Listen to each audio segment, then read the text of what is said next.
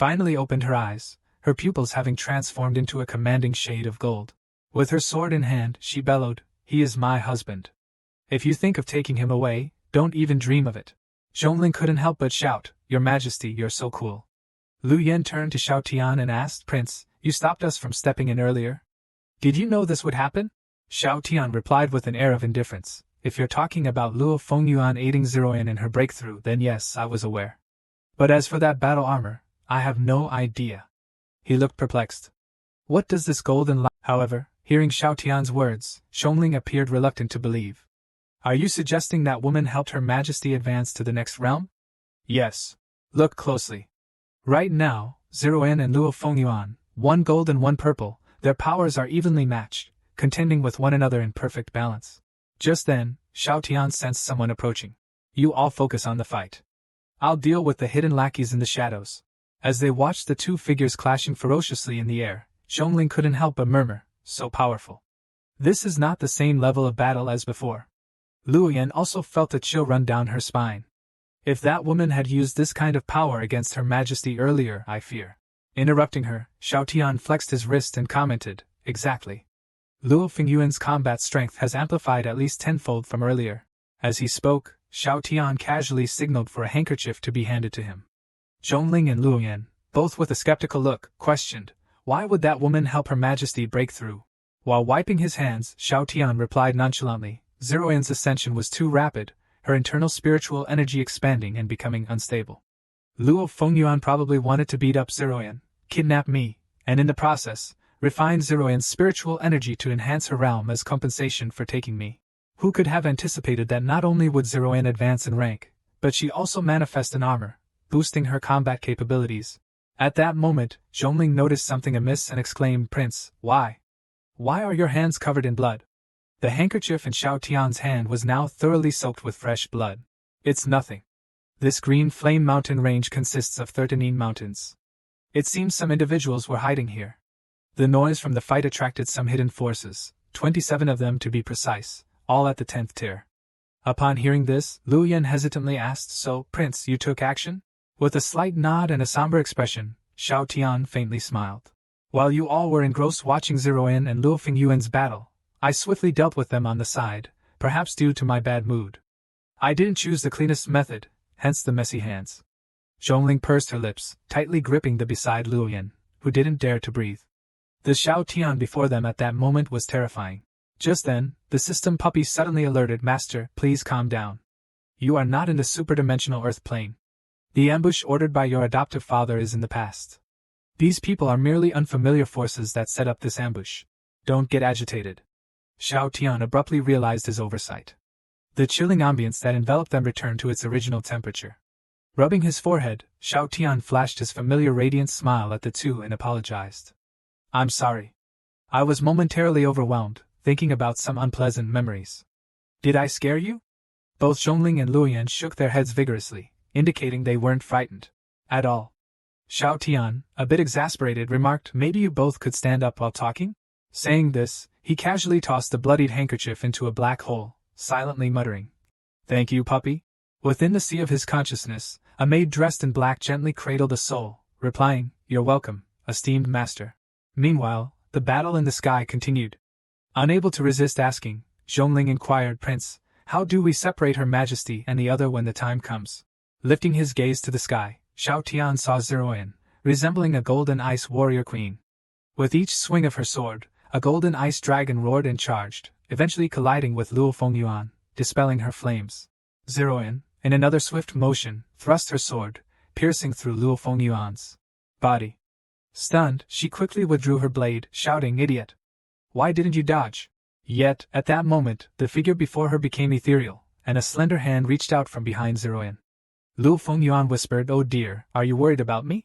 Zeroin swiftly deflected Luo Fengyuan with her sword, her face turning crimson as she exclaimed, "Who allowed you to touch me so casually?"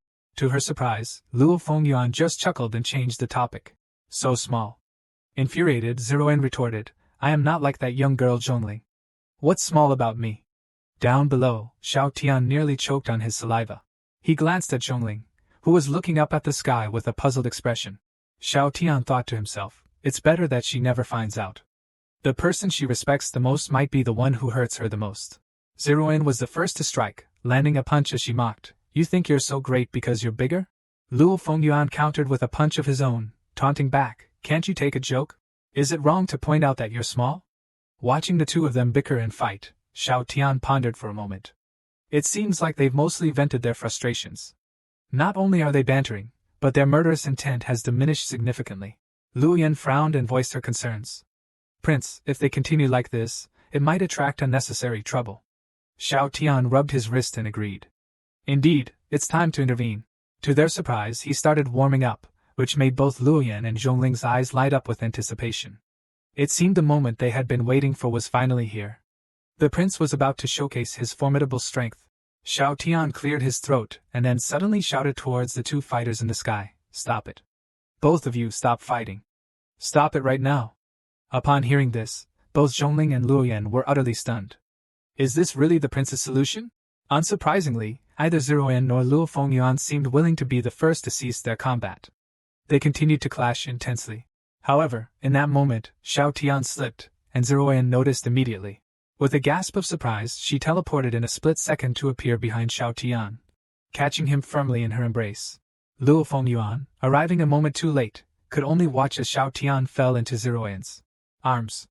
Lying in her hold, Xiao Tian began to inspect the clothing of the two fighters. He pondered to himself, when choosing clothes as a man, one has to pick the right kind. If it's leather, it feels rather cold, but is very smooth. Its shiny appearance is quite appealing. As for Gao's clothing, though it might not insulate well, it's quite warm. Its matte finish gives off a slightly mysterious vibe, and it feels incredibly silky. Lost in his thoughts, Xiao Tian murmured aloud, choosing clothes is really difficult. Maybe I should get both types. Zerin, still holding him, asked in confusion, what did you say? Xiao Tian looked up to see both of them staring intently at him. He quickly changed the topic, saying, the hot spring has been ruined because of your fight. There's no more for us to enjoy in the future. Zerin wasn't so easily fooled. She said with a hint of irritation, that hot spring, I think you should soak in it for the entire night. You won't need to return to the palace tonight. Lu Yan, let him stay in your old mansion. He can stay in Green Flame Town. Lu Yan was taken aback and replied, Your Majesty, my old mansion is located in the old district of Green Flame Town. Not only is it far from Green Flame Town, but it's also too dilapidated for anyone to live in. Are you serious? As Zerin turned to leave, Xiao Tian tried to persuade her once more, Your Majesty, what about the hot pot dinner tonight? Returning her head, Zerin replied, I'll eat it myself. You don't need to worry about it. Feeling a bit helpless, Xiao Tian turned to Luo Fengyuan and asked, And at your place? But before he could finish, Luo Fengyuan suddenly released his hold on Xiao Tian and said, Oh, this concubine suddenly remembered that I have plans tonight. It seems I won't be able to host Prince Xiao. Anyway, since the Empress has had her say, it's not appropriate for me either. Seeing Luo Fengyuan's jealous demeanor, Xiao Tian felt completely at a loss. Zerin then instructed Zhongling not to allow Xiao Tian to stay at the Zhong residence for the night. Afterward, the two went their separate ways, leaving Xiao Tian behind. Zhongling and Lu Yan looked at Xiao Tian with concern. Prince, it seems you've messed things up. Xiao Tian glanced at them and responded, You may not understand, but if you want to laugh, just do it. Your suppressed smiles make me feel even worse. Upon hearing this, the two burst into hearty laughter. That night, inside Lu Yan's dilapidated mansion, Xiao Tian lay on a tattered bed. The system puppy inquired, Respected master, would you like to activate the sleep aid mode? No need. I plan to sleep late tonight, Xiao Tian replied. After what felt like hours, a shadow slowly approached the entrance. It was Empress Zerin, her face marked with annoyance. This guy is sleeping so soundly. I told you not to come back, and you really didn't. How infuriating. Little did she know, Xiao Tian was not asleep at all. At that moment, he was excitedly thinking, I'm glad I didn't turn on the sleep aid mode from the system. Will the Empress really sneak into my room tonight? I'm so looking forward to it. I've been trying to bait her, and as expected. In the middle of the night, Empress Zerin came again, observing Xiao Tian, who appeared to be soundly asleep.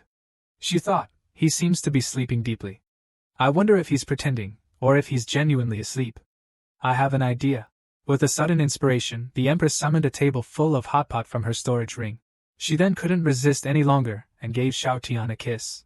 He still hasn't woken up. It seems he really is asleep, she thought.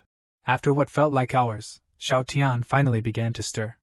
Zerin quickly stood up, wondering what excuse she would use. Pretending to be unaware, Xiao Tian murmured, strange. Why am I drooling again? The food smells so good, especially the hot pot. Could it be that I drooled because of the aroma?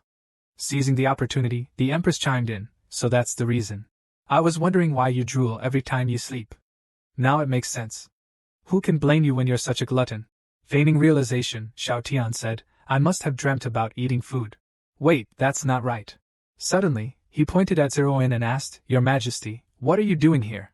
Seeing Xiao Tian's confused expression, a thought crossed Zerin's mind. He looks so adorable when he's clueless. She then sat down at the table and said, I initially didn't want to come, but I realized that as the Great Flame Empress, I shouldn't have to do things myself. Besides, I'm not a narrow-minded person. However, you still need to be punished. Tonight, you can only feed me the hot pot, and you're not allowed to eat yourself. Gazing at Zerin's seemingly calm demeanor, but noticing her flushed ears, Xiao Tian, holding back a chuckle, bowed and said, My dear Empress, rest assured I'll make sure you enjoy the meal. Just as Zerin was about to respond, she noticed Xiao Tian, bowl and chopsticks in hand, sitting right next to her. She questioned, Why are you sitting so close to me? Xiao Tian looked serious. Your Majesty, if I sit too far, it won't be convenient to feed you. If I accidentally drop food on the table or the ground, it's not just a sign of disrespect to you, but mainly a waste of food, don't you think? Zerin blinked and replied with her face turning a shade of red, I also think yes. It should be like that. Thus, the two sat side by side. After boiling a piece of meat, Xiao Tian cooled it by blowing on it, while Zerin anxiously clenched her fists. After a moment, Xiao Tian picked up a piece of meat and fed it to her. The meat tasted perfect in her mouth, with the right temperature and texture. It was simply divine. Wearing a beaming smile, Xiao Tian asked, How is it? Tasty? It's okay. Zerin replied, feigning indifference, After all, I've only had one bite. How could I know its flavor? Xiao Tian immediately poured more ingredients into the pot and said, Wait a moment, Your Majesty, it'll be ready soon. As he busied himself, Zerin watched with amusement. Shortly after, Xiao Tian offered another piece of food. Your Majesty, try this. How's the flavor? It's alright, she replied nonchalantly. And this one? It's passable, I guess. At that moment, the chopsticks in Xiao Tian's hand accidentally fell to the ground. He slapped his thigh in frustration. How clumsy of me. I even dropped the chopsticks. I can't even manage such a simple task as serving Your Majesty. Zerin quickly reassured him, It's just a minor issue. You shouldn't blame yourself so much. With a downcast tone, Xiao Tian asked, Then how can I feed you with these foods? It's okay, I have. Before Zerin could finish, Xiao Tian interrupted, I've got it. I can feed you with my mouth. Your Majesty, I must say, I'm quite ingenious. Zerin was stunned, her face instantly flushed with embarrassment.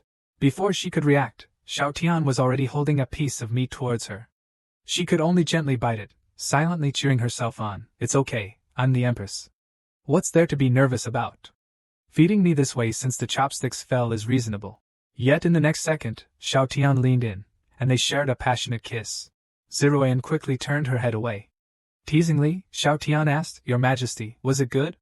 It was okay, just average, she replied. Yet inside, she was ecstatic, thinking, this feeling, it's so different from being secretive. It feels so much better when it's out in the open. Xiao Tian shook his head slightly, looking out of the window, gazing at the bright, full moon. He couldn't help but murmur, Such a beautiful moon tonight. Hearing this, Zerin also turned to look at the night sky, softly agreeing. Indeed, it's beautiful. The room was filled with tranquility, with only the bubbling sound of the hot pot. Zerin pursed her lips and slowly shifted her chair, discreetly moving closer to Xiao Tian. Just as the two seemed to be getting closer, a figure suddenly jumped in through the window. It was Demon Clan Empress, Luo Fengyuan. Before she could stand up, she excitedly said, Brother Xiao, this concubine brought some fine wine. Let's drink till we're drunk. Lifting her head, Luo Fengyuan finally noticed Zerin and couldn't help but mockingly say, Oh, how come this little bun is here? Not one to back down. Zerin retorted, I'd also love to know why this cow is here. The atmosphere quickly became tense. You called me what? I called you a purple-haired mess. The two continued bickering, leaving Xiao Tian feeling utterly exasperated. He thought, such a predicament. Suddenly, Luo Fengyuan turned around and sat down, speaking in a sarcastic tone, How strange. Wasn't this Empress furious, forbidding Brother Xiao from staying overnight in the palace? even specifically warning brother Shao not to return to the Shaon residence. So, was all this fuss just for a secret rendezvous here? Zerin crossed her arms, retorting, it's still better than someone who deliberately overstays, eavesdropping on others. Weren't you the one who said you were busy tonight? So, your busy night involves sneaking around to chase after my man, does it? Hearing this, Luo Fengyuan feigned innocence, but from what this concubine knows, aren't you just using Shao Tian as a shield? The Prime Minister Lu proposed for his son, and you got married that very night. Who are you trying to fool? Zerin was momentarily at a loss for words, regardless of whether he's a shield or not. Ever since he entered the palace, alive he's mine and dead he's my ghost. With that, Zerin suddenly slapped in Luo Fengyuan's direction, asking defiantly, showing off for whom? Think you're very impressive? Luo Fengyuan, startled, quickly shielded herself, exclaiming, You dog Empress! I won't let this go. With that, Luo Fengyuan lunged at Zerin. Zerin, taken aback and her face pale with fear, shouted, You bully! What are you doing? Stop at once! I'll kill you! Zerin sighed. Shao Tian watched the two without blinking, thinking to himself, incredible. This is truly entertaining. Before long, both women were panting from exhaustion. Luo Fengyuan spoke first, enough fighting. Continuing like this will get us nowhere. So what's your brilliant idea? Luo Fengyuan slapped the wine jug beside her. If we can't settle this through physical combat, let's have a battle of wits. A drinking contest. Do you dare? Zibin. Zerin immediately waved her hand dismissively, scoffing, You think I'd be afraid of you? The next moment, a whole line of wine jars flew out from a storage ring, neatly arranged. On the ground. Both of them slapped the table simultaneously, pushing the hot pot aside. Their hands then radiated spiritual power, directly opening the wine jars. As spiritual energy and demonic energy intertwined, the wine inside the jars rose into the air, mingling together before falling back into the jars. Immediately after, both turned their heads in unison. Brother Shao. After saying their piece, they turned their attention back to each other, sparks seemingly flying between their gazes. It was uncertain who would emerge victorious this evening. Zerin believed in the principle of first come, first served. But Luo Fengyuan believed in another principle. The newcomer surpasses the old. Shao Tian, looking quite aggrieved, was left pouring drinks for the two women, unable to get a word in. Zerin continued to advise, I still want to remind you, a forcefully plucked melon is not sweet. Luo Fengyuan, with some hidden thought making her face turn red with amusement, retorted, How do you know that something taken by force isn't sweet? What if it's especially sweet? Soon bowls piled up in front of both of them. But neither Zerin nor Luo Fengyuan showed much sign of inebriation. Zerin gave a light hum. I didn't expect your tolerance to be this good. Hey, you're not too bad yourself. Another round? Zerin said, her storage ring glowing as she prepared to bring out more wine. Luo Fengyuan, undeterred, looked defiantly at her. The next moment, both of them took out another 8 jars of wine, arranging them neatly on the ground. Luo Fengyuan, picking up a jar, suddenly turned and proposed, this time, let's change the game. Zerin casually spread her hands, all right, how do we play? Luo Fengyuan pondered for a moment, we compete using martial techniques. Lose a move, take a drink, how about it? Zerin smiled and immediately agreed. The very next moment, the two of them rushed out of the house, not using any spiritual energy, purely matching each other move for move. Shao Tian chose to sit on the roof, enjoying the scenery while deep in thought. As he watched, Zerin landed a punch on Luo Fengyuan's face, immediately lifting a wine jar and taking a big gulp. She then followed up with a knee to Luo Fengyuan's stomach, and Luo Fengyuan, in turn, gulped down a large mouthful of wine. Shao Tian was flabbergasted. The usual lightweight Zerin, who typically was down after 3 cups in front of him, was clearly bluffing all this while. She had drunk several jars by now, and was still evenly matched with Luo Fengyuan in their brawl. And what was Luo Fengyuan thinking, bringing that strong-smelling wine to their place? What was the meaning behind the high-concentration alcohol and Empress Zerin's storage ring? They even had their wine bowls prepared. What was going on? As Shao Tian was lost in thought, a sudden burst of crying from the front snapped him back to reality. He heard Zerin sobbingly say, My father has disappeared, and my mother, the prince, is also missing. Do you think you have it worse than me? Yet you still want to snatch my husband from me? Luo Fengyuan, tears streaming down her face, responded, At least there's a possibility your parents are still alive. But what about my parents? They killed each other. Can't you just let brother Shao be with me? But my eldest brother died in battle. My brothers are also gone. My second brother is gone too. All of my sisters are gone as well. Zerin, in her daze, stared at Luo Fengyuan for a while, then suddenly reached out to pat her on the head. It does seem like you've had it a bit rougher. Luo Fengyuan stuttered, struggling to find words, and suddenly pulled Zerin into her embrace. Holding her head and crying bitterly, Xiao Tian, who was watching from the side, was completely dumbfounded. What kind of plot twist was this? Was this some kind of competition of who had a more tragic past? But in a way, they indeed belonged to the same kind of people. As the two women unexpectedly drifted off to sleep, Xiao Tian got up and approached them. With ease, he picked them up, one in each arm, and gently placed them on the bed. After looking at them for a moment, he glanced around the messy room. So troublesome, he mumbled. The two women had conveniently fallen asleep, leaving him to clean up the mess. Ripping open a spatial void, Xiao Tian threw in all the wine jars and trash. Moments later, he stood in the courtyard, now pristine and clean, and nodded with satisfaction. Returning to the room, Xiao Tian froze upon entering. On the bed, Zerin and Luo Fengyuan were wrapped around each other, sleeping soundly like intertwined octopuses. A tender smile crept onto Xiao Tian's face. These two. The next day, as the sun was already high in the sky, rays of sunlight spilled through the window onto the two women.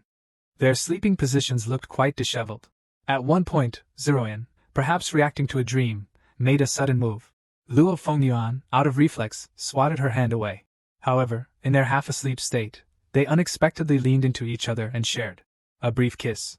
The two of them snapped awake almost instantly, their eyes locking onto each other. Realizing whom they had just kissed, both quickly turned away and spat repeatedly on the floor in disgust. Wiping her mouth, Luo Fengyuan was the first to speak.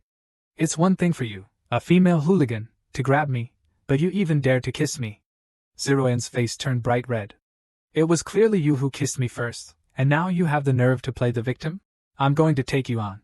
You zibbin. You little cow. Do you think I'm afraid of you? With that, the two started to bicker and tussle right on the bed. Just as they were tangled up, Xiao Tian pushed the door and walked in.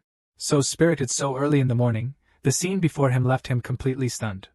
The three of them stared at each other for what felt like a long moment, before Xiao Tian finally found his voice. I'll go prepare breakfast for you both. Without giving the two women a chance to respond, Xiao Tian turned on his heel and left.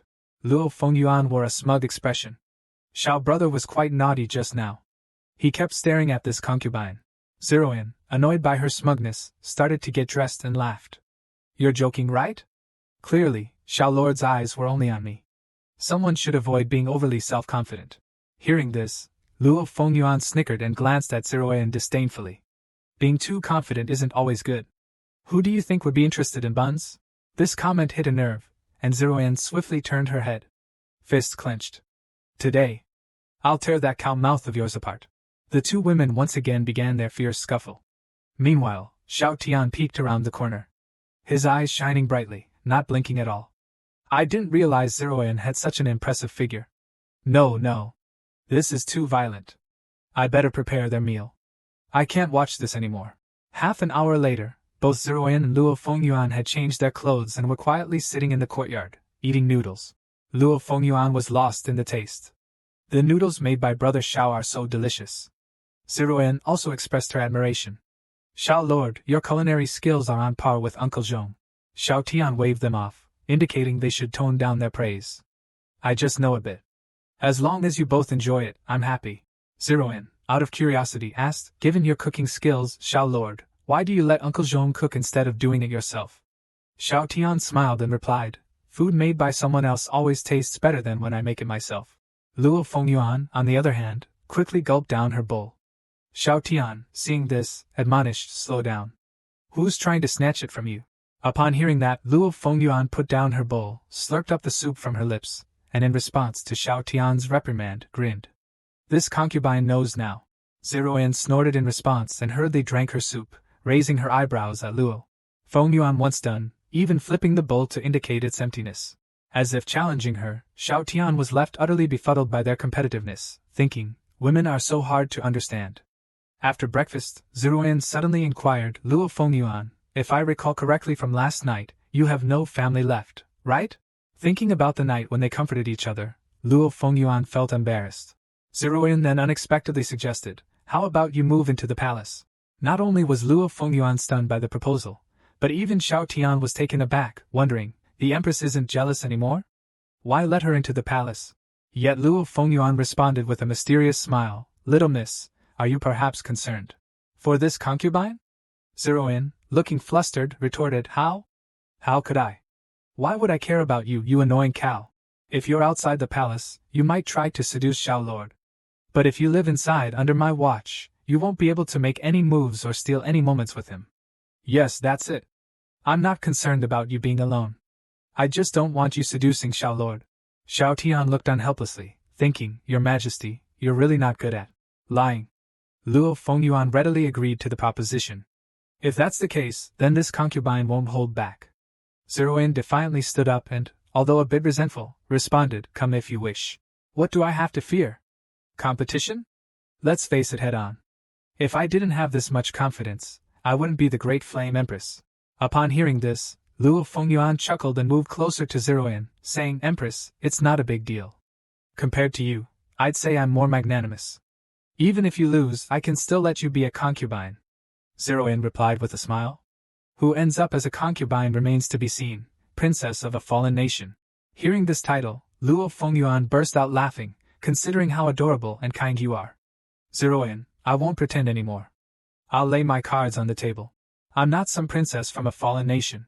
I am the demon emperor of the primordial demon kingdom. The outside world prefers to call me the Holy Demon Empress." Holy Demon Empress? Xiao Tian looked at Luo Fengyuan in shock, especially at the horns on her head. "So, she's not human." Zerin was equally stunned. "She's of a different race, like the barbarians, and her title is Holy Demon Empress? Empress? That's on par with my status. This won't do.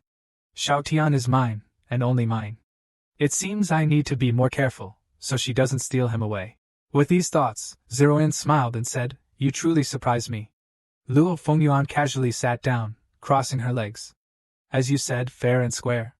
There's no point in hiding things, right?" She then turned to Xiao Tian, her tone coquettish. "I'm sorry, Xiao Tian. I didn't mean to hide my identity. Trust me. Aside from that, I've been mostly honest with you. After all, being from the Holy Demon Clan, most humans can't accept being with someone from the Demon Clan." However, Xiao Tian's focus was elsewhere. He pointed to her horns and asked, "If these broke off, would it hurt? Do they keep growing? Do you need to file them regularly? Do members of your demon clan ever pierce them? Would that hurt?" Luo Fengyuan answered honestly, "These horns are a symbol of our Holy Demon Clan, and are the toughest parts of our body. Breaking them would definitely hurt, and we don't have a tradition of piercing them." She then grew a bit anxious. "Xiao Tian, now that you've seen my horns and tail, don't you feel weird?" At this, Xiao Tian's excitement grew. "What? You have a tail too? That's awesome." Luo Fengyuan looked at Xiao Tian in surprise. "Xiao Tian, don't you think?" Before she could finish, Xiao Tian raised his hand, chopping lightly on Luo Fengyuan's forehead with a playful hand-chop gesture. "I don't care about what you think. What matters is what I think. I've said I don't mind, and I meant it. So you have horns the tail? So what?" As Luo Fengyuan was about to say something, Xiao Tian raised his hand again. Instinctively, she closed her eyes, expecting another playful hit. Instead, Xiao Tian gently ruffled her hair, saying softly, "The person I know is named Luo Fengyuan, not the Holy Demon Clan." Feeling overwhelmed with happiness, Luo Fengyuan, with a beaming smile, lunged towards Xiao Tian. Unexpectedly, she ended up in the soft embrace of Zerin, who looked displeased. "Don't overstep your bounds, Purple Fuzz," irritated, Luo Fengyuan retorted. "Can't you read the room?" Yellow Fuzz, watching the two women bickering, Xiao Tian suddenly had an idea. "Puppy, can you record this?" "Respected master," a voice responded, "I've been recording since yesterday." "Good job. I'll definitely give you a 5-star review. I apologize for previously calling you just a voice assistant," Xiao Tian praised. Moments later, he stepped in to separate the two women and asked Luo Fengyuan, "Let's get back to the main issue. Why did you choose to reveal your identity?" Luo Fengyuan took a deep breath before speaking slowly. "Before we get to the main issue, Zerin, there's something I need to tell you. The concept of the 3,000 worlds is just a name. In reality, there are far more than 3,000 worlds out there. Whenever a world's rules break down, space becomes unstable, and spiritual energy gets chaotic, rendering the world unsuitable for long-term habitation. It's referred to as a barren domain. The southern barren domain was once ruled by the imperial power known as the Great Flame Empire. But 60,000 years ago, during the War of the Domains, this domain started to crumble. At this point, Luo Fengyuan stepped forward, taking Zeroan's hand with a solemn demeanor. Zeroan, the world you've experienced since childhood, it's all an illusion. Empress Zerin was visibly shaken, her face serious as she tried to process the profound revelation. Recovering quickly, she looked determinedly at Luo Fengyuan. Whether it's real or not, I am still the Great Flame Empress, the sovereign of the countless citizens of the Great Flame dynasty. Luo Fengyuan momentarily looked surprised. Then she hugged Zeroan tightly. You truly are worthy of being the woman trying to steal Shaotian from me. To remain so composed in the face of such news is impressive.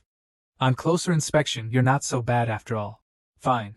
Even if you end up as a concubine in the future, Big Sister won't give you a hard time. Zeroan's mouth twitched in annoyance. I really want to squash you, you silly cow. Seeing this, Zeroan reached out and gave Luo Fengyuan a hard pinch. Luo Fengyuan, feeling the pain, let out a sharp cry. However, she could only blush and pleaded with Zeroan. All right, let's stop the teasing and get to the matter at hand. This issue is somewhat related to your father, the esteemed Purple Emperor. My father, Zeroan, was taken aback upon hearing her father's name. Luo Fengyuan turned her gaze to Shaotian.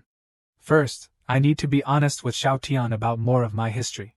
The previous Demon Emperor and Demon Empress of the primordial Demon Kingdom were my parents. Since my birth 20 years ago, they had been embroiled in internal strife. After their deaths, my siblings, seeking to seize the throne, tried to eradicate me. After I ascended the throne, I unexpectedly found a three-party agreement related to the Great Flame dynasty from my 18th brother. As Zeroan listened to Luo Fengyuan's past, her eyes shimmered with emotion. So she's just a month older than me.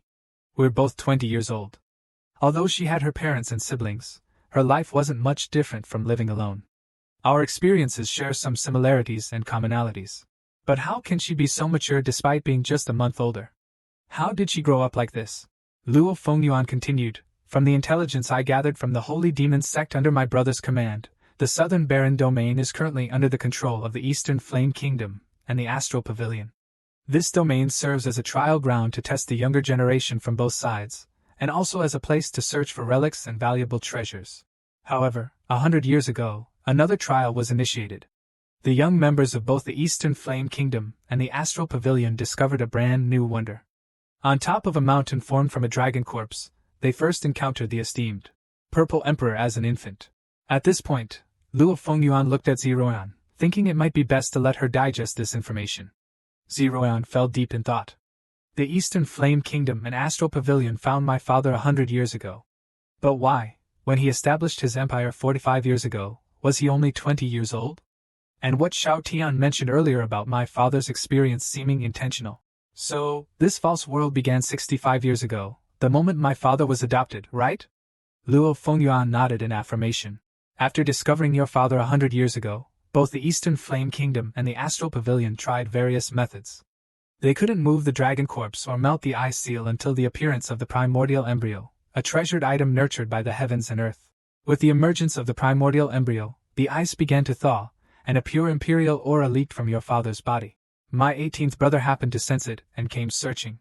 From then on, the Holy Demon Clan, Eastern Flame Kingdom, and Astral Pavilion became acquainted. Luo Fengyuan then looked solemnly at Zeroan. Although the imperial bloodline cannot be forcibly taken, there are other ways. That is to gather the human race's legitimate imperial luck to bolster one's own power and gain the blessings of heaven and earth. In this way, when one achieves enlightenment, everything around them flourishes. Moreover, the legitimacy of the human race's destiny is too prestigious for any single party to claim. Dividing it among three was just right. Afterward, the demon clan provided the methods, used some resources to buy slaves, and replenished the population. Astral Pavilion was responsible for observations, calculations, and designing the process of consolidating imperial luck. The Eastern Flame Kingdom contributed manpower and effort, using their experience to build an empire for the esteemed Purple Emperor. After 30 years, the ice seal completely melted. My 18th brother, the king of the Eastern Flame Kingdom, and the pavilion master of Astral Pavilion, they sealed their cultivation levels and personally brought the infant esteemed Purple Emperor here. At the same time, a waning Han dynasty had already been established. They personally took the esteemed Purple Emperor to that village and entrusted him to an old scholar. Luo Fengyuan suddenly grasped Zeroan's hands. From that moment on, the fabricated life of your father, the esteemed Purple Emperor, began. Under astral pavilion's calculations, the primordial embryo would take 60 years to mature. But there has been an issue. Its maturation is accelerating. Zeroyan pondered for a moment. What exactly is this primordial embryo you speak of? Luo Fengyuan gave a mysterious smile. It's on you. Zeroyan frowned in confusion. On me? I wasn't aware. Wait, could it be? She quickly retrieved an item from her storage ring. That's right, Luo Fengyuan affirmed. The imperial seal of Great Flame is that very primordial embryo. Once the dynasty's fate successfully consolidates, and the imperial seal matures, it will be time to seize the nation's destiny. Zeroyan looked up at her. What will happen if the nation's destiny is seized? Hearing this, Luo Fengyuan slowly held up 2 fingers. Different choices lead to different outcomes. The first choice. If the destiny is seized, it signifies the demise of the Great Flame dynasty. All the subjects of the Great Flame dynasty will perish, leaving only you as the sole survivor, becoming a desolate empress. The second choice is for you, as the empress, to resist the backlash from the theft of the nation's destiny, to sacrifice yourself and protect the subjects of the Great Flame. Zeroyan frowned. Didn't you say that all of this is fake? Shouldn't be civilians and officials. Luo Fengyuan interrupted her immediately. The events might be fabricated, but the Great Flame dynasty genuinely exists. The people who were first thrown here had their memories altered, but as time passed, the population naturally grew. Zeroyan took a deep breath. What happened to the dragon corpse that couldn't be moved? Luo Fengyuan pointed behind her. After the ice crystal ceiling your father melted, that dragon corpse transformed into a vast mountain range, which is now the Green Flame Mountain Range. Xiao Tian should be able to sense this too. Xiao Tian finally understood. No wonder everything grown and bred on this mountain is so delicious. Does that mean what I've been raising are dragon pigs? Dragon chickens? Damn it. Why didn't you say this earlier? I sold them too cheaply. He playfully chopped at Luo Fengyuan's head. Zeroyan quickly pulled Luo Fengyuan aside. What happened afterward? Do you know about my father's disappearance? And what about my 2 royal brothers? Luo Fengyuan gently patted Zeroyan's head to comfort her. Don't worry. Your father is definitely safe. According to the intelligence, your father was most likely rescued by your mother. My mother? Zeroyan's pupils contracted, as she seemingly had no recollection of her mother. After your father sensed the plan to seize the dynasty's fate, he secretly left the Great Flame dynasty. The illusionary array that was supposed to cloud his mind surprisingly lost its effect, allowing him to see the true nature of the southern wilderness. As a result, he was pursued by the chief disciples led by the Eastern Flame Kingdom, an astral pavilion. However, your mother's power is incredibly formidable. Even when she was in the sealed realm, she was able to combat 2 opponents at once. There were hints that she even had the upper hand. But suddenly, a large hand tore through the space, taking both your parents away without a trace. According to your elder brother's conjecture, your mother's background might be extremely mysterious and formidable.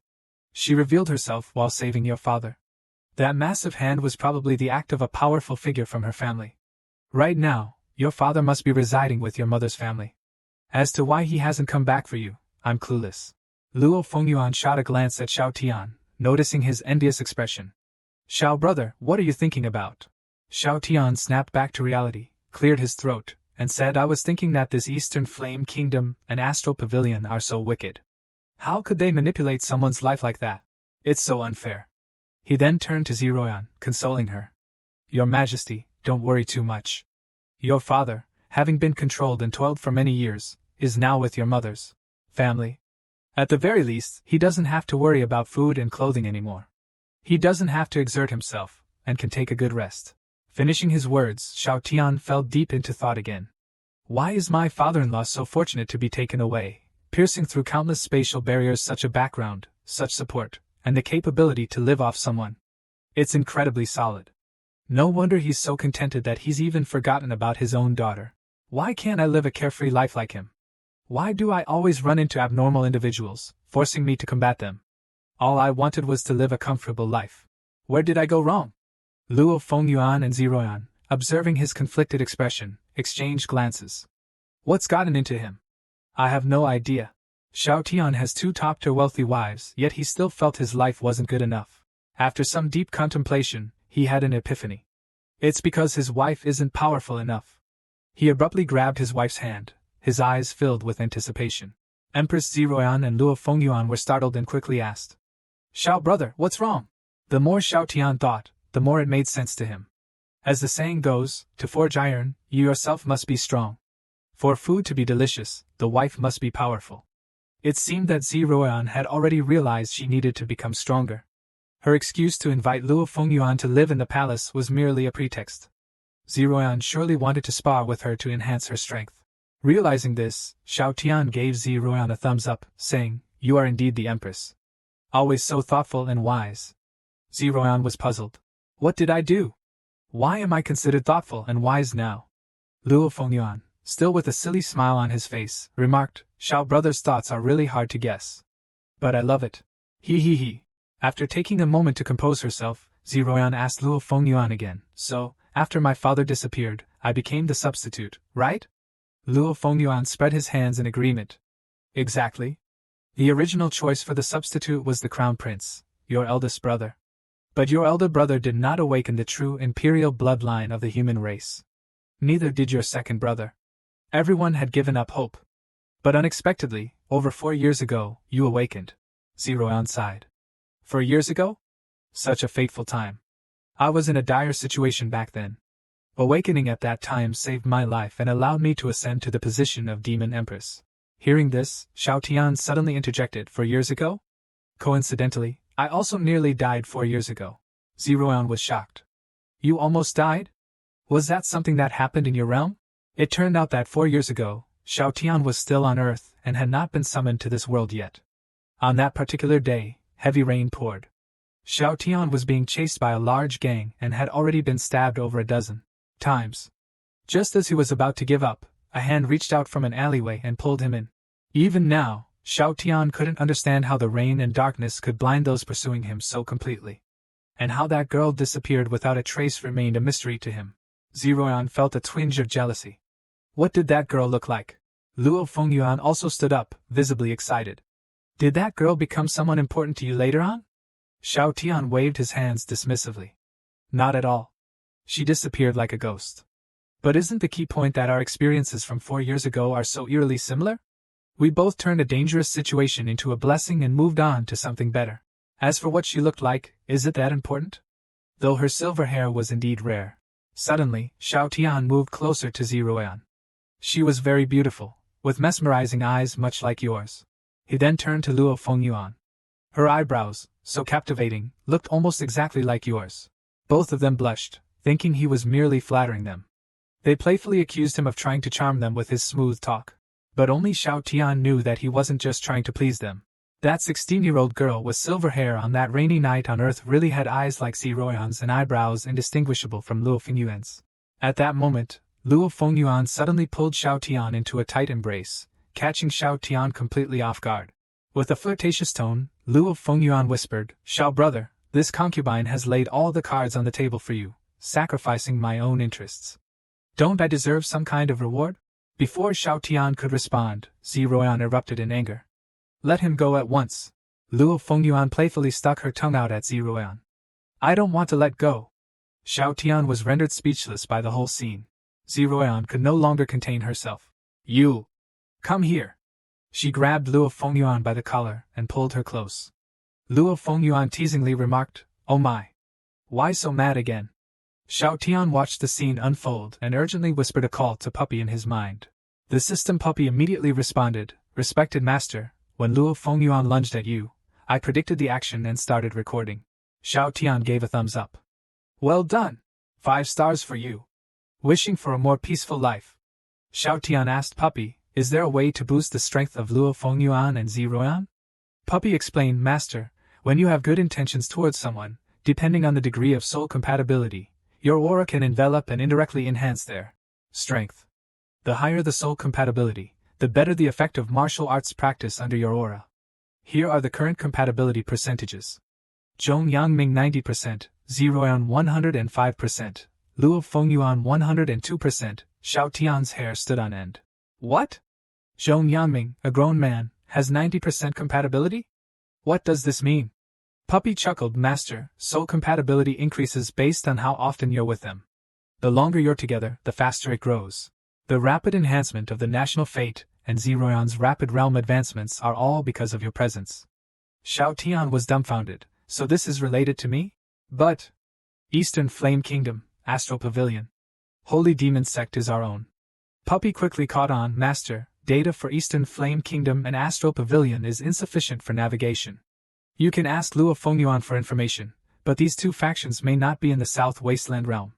If you decide to go after them, you might need to travel across different realms. Xiao Tian looked perplexed. What do you mean go after them? I need to correct you on this. I am not inclined towards violence. Whether it's the Eastern Flame Kingdom or the Astral Pavilion, if they can establish a fake dynasty and orchestrate a plan spanning over 100 years, they are not to be trifled with.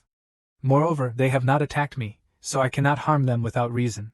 Just then, the previously playful Ziruoyan and Luo Fengyuan suddenly brought out several jars of wine and placed them on the table.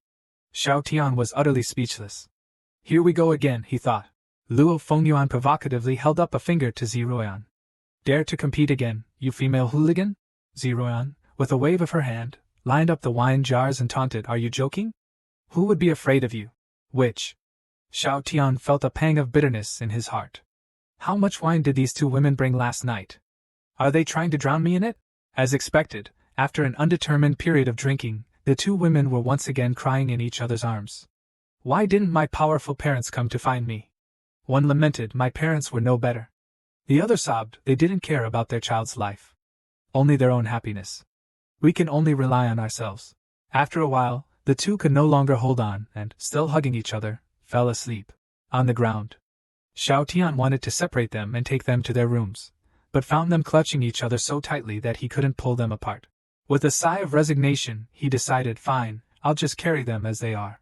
He carefully placed the two on a bed and covered them with blankets. In her sleep, Luo Fengyuan muttered, Brother Xiao, come play.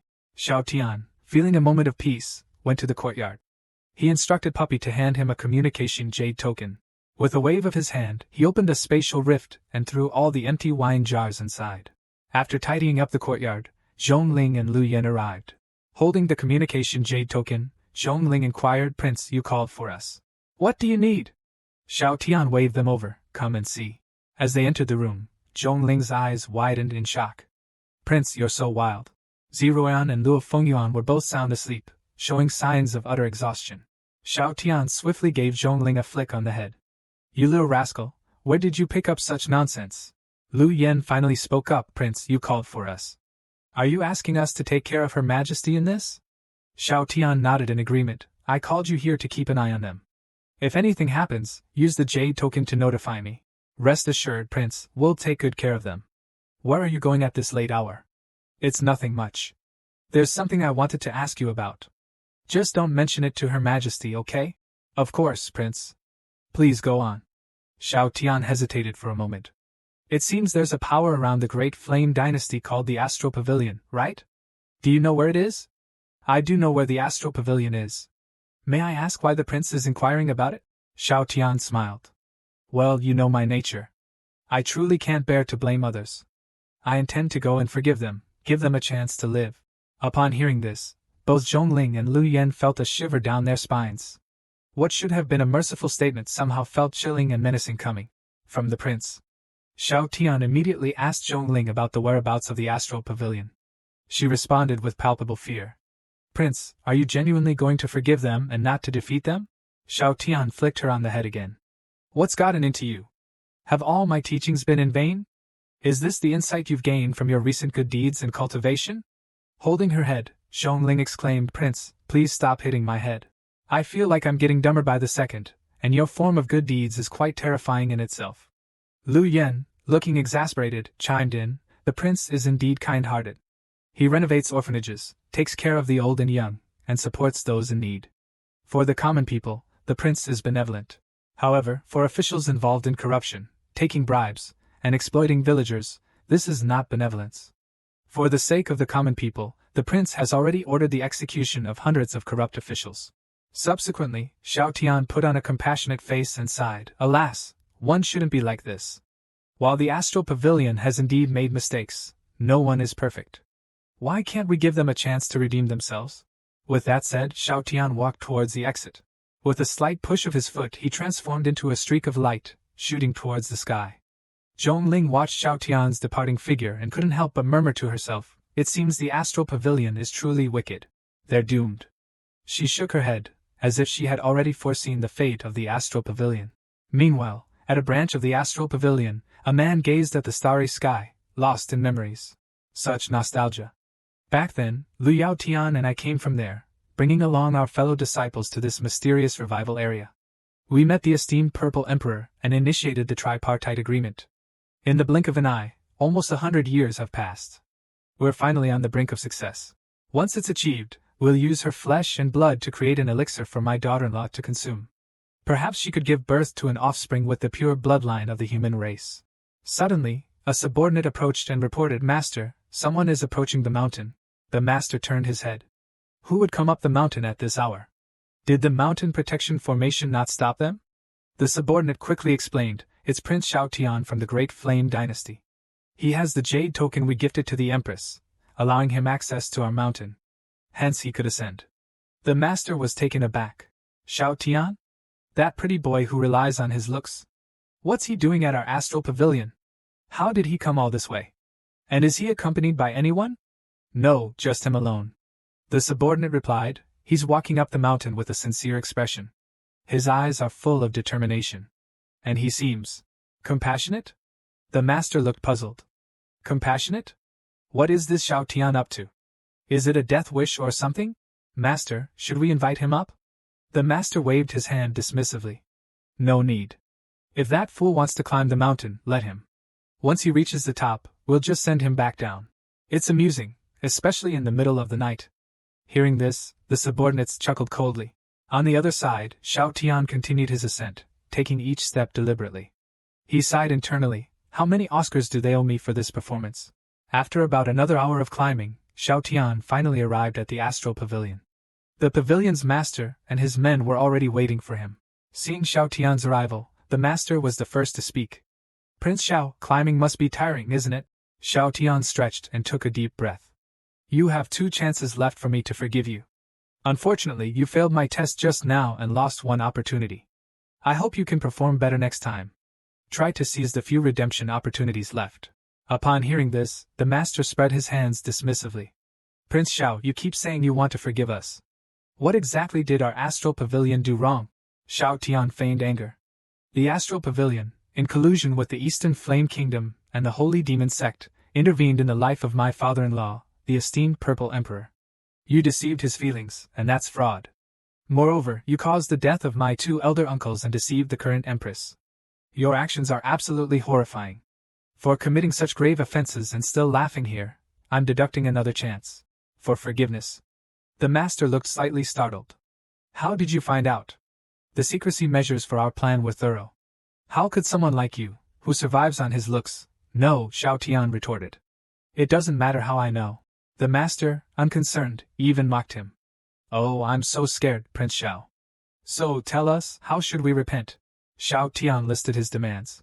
"First, I want Astral Pavilion's master, Zhou Tianji, to write a self-criticism letter and read it while kneeling at the gates of the Great Flame Dynasty for 3 days as a sign of sincerity. Zhou Tianji must also inform Astral Pavilion headquarters to abandon the 3-way plan.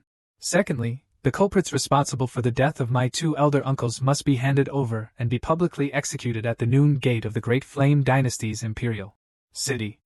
Third, given the unique environment of the southern wastelands where one shouldn't stay for long, I'll graciously ask the Astral Pavilion headquarters to cede some of its territory as compensation to the Great Flame Dynasty. As for compensation for my wife, father-in-law, uncles, and my own emotional distress, along with death compensation, labor costs, hardship fees, and such, a mere compensation of 18 billion mid-grade spirit stones will suffice. Then, you must inform me of the location of Astral Pavilion's headquarters and the Eastern Flame Kingdom, as well as how to get there, and then work on infrastructure building and labor in the Great Flame Dynasty for 100 years. That should suffice." Shaotian didn't even notice the astonished expressions of the people from Astral Pavilion. He was still contemplating how magnanimous he was. He originally intended to demand 50 billion mid-grade spirit stones and labor reforms for 500 years. He had significantly reduced his demands. His adoptive father was right. He should correct his overly merciful tendencies. Zhou Tianji, looking at the self-absorbed Shaotian, was speechless. Did Empress Zerin go blind? How could she fall for this delusional pretty boy? Fortunately, his delusional state can be an advantage. We can capture him and find out who leaked the information. So, Zhou Tianji told Xiao Tian, I don't have time for your nonsense. I'll give you two choices. Either you come with me willingly, or I'll capture you. Xiao Tian, somewhat incredulously, responded, I've been extremely generous, offering you and Astral Pavilion a chance. And yet you want to arrest me? Third chances are the last. Are you sure you don't want to cherish this opportunity? Before Zhou Tianji could reply, his deputy couldn't help but laugh uproariously. The sight of the deputy laughing infuriated Xiao Tian. I came to discuss serious matters, and you dare laugh? Clearly, you're a heartless killer. You can't be spared. Xiao Tian then raised his fist and delivered a punch straight at the deputy. The force exploded instantly, causing a straight line in space to shatter, pulverizing the deputy along with it. Zhou Tianji's fulminantly amused expression froze, as he stared at the extending spatial rift. Only one thought came to his mind. Luoyin, damn you! Is this really the naive and harmless pretty boy you described? Moments later, Zhou Tianji tried to compose himself, his expression complex. Just as he was about to speak, he saw Xiao Tian bring his palms together, miraculously mending the shattered spatial rift. Zhou Tianji swallowed hard, utterly stunned. Is he even human? He shattered space and could fix it back. After mending the rift, Xiao Tian looked at everyone with a serious expression. I lost my temper just now. But let me remind you, this is a serious matter. No more jokes and smiles. Treat it with the gravity it deserves. Is it that hard for you all to repent and do the right thing? Zhou Tianji waved his hands in panic. No, Prince. You misunderstood. I accept all the conditions you put forth. We'll make sure they are met satisfactorily. Xiao Tian sighed in relief. That's more like it. I'm not unreasonable. As long as you sincerely admit your mistakes, I'm willing to give you a chance to start afresh. Zhou Tianji nodded vigorously, rest assured. Prince, we will sincerely apologize and repent. However, Xiao Tian suddenly laughed. About the compensation of 18 billion, you'll need to add another 2 billion. Prince, why? Zhou Tianji was taken aback. Xiao Tian explained earnestly. Think about it. Just now, with that punch, I helped you cleanse a harmful element from your group. Isn't a fee of 2 billion reasonable? Zhou Tianji internally wanted to throttle Xiao Tian, thinking, how does this make any sense? Are you even listening to yourself? Yet outwardly, he readily agreed. Seeing this, Xiao Tian was very pleased. I knew it. With reason and emotion, you would see the error of your ways. Now, hand it over. Zhou Tianji looked a bit bewildered. Prince Xiao, what are you talking about? The compensation. 20 billion mid-grade spirit stones. Prince, 20 billion mid-grade spirit stones is a huge amount. I don't carry that with me. I need to arrange for it to be delivered. Xiao Tian glanced at the time. It's fine. There are about 3 hours until the first light of dawn. Plenty of time. Once you've met all my conditions by sunrise, we can head to the imperial city to apologize. Zhou Tianji, somewhat stunned, asked Xiao Tian. Prince Xiao, are you saying that I need to present 20 billion spirit stones before dawn? Besides that, those coming from your headquarters to apologize and the culprit should also appear before me by sunrise. And also, the territory you're ceding from Astral Pavilion must be prepared. Zhou Tianji sighed in exasperation. Prince, are you in such a hurry because of some pressing matters? Xiao Tian glanced at him and said exactly. I need to get back before sunrise to prepare a loving breakfast. My recent performance hasn't been up to par, and I fear my allowance might get cut. Zhou Tianji was flabbergasted, thinking, is this guy for real? Is he a lapdog or something? However, the 3-hour deadline set by Xiao Tian felt too tight, and Zhou Tianji felt overwhelmed. Xiao Tian responded with, if I were in your shoes, given 3 hours to prepare, I'd be stifling my laughter. Besides, what challenges can't be overcome? Zhou Tianji nearly burst into tears. Prince, even if I use transportation arrays to get back, it would still take several days. This isn't something that can just be overcome by sheer will. Xiao Tian waved him off. You seem to be obstinately persistent in your misconceptions. This last chance I'm giving, you don't seem to want to cherish it. Zhou Tianji was petrified. Prince Xiao, I acknowledge your strength, but using your power to act as you please and being so unreasonable is not fair. Xiao Tian's expression darkened. Are you telling me I'm being unfair? Are you accusing me of being unreasonable?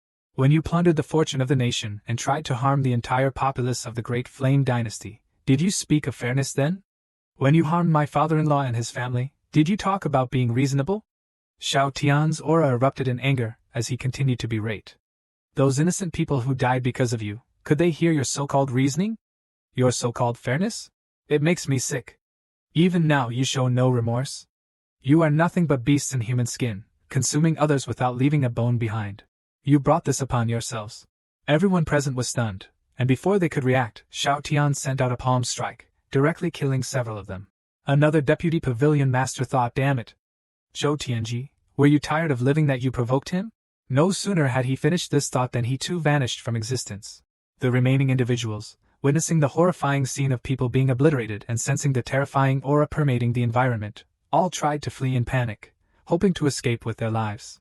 However, Shaotian seemed to be everywhere at once. In a mere instant, he appeared in front of every single one of them.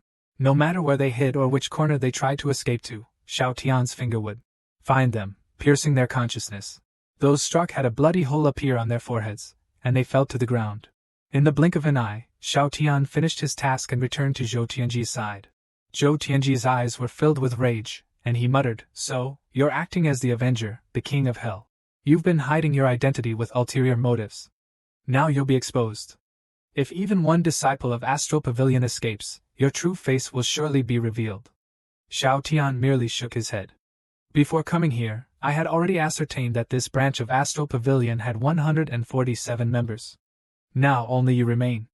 Do you have any last words? Zhou Tianji gritted his teeth, thinking that there might still be a chance. Shaotian valued Zirweian greatly, as well as the people of the Great Flame Dynasty. Perhaps if he revealed the biggest secret, there might be a glimmer of hope. Just as Zhou Tianji was about to speak, Shaotian suddenly grabbed his throat. Shaotian mused aloud, "Impressive. Even at this point, you refuse to speak with me. There's some backbone in you. Though your group deserve their fate, this resolve of yours in the face of death is commendable." Zhou Tianji's face turned red from suffocation, desperately trying to break free from Shao Tian's grasp. But Shao Tian continued to speak. "If you had known it would come to this, why did you start in the first place? Your feeble attempts to hurt me are in vain." The next moment, Shao Tian noticed Zhou Tianji using his blood to write in the air, "I have a major secret about Zirweian." Only then did Shao Tian release him. Catching his breath, Zhou Tianji explained, "Prince Shao, you only know part of the story. Plundering the nation's fortune is just the tip of the iceberg. Our Astral Pavilion has deeper, more secretive aims that even the Eastern Flame Kingdom and the Holy Demon Sect are unaware of." Shao Tian squatted down, looking serious.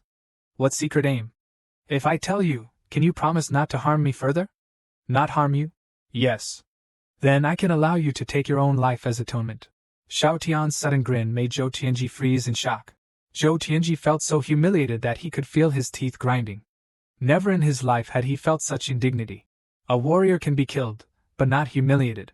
As Zhou Tianji was about to slap his own forehead in suicide, Shao Tian quickly grabbed his hand. "What are you doing? Didn't we just agree? You tell me the secret, and then you can end your own life." "You haven't revealed the secret yet." Zhou Tianji, at the brink of his patience, yelled, "When did we agree to that?" "Shao Tian, don't push me too far." Shao Tian glared and without hesitation, slapped him. "Why are you suddenly yelling? You scared me." But then, with a sharp pop, Shao Tian froze in realization. He had unintentionally slapped Zhou Tianji's head clean off.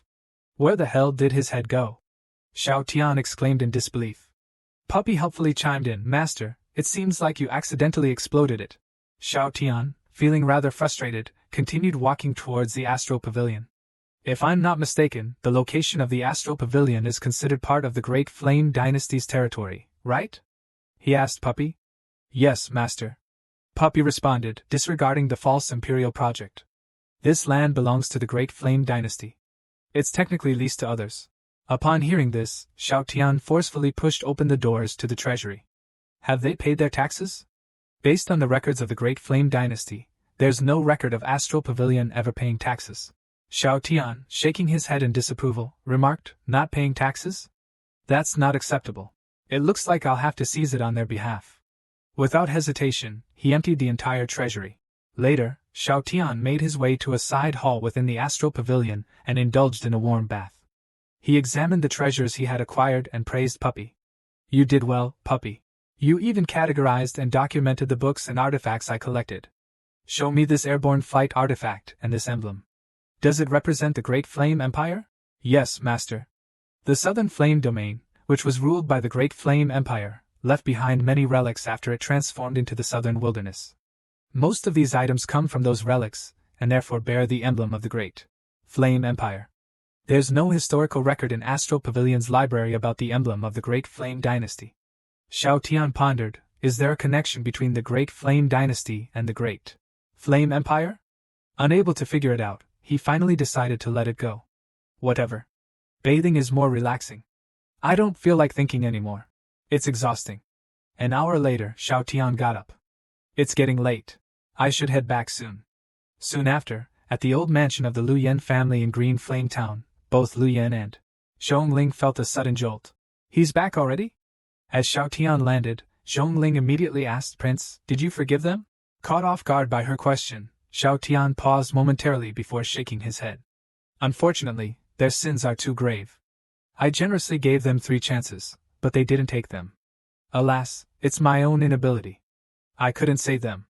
However, I did ensure they departed peacefully. Zhongling tried to console him. Prince, don't be disheartened. In the future there will be people who will truly understand your deep intentions. They'll realize that you weren't simply ending their lives, but cleansing them of their sins, allowing them to be better individuals in their next life. Hearing this, Xiao Tian, feeling understood, affectionately ruffled Zhongling's hair. What a teachable child. Lu Yan, you should learn from this young one here. Look at how enlightened she is. Enough of this. I need to prepare breakfast. To reward you both, I'll let you taste my culinary skills. Watching Xiao Tian walk away, Zhongling spoke, What did I tell you, Sister Lu Yan? I knew that the wicked people of Astral Pavilion would not live to see the sunrise today. Lu Yan sighed, You truly are getting to understand the prince better each day. Zhongling responded with a resigned smile. That's because, at times, the prince can be quite childlike. He often exists in his own world. The emperor once mentioned that the prince always seems to have a lonely smile, as if he doesn't fit into this world. Yet, he always faces everything with positivity. Meanwhile, at the old house, Zhong Yangming yawns and asks listlessly, Prince, is this really okay? Xiao Tian is unfazed. What's not okay? Is it difficult to assist me? Zhong Yangming finally explains, Prince, my wife will panic if she wakes up and finds me mysteriously gone. Bad things could happen. In the time it took me to just roll over, I was dragged here by Prince to do heavy lifting. It's terrible. Xiao Tian smiles. Zhongling is outside. She can explain for you later. Check this out. Zhong Yangming is puzzled. There are only 5 of us. Why do we need so many bowls and chopsticks? Seeing Zhong Yangming standing still, Xiao Tian turns to urge him. Hurry up. Leaving the yard, Zhong Yangming realizes his mistake. But what's the deal with that purple-haired, horned woman? And a tail, too. She looks scary and disgusting. Moments later, Xiao Tian calls for noodles. Everyone is silent, making the atmosphere awkward. Empress Zerin and Luo Fengyuan are staring at each other intensely. Both are silently comforting themselves not to get angry. We can't kill our own Xiao Tian because of the humiliating scene last night. Why must I remember such an embarrassing, humiliating scene? Zhongling and Lu Yan are also glaring at the 3 people on the other side. How annoying. Are these horned women transformed from cows? How can they be so large? Moments later, Zhong Yangming is the first to ask, Prince, what exactly is going on? Here? Empress Zerin responds, It won't hurt for you all to know. There are many people in the Great Flame Dynasty whom I can trust. However, after hearing it, you'll need to stay calm. Luo Fengyuan's 3 subordinates shake their heads. These humans probably can't handle the truth.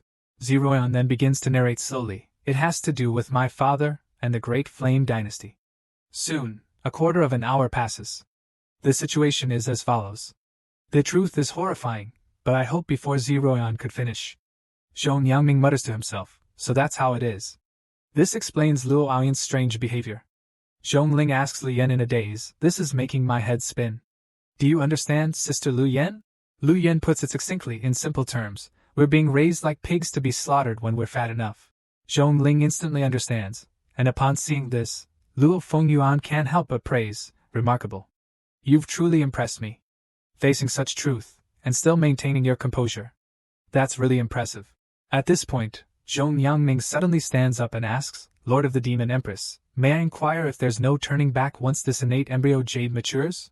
Faced with his own Xiao Tian chef, Luo Fengyuan seriously explains, Not necessarily. Thanks to the barrier of this special region, anyone who wishes to enter must suppress their cultivation to the 10th stage. Those who would come in to snatch the innate embryo jade are all at this level. Saying this, Luo Fengyuan gives Ziruan a slightly provocative look. My true cultivation level is much higher than yours. Ziruan's face turns red as she huffs. So what? I will surpass you sooner or later.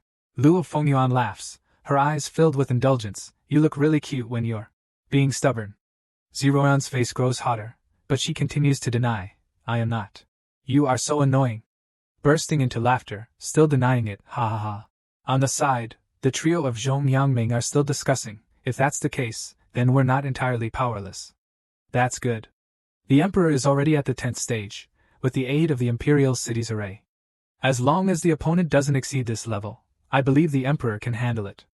Zhongling covers her mouth and giggles. Anyway, we can't lose. The eldest offers an explanation. To you, the 10th stage may seem strong, but for the Eastern Flame Kingdom and Astral Pavilion, this level of strength is not uncommon. Hearing this, the three who know Xiao Tian's true power all look at him at once. Although Prince appears to be in a daze, focusing only on his bowl of food, none of the three are anxious. This secret weapon will take action when cornered. At this moment, Luo Fengyuan, seeing the seemingly easy-to-bully Ziruan, suddenly presses her against himself, a triumphant look on her face. Come on, my little darling, keep going. I'm waiting for you to hit me. But Ziruan is firmly pressed and can't speak, only managing to emit sounds of discontent. Just at this moment, Luo Fengyuan suddenly looks up and sees the astonished faces of Zhong Yangming, Zhongling, and Lu Yan. She thinks they are frightened by the mention of Astral Pavilion and Eastern Flame Kingdom, so she decides to comfort them. Therefore, Luo Fengyuan releases Ziruan and turns to the three, smiling. You don't need to worry too much. I will personally assist you. The Eastern Flame Kingdom and Astral Pavilion are easy to deal with. He then looks back at Ziruan and says, speaking of which, you previously invited me to live in the palace. Does that offer still stand? Ziruan pauses for a moment. Why did she pity her in the first place? Although her sympathy got valuable information and a new ally, she is really annoyed by her. Seeing Ziruan remain silent, Luo Fengyuan continues to chuckle. Ah, the great Flame Empress, a direct descendant of the legitimate imperial bloodline, you're not going to back out, are you? I've already shared valuable information and even planned to help you. Seeing Luo Fengyuan's expression, the Empress clenches her teeth, filled with inner criticism. What are you really up to? Do you think I don't know? Yet Ziruan clears her throat and states, my word is gold. What I say, I do. Although she regrets saying it instantly, thinking, so annoying. Why did I agree to this holy demon Empress? I can't calm down at all. Luo Fengyuan smiles very contentedly, as expected of the great Flame Empress. You do as you say. However, at this moment, Ziruan suddenly puts forth her conditions. Don't be too pleased just yet. Entering the palace is fine, but there are rules. First, Xiao Tian belongs to you in the morning, but he's mine in the afternoon and evening. As she says this, she points at Xiao Tian, who looks confused. Second, you're only allowed to share a bed with me. No sneaking off to Xiao Tian in the night. Third, you must spar with me to improve my strength. No more drinking contests with me. Saying this, Ziruan moves closer, but is immediately pushed away by Luo Fengyuan, who exclaims, no way. Are you an idiot? If we're together every night, wouldn't others benefit? Change the second condition, the three of us should be together. Understand? Watching Luo Fengyuan pinch her cheek, Zhong Yangming covers his mouth, struggling to hold back laughter. Then, he pats Xiao Tian's shoulder and says, Prince, you've had it tough. You've sacrificed so much for the people of Great Flame. By the way, Prince, would you like some nutritional supplements? Annoyed, Xiao Tian pushes him away and retorts, what are you thinking? Stop looking at me like that. Only Luo Fengyuan's three subordinates in the room feel a massive headache coming on. My Empress, what are you doing? We are here to seize the national fate. Why did you get yourself involved? It's beyond words. At this moment, in a side chamber of the palace, Xiao Tian lies between the two empresses, Ziruan and Luo Fengyuan, each gripping one of his hands. The blanket has long since been kicked away. Slowly opening his eyes, Xiao Tian realizes that sharing a bed, which he once looked forward to, isn't what it seemed. Dark circles under his eyes. He thinks he can't lie down any longer. His body just can't take it. In the next second, Xiao Tian maintains his supine position and slowly floats up between the two women. Then he heads straight for the door. Ziruan and Luo Fengyuan seem somewhat unaccustomed to his departure. They reach out, grasp for a bit, then end up embracing each other before falling back asleep. Xiao Tian steps out into the courtyard, breathing in the fresh air. However, his stomach rumbles with hunger. If I go to Zongyangming now, I should be able to get some breakfast. Not long after, at the Zhong family dining table, Zhong Li Huang takes a bite from a large bun and frowns at Xiao Tian. Prince, why are you here again? Xiao Tian smiles and says, isn't it because Master Zhong's cooking is so good? Look at this bun. Oh my, why is this bun so small? He takes a big bite, thinking that this bun is really small and nowhere near as good as Luo Fingyuan's or even Ziruan's. Prince, be careful with your words. Zhong Yangming coughs twice, looking helplessly at Xiao Tian. However, Xiao Tian casually shakes the bun in his hand and says, you're not that serious either. Heavy armored cavalry.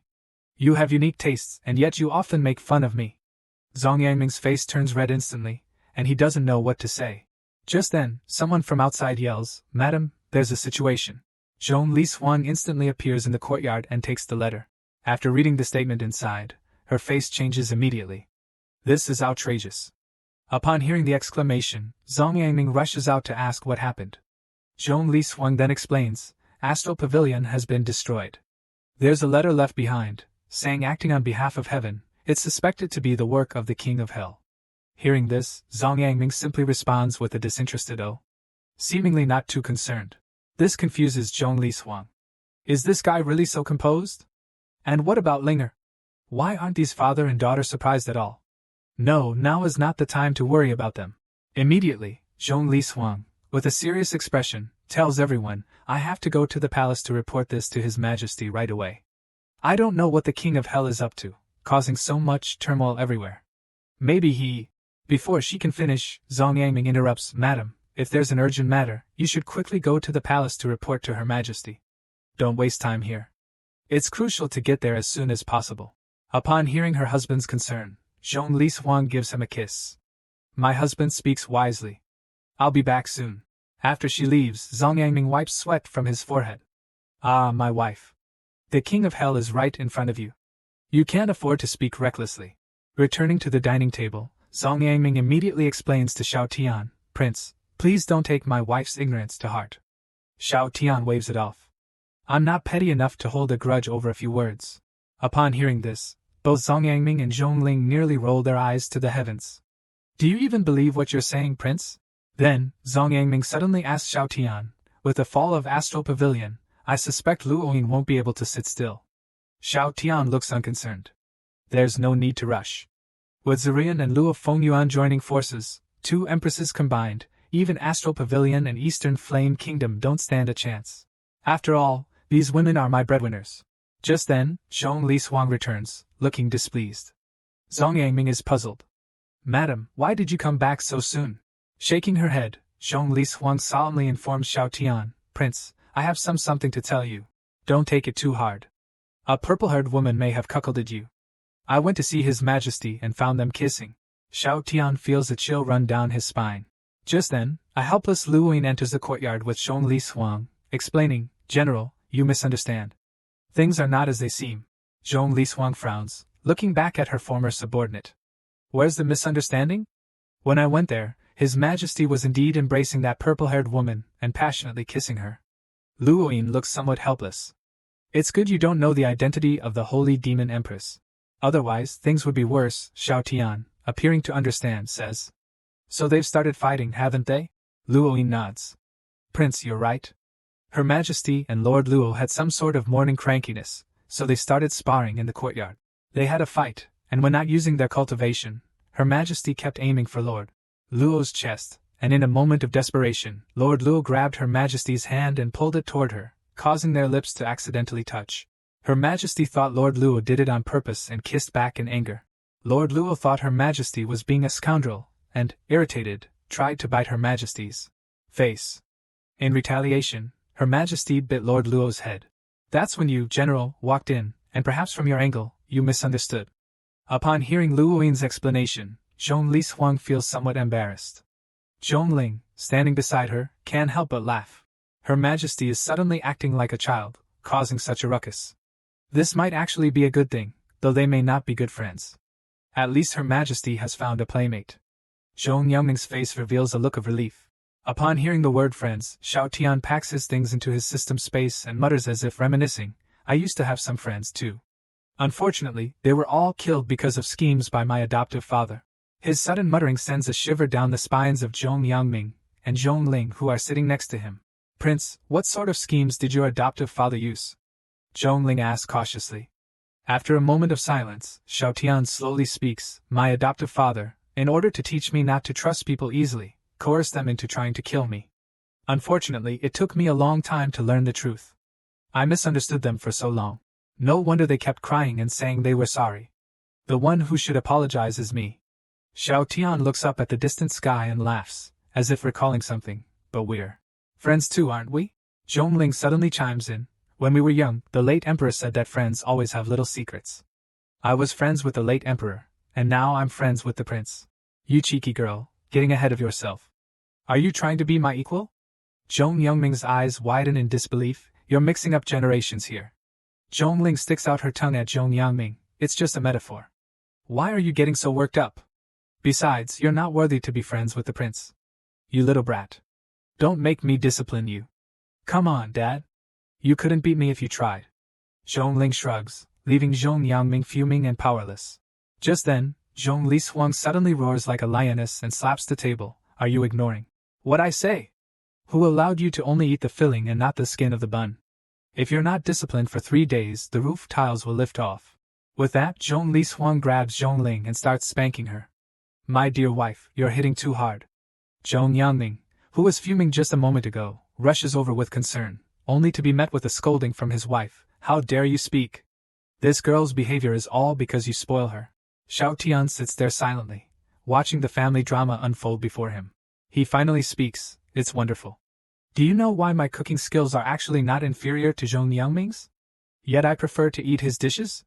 Lu Yen smiles at Xiao Tian. Is it for the same reason you cook noodles for Her Majesty? And the others? Commander Lu is right.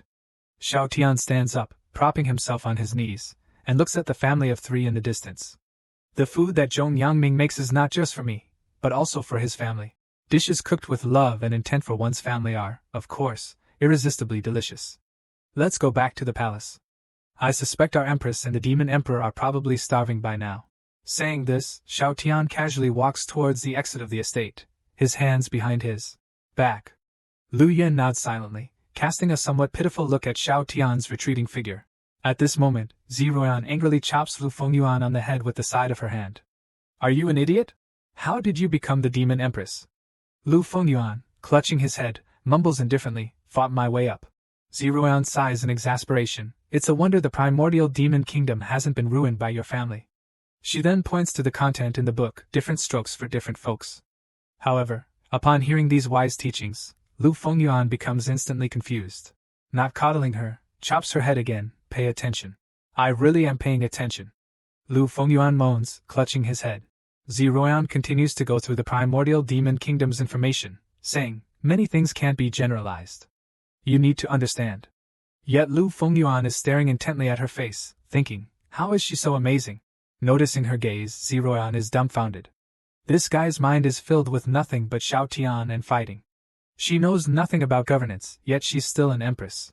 But then again, her chest is so big, she must have traded her brain for it. Later, with Ziruan's help, Lu Fengyuan uses her avatar to issue various orders in the primordial demon kingdom.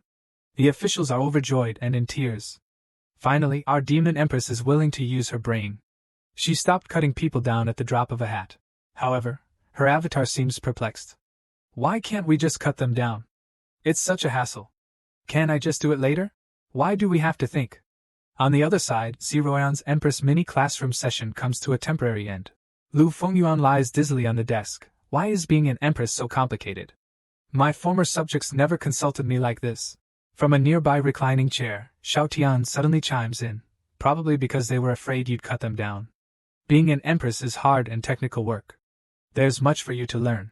As soon as Xiao Tian finishes speaking, Ziruan places a large pile of memoranda in front of Lu Fengyuan. These are all summaries from your personal guards regarding the state of affairs in the primordial demon kingdom. Review them carefully. I will check them later.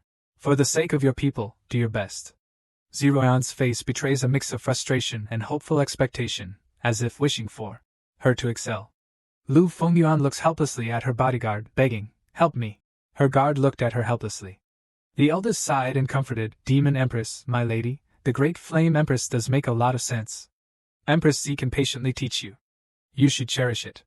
Work hard and stop running away. Shaon on the side picked up a drink and took a big sip. Exactly. If you don't govern the country well, your family fortune will eventually run out. Upon hearing this, Lu Fengyuan slammed her fist on the table. We can't let the family fortune run out. Otherwise, how will we support Shaon? At this moment, Shaon is lying on a lounge chair, sipping a drink. In the eyes of Ziruan and Lu Fengyuan, he looks extremely adorable and good-looking. After a moment, Lu Fengyuan looked up again, at Ziruan, who was focused on reviewing petitions. This person is really amazing. How can she review so many petitions without getting dizzy? Meanwhile, outside the palace, the winds and clouds are changing. As if something big is about to happen. At this moment, inside the Prime Minister's residence, a person in black told Luoyin. The Eastern Flame Kingdom has responded. The Emperor agrees with your plan. But the problem is, if you really do this, people will die. Luoyin looked indifferent. Touch my face. The man in black hesitated, pondered for a moment, and then said, Are you insane? But seeing Luoyin's serious face, the man in black sighed, stepped forward, and extended a finger. Just as he was about to touch Luoyin suddenly turned into a shadow of light, and disappeared in front of him. The man in black then understood. I should have known. Your advanced dodging technique, in close combat, is remarkable. In our generation you were dominant because of this. Luoyin waved his hand. A hero doesn't talk about past bravery. Zhou Jitian has been above me for so many years. Upon hearing this, the man in black laughed. But Zhou Jitian doesn't even have a head now. Astral Pavilion's branch has been destroyed. They lost their opportunity. The Emperor agrees with your plan and has sworn he will take care of the Lu family. Luoyin took the imperial edict handed to him, and took a long sigh of relief. Good. The positions of those who died at Green Flame Mountain will immediately be filled by newcomers from Eastern Flame Kingdom. From now on, the highest command in this area will be given to you. Don't let me down. All for Eastern Flame. The man in black seemed a bit excited, and repeated, All for Eastern Flame. The next second, the man in black suddenly burst into tears. Big brother. Luoyin was stunned, even doubting his own ears for a moment. After a while, a calmer Luoyin sighed softly. It's been many years since I've heard you call me that. Go. The man in black nodded, and quickly left. Luoyin then sat at his desk, and began to write a letter. Prince Shao, or should I call you King of Hell? Although it's just a guess, I think it's very likely. Upon reading this, King of Hell, don't act rashly. Don't be in a hurry to come and kill me. Otherwise, nearly 70% of the Imperial City's populace will be buried with me. After reading the letter, please come to number 1 Sky in the east of the Imperial City, to meet at the Empress and Prince's Love-Filled and Emotional Sunshine Welfare Institute. By the way, let me mention, naming it like this is really a bit off. Shaon looked at the letter with a heavy face. Luoyin next to him couldn't help but ask, Prince, what happened? Shaon nodded, it's very serious. Even more tricky than I thought. Commander Lu, let me ask you. Shaon said while holding his forehead, it really seems difficult to understand. You see, is the name Empress and Prince's Love-Filled and Emotional Sunshine Welfare Institute really that problematic? Changing it now would be a complicated process. Very tricky indeed. Upon hearing this, Luoyin was completely stunned. So you're worried about this? But she still comforted Shaon, don't overthink it, Prince. The name is quite nice. Shaon nodded, that's good. Then it's just Luoyin's personal taste issue. By the way, the Welfare Institute, mainly funded by Luo Fengyuan recently, is about to be completed. What do you think of the name? Wholehearted Prince and loving Lady Luo's sincere contribution to a beautiful and happy welfare institute? Luoyin immediately gave a big thumbs up.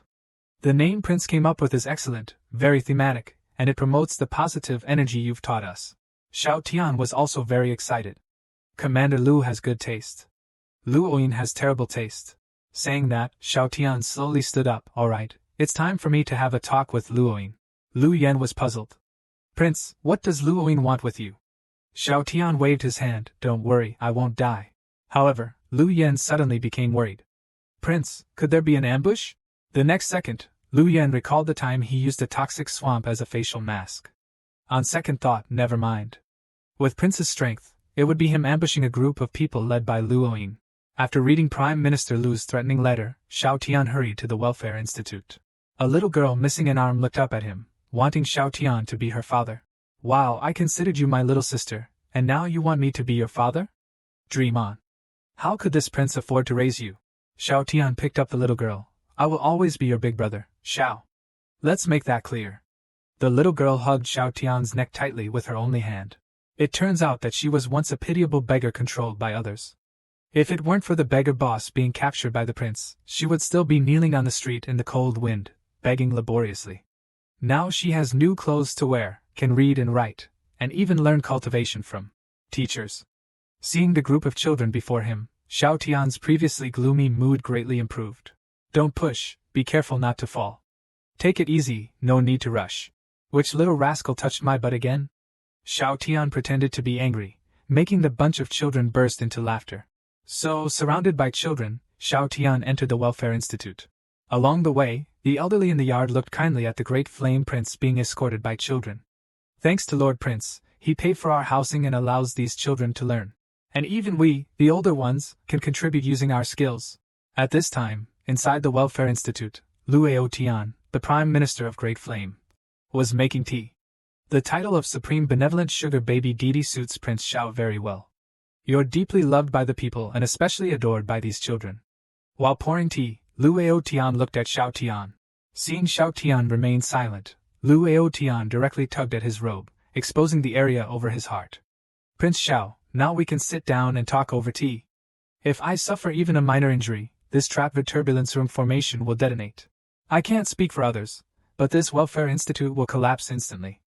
And these pitiable children, those pitiable people, they will all die. As Luo Tian's words fell, he gently placed the jade cup across the table. Please, Lord Prince, seeing this scene, Xiao Tian sighed, put down the little girl in his arms, and told everyone to move back. This is adult business. One shouldn't be involved. After saying this, Xiao Tian walked straight to the opposite side of Luo Tian and sat down, drinking all the tea in the pot in one go. Now that we're done, let's talk business. This made the corner of Luo Tian's mouth twitch slightly. Damn it, this Xiao Tian is still so annoying. Xiao Tian flexed his hands and looked at Luo Tian. What would be the consequences if I kill you now? Hearing this, Luo Tian pointed at his heart and explained, the trap turbulence room formation is a killer weapon, combining both formation and rune.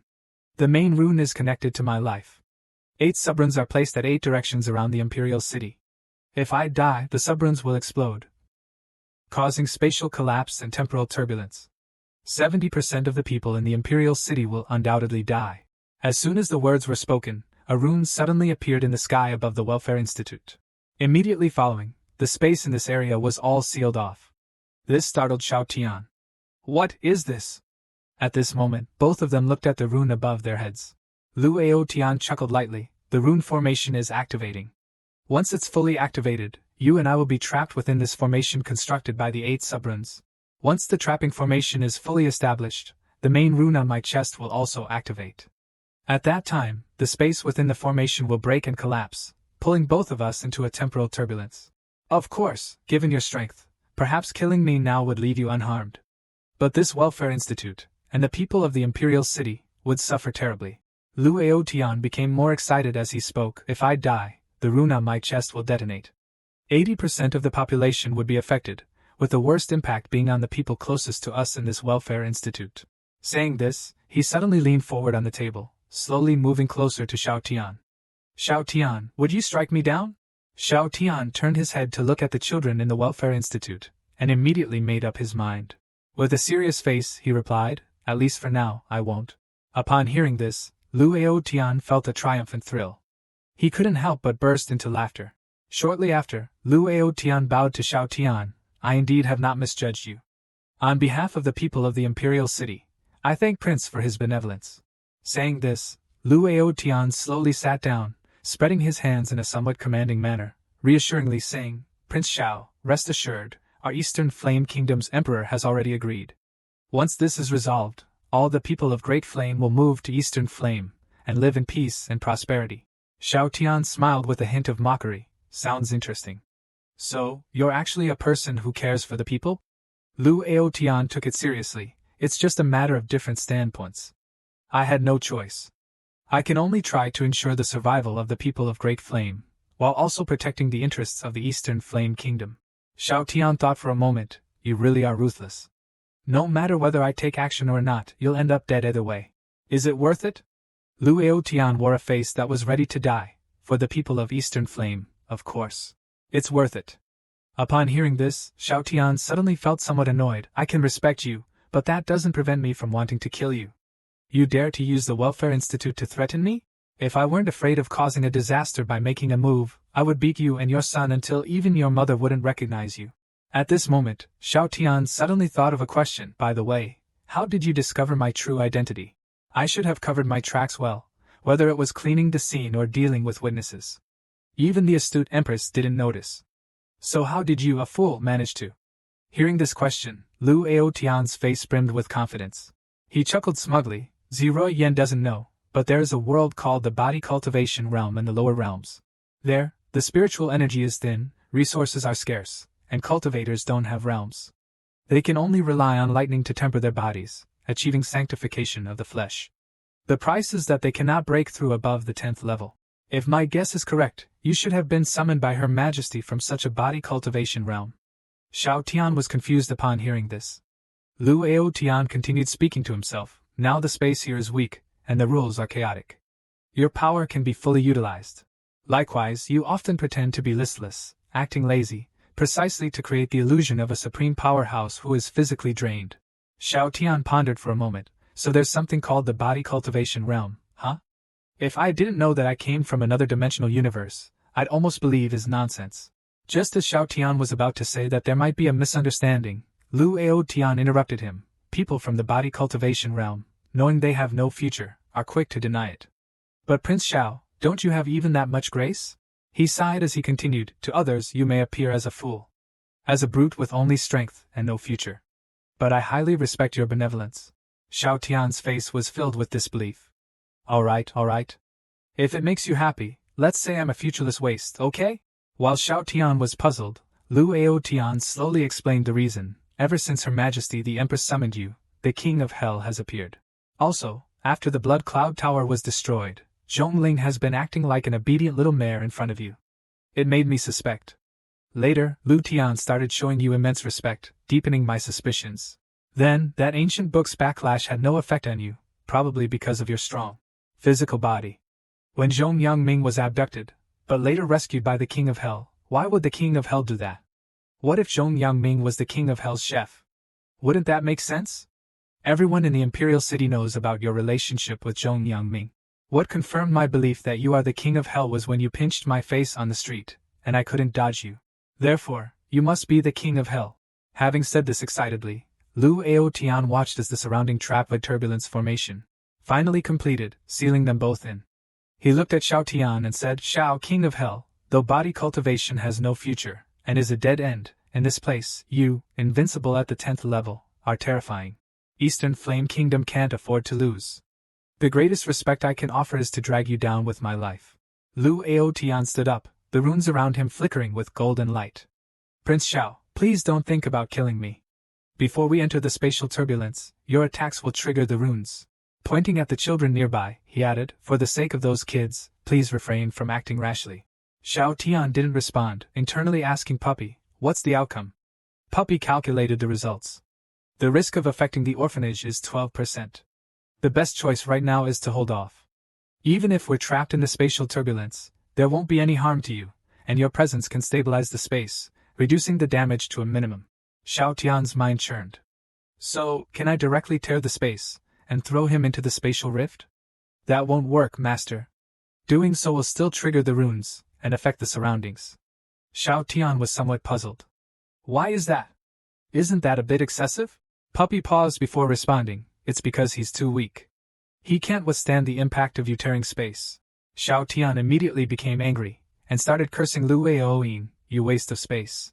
Lu Aoyin was puzzled. Why is he suddenly calling me useless? What's the reason? Just then, Xiaotian's eyes widened. He was thinking that he mustn't let Lu Aoyin get hurt, but the situation took another turn. Turns out, his son Lu Xiaomei had just drawn a sword, attempting to backstab Lu Aoyin. But in the next moment, blood splattered on the runes, and Lu Xiaomei's eyes widened. Lu Aoyin had pierced his stomach with his bare hands, chuckling softly, Ah, my son. You're still too young. The knife in Lu Xiaomei's hand clanged to the ground. As he slowly fell down, the blood from his stomach seemed almost sentient, frantically converging toward the runes. It was then that Lu Aoyin explained with a smile, the trap void turbulence rune. Formation requires a blood sacrifice. The moment you chose to conspire against your father, you became the perfect candidate. Meanwhile, the strange runes, after absorbing Lu Xiaomei's blood, began to emit a bizarre red glow, as if it was about to engulf everything. Already on the verge of eruption, the children nearby were not afraid, but rather, they were extremely worried about Xiao Tian. They yelled, "Brother Xiao Tian!" and rushed toward him. Xiao Tian snapped back from the shock of Lu Aoyin's act of killing his own son. Seeing the children closing in, he hastily shouted, "Don't come any closer. Are you all not listening?"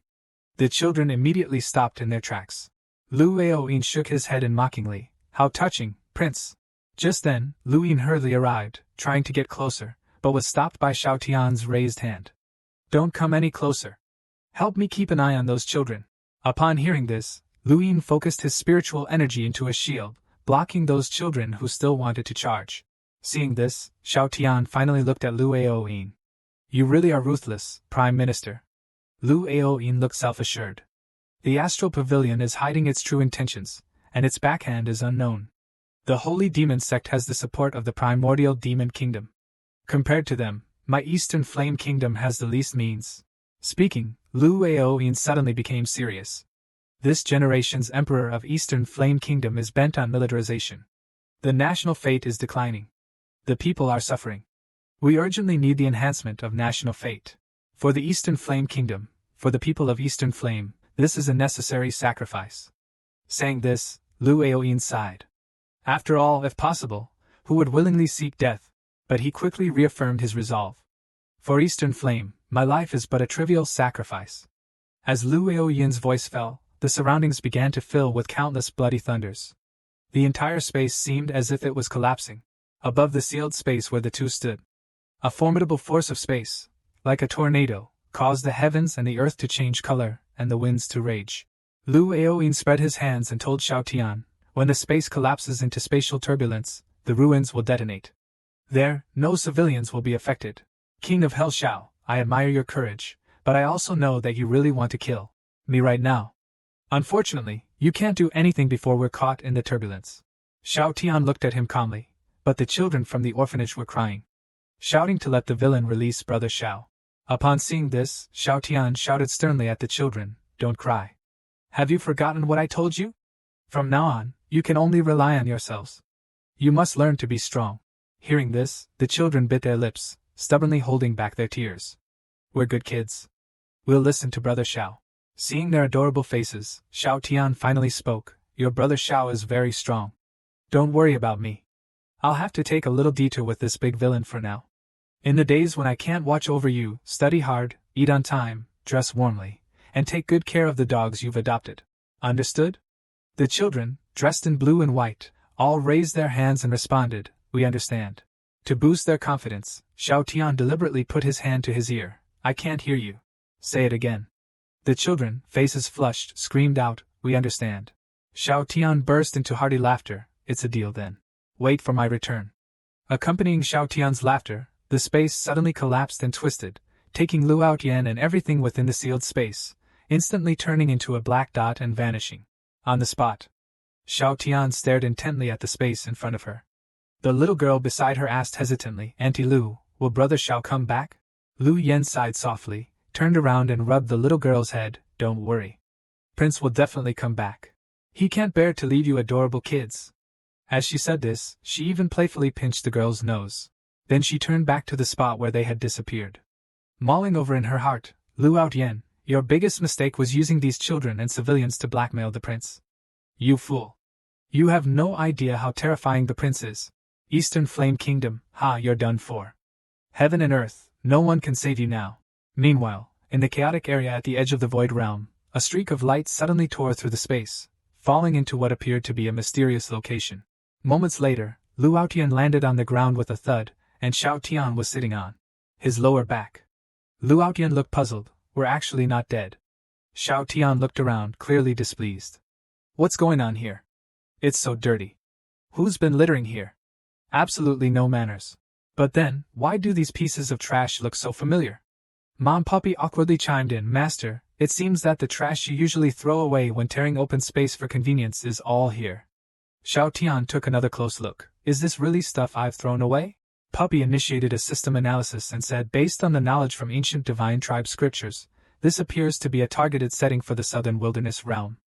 Any spatial tearing and traversal that occurs in the southern wilderness realm will be transferred here. This setting might be related to your father-in-law, esteemed Purple Emperor. Xiao Tian immediately understood. So you're saying the Great Flame Dynasty is covered by a special realm barrier.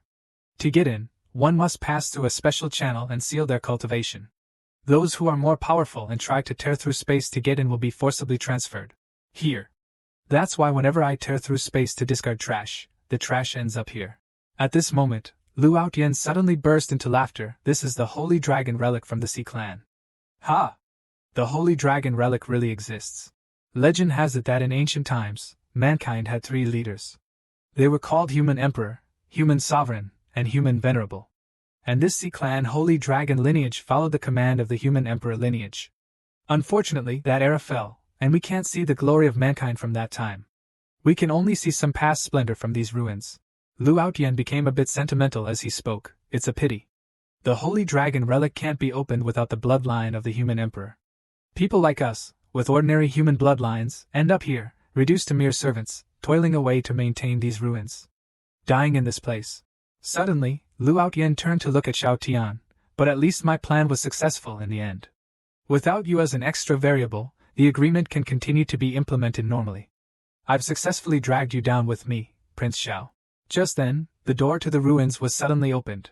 A man who looked quite majestic led a man and a woman out and shouted, "This is the Holy Dragon Relic. Who dares to make a ruckus here?" When Lu Outyen saw the people on the stage, his face changed dramatically. Bai Qinglian? It's actually you, and Li Yang and Li Chunhua from the Black Soul Hall. What are you 3 doing here? Bai Qinglian covered her mouth and chuckled. Lu Outyen, I never expected to see you here. Bai Qinglian wanted to say more, but was interrupted by Li Yang. What's going on? Why did you interrupt me? Bai Qinglian turned to scold the 2, only to find their faces pale, trembling as they looked in a certain direction. Bai Qinglian followed their gaze. Xiao Tian excitedly waved at him, and warmly greeted him. Bai Qinglian was so scared that his liver almost failed, as if he had seen a lifelong nightmare. After a moment of shock, the 3 turned and ran, wishing they had never come out in the first place. Xiao Tian's face turned cold. You think you can run after seeing me? The next second, Xiao Tian teleported, appearing directly in front of the gate, effectively blocking Bai Qinglian's way. Xiao Tian scratched his head, about to say something, when Bai Qinglian and the others were so scared they nearly fainted. In their disoriented state, the 3 instinctively stepped back, only to miss their footing, and tumbled down the stairs. Xiao Tian followed them at a leisurely pace, and slowly extended his hand in front of them. Pay up. You 3 still owe me 5 million spirit stones. Bai Qinglian and the others looked at each other, puzzled. 5 million? When did we owe you money? Seeing the 3 stay silent, Xiao Tian's face turned cold. You really forgot? The 3 shook their heads in bewilderment, looking as innocent as they could be. Xiao Tian stretched out his fingers. How could you forget? I thought surviving a near-death experience would have made you wiser. Let's see. Last time you kidnapped Chongyang Ming, I traveled far and wide, crossing mountains and rivers to save him. That's labor costs. I originally thought about letting you go, and patiently advised you to be good. That's tuition for the life lesson. Then, after sending you into the space-time rift, I also helped transport your treasury. That's moving costs. Xiao Tian spread his hands. So, you see, don't you owe me 5 million spirit stones? On the side, Lu Aoyan's eyes widened. You can actually tally it up like this? Is this a calculation that any normal person could make? And why did Bai Qinglian get scared into idiocy? Even if Xiao Tian is invincible at the same level, there's no need to be that afraid of him. How did they get through the space-time rift to come here? Just then, an angry shout echoed through the entire relic. Who dares to cause a commotion here? Lu Aoyan quickly turned around, only to see the spiritual energy inside the relic suddenly converge, gradually forming a holy dragon illusion. The appearance of the holy dragon, its majestic dragon aura everywhere. Seeing this, Lu Aoyan became suddenly emotional. This is the spirit of the holy dragon from the holy dragon relic. It is said that there is a spirit of the holy dragon in the holy dragon relic, formed from a dormant holy dragon. It really does exist. This trip was totally worth it. Meanwhile, Xiao Tian was thinking, this thing really resembles the Dragon King in Dragon Ball. When it transforms into a person, I hope it isn't a dragon-head human. As for Bai Qinglian and the others, they were winking and gesturing at the spirit of the holy dragon, seemingly telling him not to come out. But it was too late. A venerable elder appeared, with an imposing demeanor and dragon horns on his head. Unable to restrain his protective instincts, Bai Qinglian ran towards him, screaming at the top of her lungs, "Lord Dragon Spirit, don't come here, run!" Lu Aoyin was dumbfounded. Run? Telling such a powerful being like the dragon spirit to run, as he lost her mind? Sure enough, the dragon spirit angrily scolded Bai Qinglian, "You lowly servant, dare to tell me to run? Kneel before me!" With that, the elder dragon spirit burst forth in his aura. A wave of dragon's might immediately radiated out, with a thud. Bai Qinglian and his companions immediately knelt down, but their expressions seemed somewhat off. At this moment, the elder dragon spirit also suddenly knelt down, kneeling proudly without hesitation. This move left Xiao Tian completely bewildered. However, the elder dragon spirit looked serious, with a face 3 parts innocent and 3 parts reverent. He simply knelt on the ground, looking at Xiao Tian. The scene was awkward for a good while.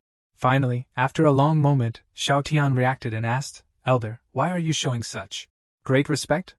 The elder looked confused. "Didn't I use the power of my soul and dragon's might to make them kneel? Why am I kneeling here?" Bai Qinglian and his companions covered their faces, mentally commenting, "I knew it.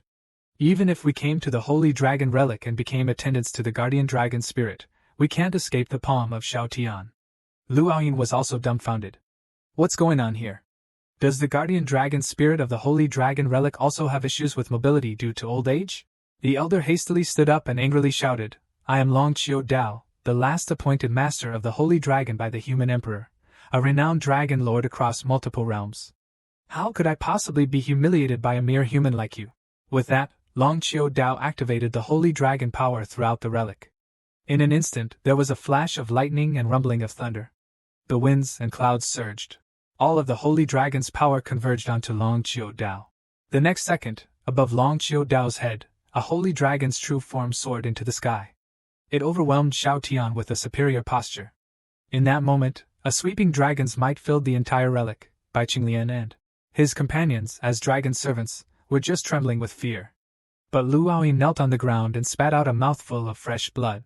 At this moment, Long Qiu Dao emitted a dazzling, radiant light, his expression solemn, floating high above, in front of the illusory form of the holy dragon. Lu Aoyin glanced again at Xiao Tian, who was indifferent.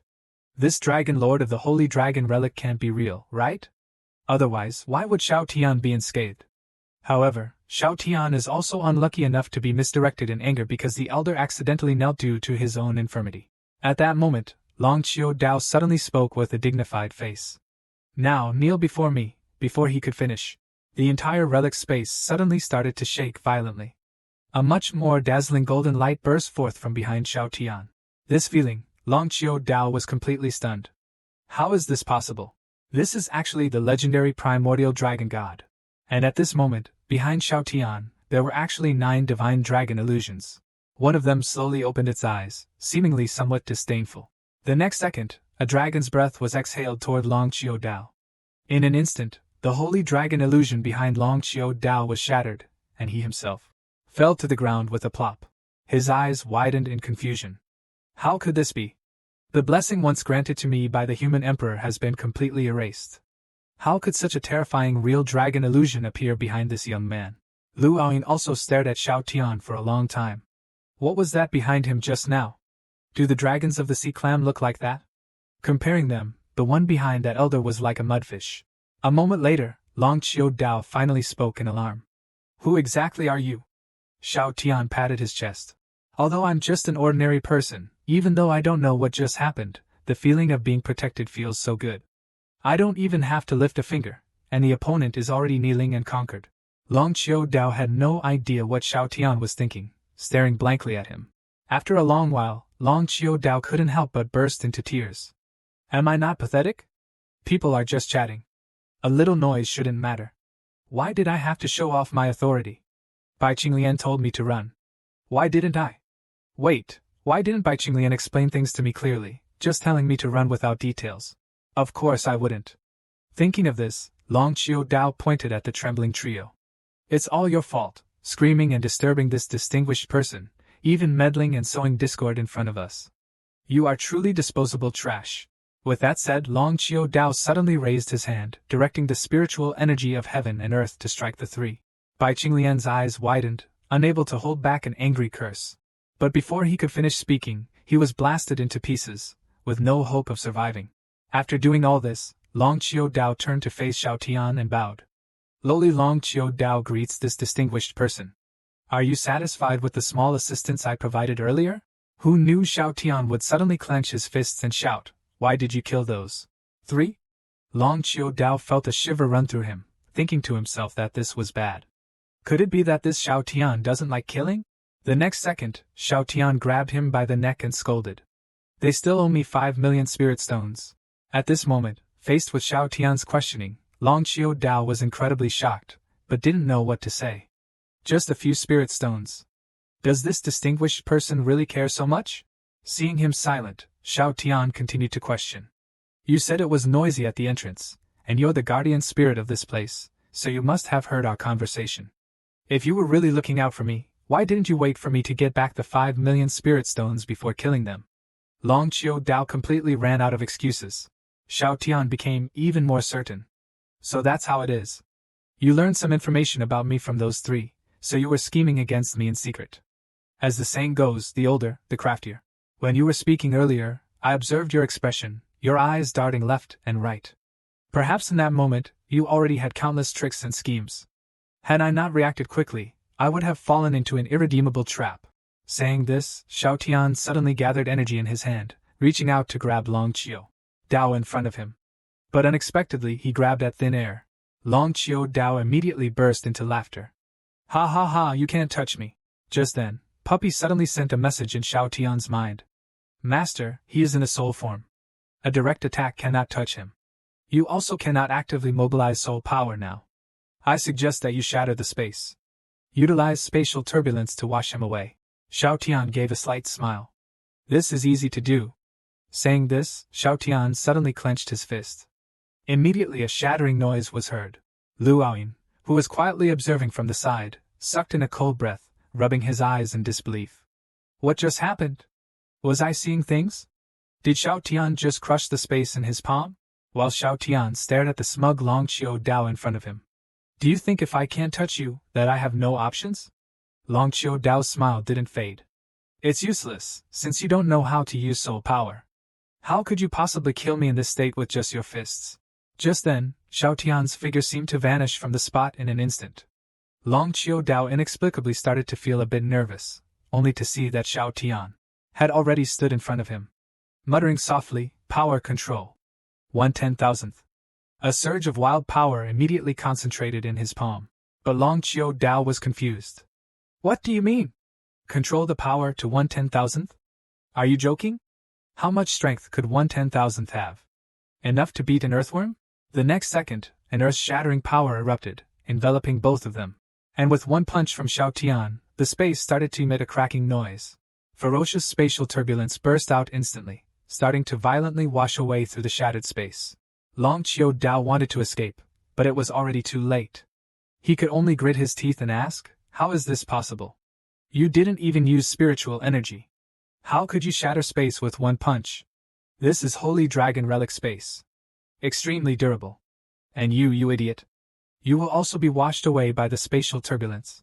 Is it worth it to risk your own life to kill me? As he said this, Long Qiu suddenly stopped. At this moment, Xiao Tian, who was also standing in the spatial turbulence, seemed to be enveloped by some strange force field, leaving his robe completely intact. Xiao Tian crossed his arms and looked at the spatial turbulence. This is really slow. Let me help speed it up. Saying this, Xiao Tian pointed again. The collapsing space suddenly became even more unstable, even more violent, and the spatial turbulence also grew more fierce. Long Qiu's rate of being obliterated was also accelerating, seemingly having accepted his fate. He had one final question. Who are you? Xiao Tian tilted his head and thought, you're asking who I am? The next second, Xiao Tian suddenly showed a bright smile. I won't tell you. For someone as bad as you should die in ignorance. Letting Long Qiu die in spatial turbulence with a face like he'd swallowed 3 pounds of flies, Lu Aoyin, who was off to the side and had witnessed everything, saw Xiao Tian casually close up the shattered space with a pull. Tears flowed down Lu Aoyin's face. I am really stupid. Why did I provoke something like this? At this moment, Lu Yin, who had seen Xiao Tian be swept into the temporal turbulence, knelt in front of Ziruoyan with a face full of sorrow. Zhong Lishuan, who stood by her side, looked worried. Would the Empress do something foolish? Demon Clan Empress Luo Fengyuan clenched her fists, cursing Lu Aoyin through gritted teeth. That scum from the Eastern Flame Kingdom. I should have killed him when I had the chance.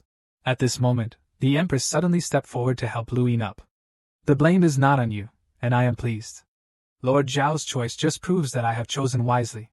Lu Yin looked at Ziruoyan, wanting to say something, but was interrupted by Ziruoyan, through the slave ring of the summoning charm. I can't sense his location, but at least he's still alive. Perhaps some accident involving the spatial turbulence has given him a glimmer of hope. Luo Fengyuan also nodded. Indeed. Maybe the spatial turbulence didn't tear him apart, but instead took him to another safe place. Zhong Lishuang suddenly thought of something. What on earth is Lu Aoyin thinking? Why did he suddenly attack Xiao Tian? Ziruoyan calmly but astonishingly said, perhaps he discovered that Lord Xiao is the king of hell. Upon hearing this, Zhong Yangming's Hong Ling and Lu Yin almost simultaneously widened their eyes, staring directly at Ziruoyan. What's going on? How did your majesty know?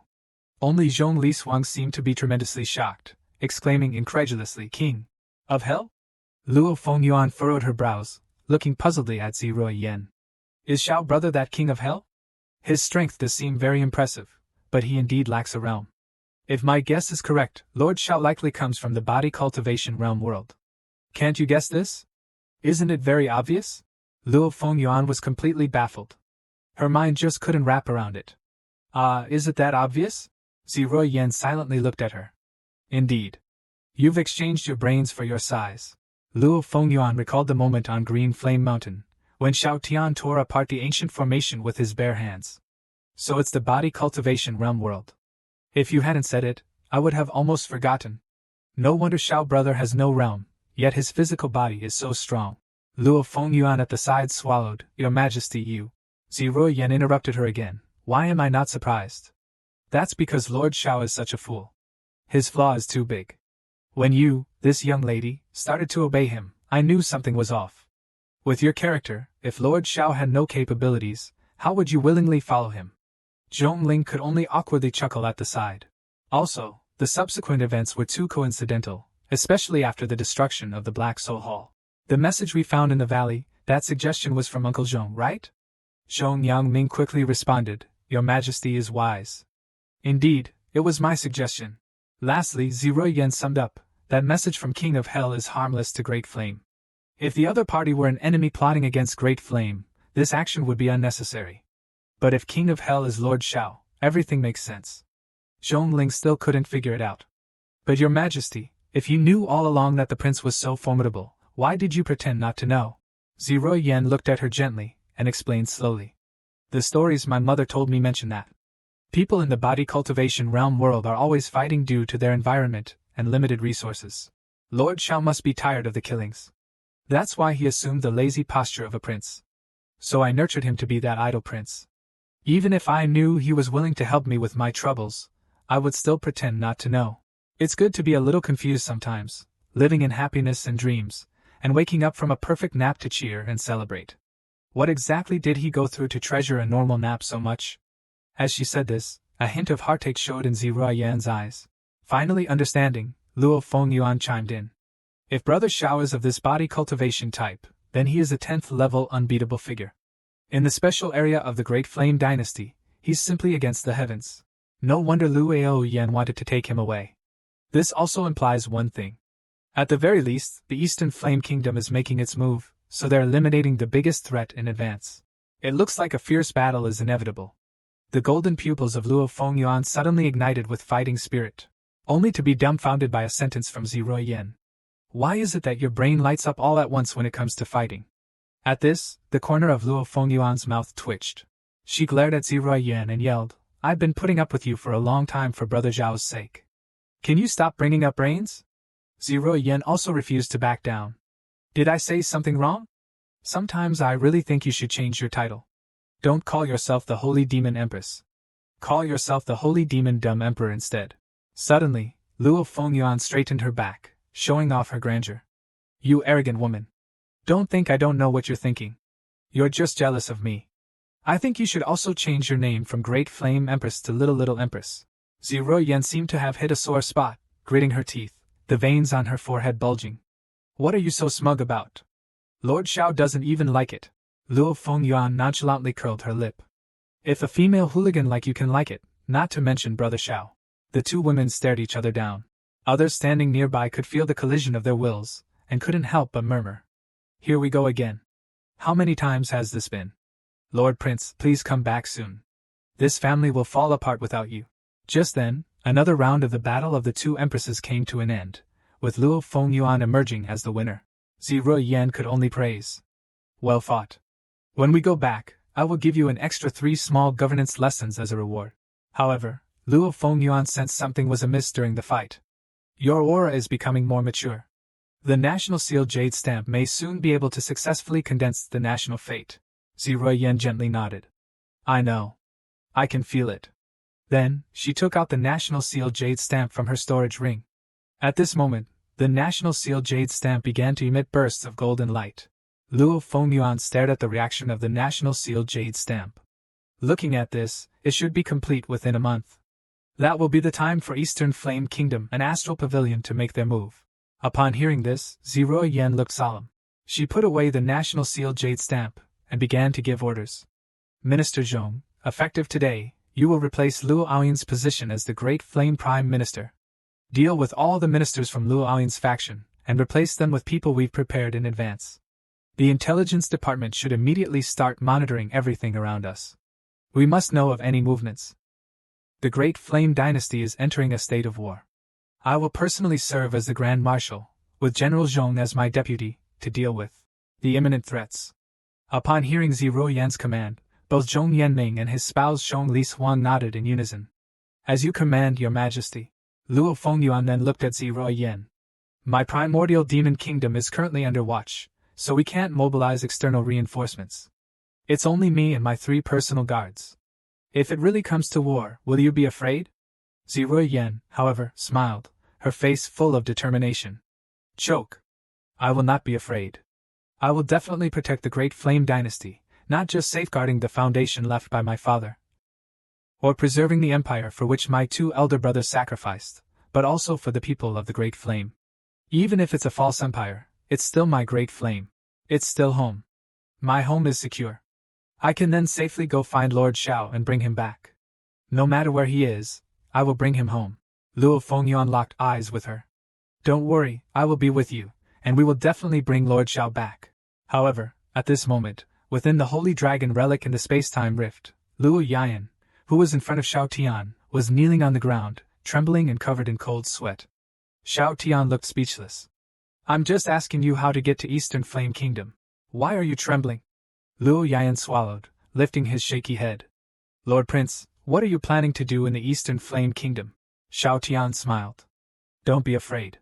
I'm a very kind and reasonable person. Saying this, Shao Tian was about to help him up. But the next second, Shao Tian suddenly pulled, tearing off a piece of Luo Yayan's clothes. Then used it like a rag to wipe Luo Yayan's sweat. Look at you, scaring yourself and sweating so much. Luo Yayan was stunned. He dared not move, dared not speak, just afraid.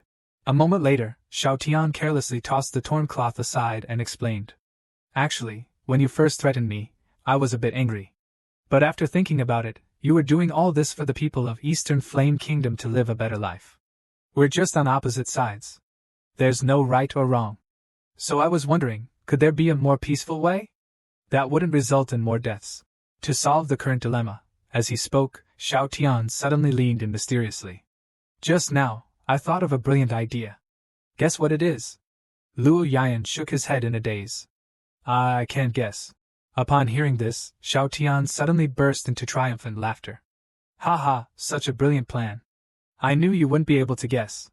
What if I go to Eastern Flame Kingdom and kill your Empress? Wouldn't that solve everything? Upon hearing this, Luo Yayan looked at Shao Tian in utter shock. Thinking furiously, what the hell? Say that again? I definitely. Never mind. I can't beat him. Seeing that Luo Yayan remained silent for a long time, Shao Tian grinned smugly. Look at you, so stunned that you can't even speak. A bewildered Luo Yian asked, what's so brilliant about this? Seeing his reaction, Shaotian frowned. Seriously, you're so smart. Can't you figure it out? Think about it. This is so people can live better lives, right? Upon seeing Luo Yian nod seriously, Shaotian continued. So, what if I kill the emperor of your Eastern Flame Kingdom and let Zerin take her place? Wouldn't the people of the Eastern Flame Kingdom immediately benefit from the legitimate national fate and prosper? People from the Southern Wilderness Realm's Great Flame Dynasty could also move there and continue to live well. Doesn't that sound great? Listening to this, Luo Yian felt confused. Although it seemed to make sense. Wouldn't that mean the end of Eastern Flame Kingdom? You're thinking too small. Shaotian shook his head, pointing at his own brain. Names are just labels, if you're so attached to that. Why not give the Great Flame Dynasty a nickname like Eastern Flame later on? You seem like a broad-minded, ambitious person. Can't you understand this simple logic? The decline of Eastern Flame Kingdom's national fate shows that your emperor is a tyrant. Killing a tyrant benefits millions, and all you have to do is tell me how to get to the Eastern Flame Kingdom. You'd be making a monumental contribution and leave your name in history. Having said that, Shaotian gave him a hefty pat on the shoulder. For Eastern Flame, for the people. Listening to Shaotian's persuasive words, Luo Yian's eyes gradually lit up. Thinking carefully, he realized he's right. With this thought, Luo Yian declared with a determined face. Yes, everything is for Eastern Flame, for the people. Luo Yian immediately detailed the methods and specific routes to reach the Eastern Flame Kingdom, as Shaotian nodded and had Puppy record the information. After Puppy gave him a slight nod, Shaotian smiled satisfactorily. The next second, he abruptly reached out, grabbing Luo Yian by the neck and lifting him up. Only then did Luo Yian snap back to reality, cursing inwardly. What the hell was I thinking? Why did I ever believe that lying bastard Shaotian made any sense? But why did he suddenly attack? Seeming to sense Luo Yian's confusion, Shaotian spoke with a cold face. Throughout history, those who have left a strong mark are usually the deceased. You're too cowardly to die, so let me help you. Look how kind I am. Even after you threaten me with innocent lives, I'm still helping you secure a place in history. I really must have the heart of a saint. Looking at Shaotian's beaming face, Luo Yian was so angry he was shaking all over, mumbling something incoherently. Seeing this, Shaotian placed his index finger on his lips. No need to speak. I know you're grateful. Keep it in your heart. I understand you. Shaotian's smile was so innocent that Luo Yian's eyes widened, as if resentful. But it was all over. With a snapping sound, Shaotian released his grip, letting the lifeless Luo Yian fall to the ground. After doing all this, Shaotian looked at his corpse and suddenly thought, wouldn't it be too inhumane to leave his body out in the open like this? Fine, let's be a good person to the end. With that thought, golden light shone from the tips of Shaotian's fingers. He then clenched his fist tightly, and under the force, Luo Yian's body disintegrated into dust. After completing this, Shaotian took a deep breath. Another day of doing a good deed. Puppy, start the navigation. Let's go to Eastern Flame Kingdom. See if we can have a talk. However, Puppy explained, Master, the information provided by Luo Yian is a method to go to the Eastern Flame Kingdom from the Southern Wilderness Realm. Currently, we are within the Holy Dragon Relic and do not have a way to get to the Eastern Flame Kingdom. As of now, our location here is still uncertain. Looking at Puppy's somewhat apologetic face, Shaotian's expression stiffened instantly. Damn it. I was fully prepared and about to set off, and now you're telling me we can't go. That we're lost? This is infuriating. Shaotian stomped on the ground in frustration, causing the entire Holy Dragon Relic to tremble. Just then, a familiar voice resounded, Master Shao, please be gentler. If you use any more force, you might shatter the Holy Dragon Relic and get lost in the spatial turbulence.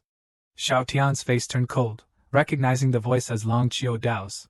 However, he looked around and couldn't see him anywhere. Strange. I clearly cleaned him out using spatial turbulence. Is he still alive? Never mind if he's dead or alive. It's his fault for playing tricks. With that, Shaotian clenched his fist and began to unleash his power, mumbling to himself, You want to play tricks? I'll just smash this relic to pieces. Let's see if you can continue your charade then. Hearing this, Long Qiu Dao's voice started to sound somewhat panicked. Master Shao, you misunderstand. Although I am Long Qiu Dao, I am not the one you encountered earlier. Please don't destroy this relic. I can sense the aura of the old human emperor in you. You must have a close relationship with the human emperor's descendant. If you bring people here next time, you could gain the treasures of this holy dragon relic. Shao Tian paused and quickly stopped his actions. The old human emperor's descendant he's talking about. Could it be Zeroyan? If that's the case, then this holy dragon relic is technically my wife's property. Which means it's my money. I really shouldn't destroy it. With that thought, Shao Tian shouted into the surroundings, if that's the case, why don't you show yourself? I'm a reasonable person who keeps his word. Just come out. I won't do anything to you. Meanwhile, within the holy dragon relic, an elderly man shackled by black fog and chains was contemplating. He had seen clearly what had just happened outside. Does this young man named Shao Tian really keep his word? He sort of does, but not much. Killing people with his own logic. Is that keeping his word? It seems like it. That guy might have made it into history, but now he's gone. At this point, it's not about whether I dare to go to Shao Tian. I can't even if I want to. Thinking about this, the elder explained, Master Shao, I am currently restricted in my movements and sealed within the inner sanctum of the holy dragon relic. I really can't come to see you personally. Shao Tian was still somewhat puzzled. What do you mean? Weren't you just, the elder hurriedly explained, the one who died earlier was my corpse heart demon. I have a way to leave, but I never told him. You have a way out? Yes, master. If I weren't sealed, I could certainly help you leave. But as it stands, I'm sealed within the inner sanctum and can't assist you. Hearing this, Shao Tian didn't say much and directly walked towards the main door. The elder quickly tried to stop him. Master, don't be rash. If you try to break in forcefully to lift my seal, the holy dragon relic will self-destruct. But Shao Tian didn't take any of it seriously. No worries. Your so-called rules here don't apply to me. Puppy said from the beginning that I can ignore any rules or laws. I have the ability to suppress any lineage or constitution. At this moment, Shao Tian had already pushed open the doors of the holy dragon relic and entered its antechamber. Yet, looking at the narrow corridor and a handful of rooms, Shao Tian couldn't help but sneer. Such a small place. Does it even need servants to maintain it? But when he pushed open another door, Shao Tian's eyes brightened. He couldn't help but murmur in awe. No wonder it needs maintaining. This place is truly a hidden universe. This wasn't any chamber. It was a vast landscape of mountains and rivers. Countless cranes were soaring above the clouds, and a continuous mountain range in the distance extended like a sleeping dragon. Shao Tian thought to himself, this mountain range looks familiar. It resembles Green Flame Mountain. Perhaps this is what Long Qiu Dao referred to as his abandoned body. It looks like a grand hall from the outside, but inside, it's a world of its own. Is this the inner sanctum of the holy dragon relic? It even seems a bit larger than the territory of the Great Flame Dynasty. At this moment, Puppy suddenly pointed to a distant mountain peak. Master, according to my analysis, that mountain is the core of the entire holy dragon relic's formation. It must be the true location of the inner sanctum. Shao Tian smiled slightly. Let's go. Saying this, he started to float slightly, then instantly vanished. The next second, he was already standing in front of the door to the inner sanctum. However, within the inner sanctum, the bound Long Qiu Dao looked horrified. He stammered at Shao Tian. Master Shao, please don't act rashly. Calm down. Seeing Shao Tian unmoved and reaching out to push the door, Long Qiu Dao internally thought he was doomed. Although this man is extraordinary and doesn't fear the Emperor's rules of the human emperor, the self-preservation mechanism of the holy dragon relic will detonate once triggered. What's the point of my guarding this relic then? To his surprise, the next moment, a dull sound of a door opening echoed. Long Qiu Dao, who had been sealed for countless years, found the area in front of him suddenly illuminated. He had lost track of how long it had been since he'd seen light. Although he had been chanting to himself that he was doomed, the rules of the human emperor were still in effect. The emperor's will, shining with a golden light, continued to roam through the chamber like a fish in water. Long Qiu Dao was astonished to find that the will of the human emperor did not reject Shao Tian at all. Although Shao Tian was not a descendant of the human emperor, he walked in as if the place was deserted, even occasionally commenting, "This inner sanctum looks quite plain and ordinary." Puppy informed him, "Master, according to ancient records of the God clan, although this inner sanctum looks simple in style, it's actually priceless." Shao Tian paused. "Is that so? It seems like this so-called human emperor is pretty practical." At this moment, Long Qiu Dao couldn't care less about style. He just wanted to know why. Wasn't Shao Tian an intruder? Why wasn't he rejected by the emperor's rules? Could it be that the rules had lost their effect due to age? It doesn't make sense. A corpse heart demon trapped me here solely based on the Emperor's rules. Then, Xiaotian walked up to Long Qiu-dao. Compared to that corpse heart demon, the person in front of him felt like the real deal. Only then did it have enough gravitas. Long Qiu-dao felt immense pressure facing Xiaotian, even more than when he had faced the human emperor himself. After a moment, Xiaotian suddenly spoke, "If I let you out, can you help me leave this place?" Long Qiu-dao quickly responded, "If I'm freed, Master Xiao, I can indeed help you leave. My word is my bond." As he spoke, Xiaotian gripped the chains in his palm. Just as Long Qiu-dao was about to instruct him on what to do, Xiaotian exerted force and shattered the chains. Long Qiu-dao's eyes rolled back in fear. "Master Xiao, doing this will kill me." Sure enough, the surrounding golden energy that swam like fish suddenly converged onto Long Qiu-dao, transforming into a golden dragon. It bared its fangs as if it was about to tear into Long Qiu-dao. Long Qiu-dao had no intention of resisting and could only think to himself, "It's over. It's over. The Emperor's rules are backfiring. My life is over." He even resignedly closed his eyes, quietly awaiting death. The next second, Xiaotian suddenly slapped out, and the golden dragon was immediately turned into a pool of gold liquid. Xiaotian disdainfully spoke, "What is this nonsense?" The shattered spirit of the rule, however, reformed behind Xiaotian, turning into a giant golden fish, and fiercely lunged at him. Startled, Long Qiu-dao quickly cried out, "Master, watch your back." Xiaotian didn't even turn his head. He just backhandedly grabbed the fin of the big fish. Even the fish was stunned at this point. The next second, Xiaotian's aura turned terrifying, and the air itself seemed to become ominously chilling. In a cold voice, Xiaotian interrogated, "I let you off earlier, and now you dare to act defiantly?" Suddenly, Xiaotian seemed to think of something. Wait. Can this thing be eaten?" The fish seemed scared, and Long Qiu-dao also seemed to have heard something outrageous. Frightened, he hurriedly explained, "Master Xiao, don't be impulsive. This is a spirit formed by the ancient human emperor's rules. Eating it would be such a waste." Xiaotian, however, didn't care at all. Thinking about the red-cooked carp that Zhong Yanming made, he muttered uncontrollably, "Whether it's a waste or not is irrelevant. I mainly want to taste it." The big fish internally wailed, "Help! This person is insane." At that moment, Long Qiu-dao seemed to think of something. "Master Xiao, may I ask if there are any descendants of the human emperor by your side? This rule spirit has significant benefits for the descendants of the human emperor." Xiaotian thought carefully. As for descendants of the human emperor, Jiroyan should be one. However, she is currently in the Great Flame Dynasty, and has run into some issues. It involves the Eastern Flame Kingdom and Astral Pavilion, who have created a false empire to seize her destiny. Listening to this, Long Qiu-dao looked furious. She is a descendant of the human emperor. Her bloodline must be extremely pure. What is this false empire? Eastern Flame Kingdom? Astral Pavilion? They are all beasts.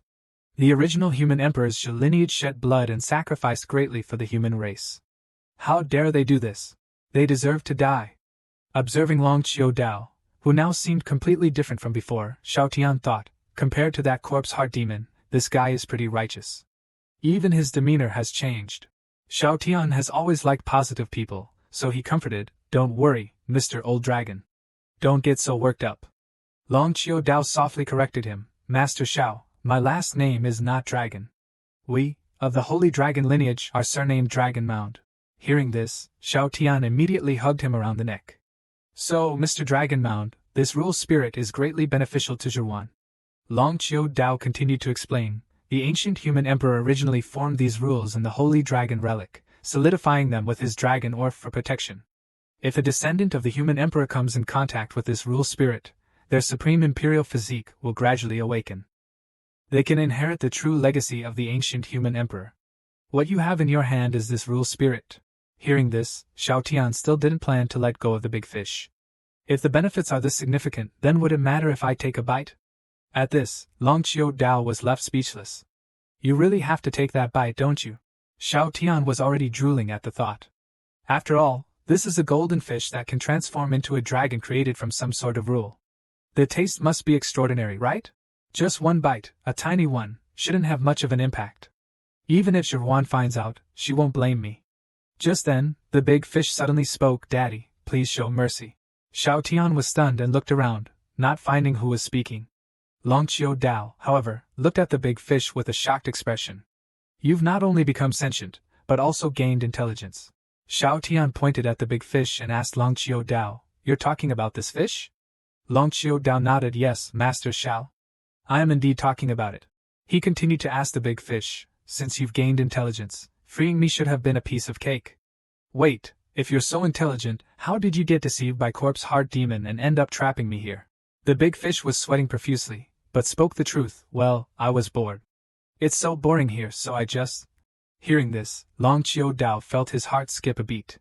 "What kind of reason is that? You hung me here for over 100 years just because you were bored and in such an embarrassing position?" A moment later, a calmer Long Qiu Dao told Shao Tian, "Master Shao, with a great being like you around, the human emperor's descendant probably won't miss this rule spirit much. I'm a decent cook, so may I ask, Master Shao, should this chubby-headed fish be steamed? Or braised?" With a broad smile, Shao Tian thought, this old man lives up to his name. Quite agreeable. So he suggested, why not cut it in half? One half can be braised, and the other half steamed. How about chopping the head off and preparing it separately with chopped peppers? Long Qiu Dao immediately gave a thumbs up. "Master Shao, that's an excellent idea." The big fish trembled with fear and couldn't help but complain internally, "I may not be human, but you guys are truly savage. Can humans even say such things?" The next second, the big fish started to shake violently, emitting golden light from its body. Shao Tian looked at it in surprise. "What's going on here?" The next second, the big fish transformed into a cute, adorable little girl in Shao Tian's hands. The little girl looked up with tearful eyes and trembled as she spoke, "Daddy, can you bear to eat little Yua when I'm so cute?" Seeing this, Long Qiu Dao was furious. This creature can transform? It must have had sentience for at least 1,000 years. No wonder there have been so many incidents over the past millennium. It was you causing all the trouble. The girl had no choice but to explain, "I've been awake for a short time, and there was no one to play with me. Please have pity on me."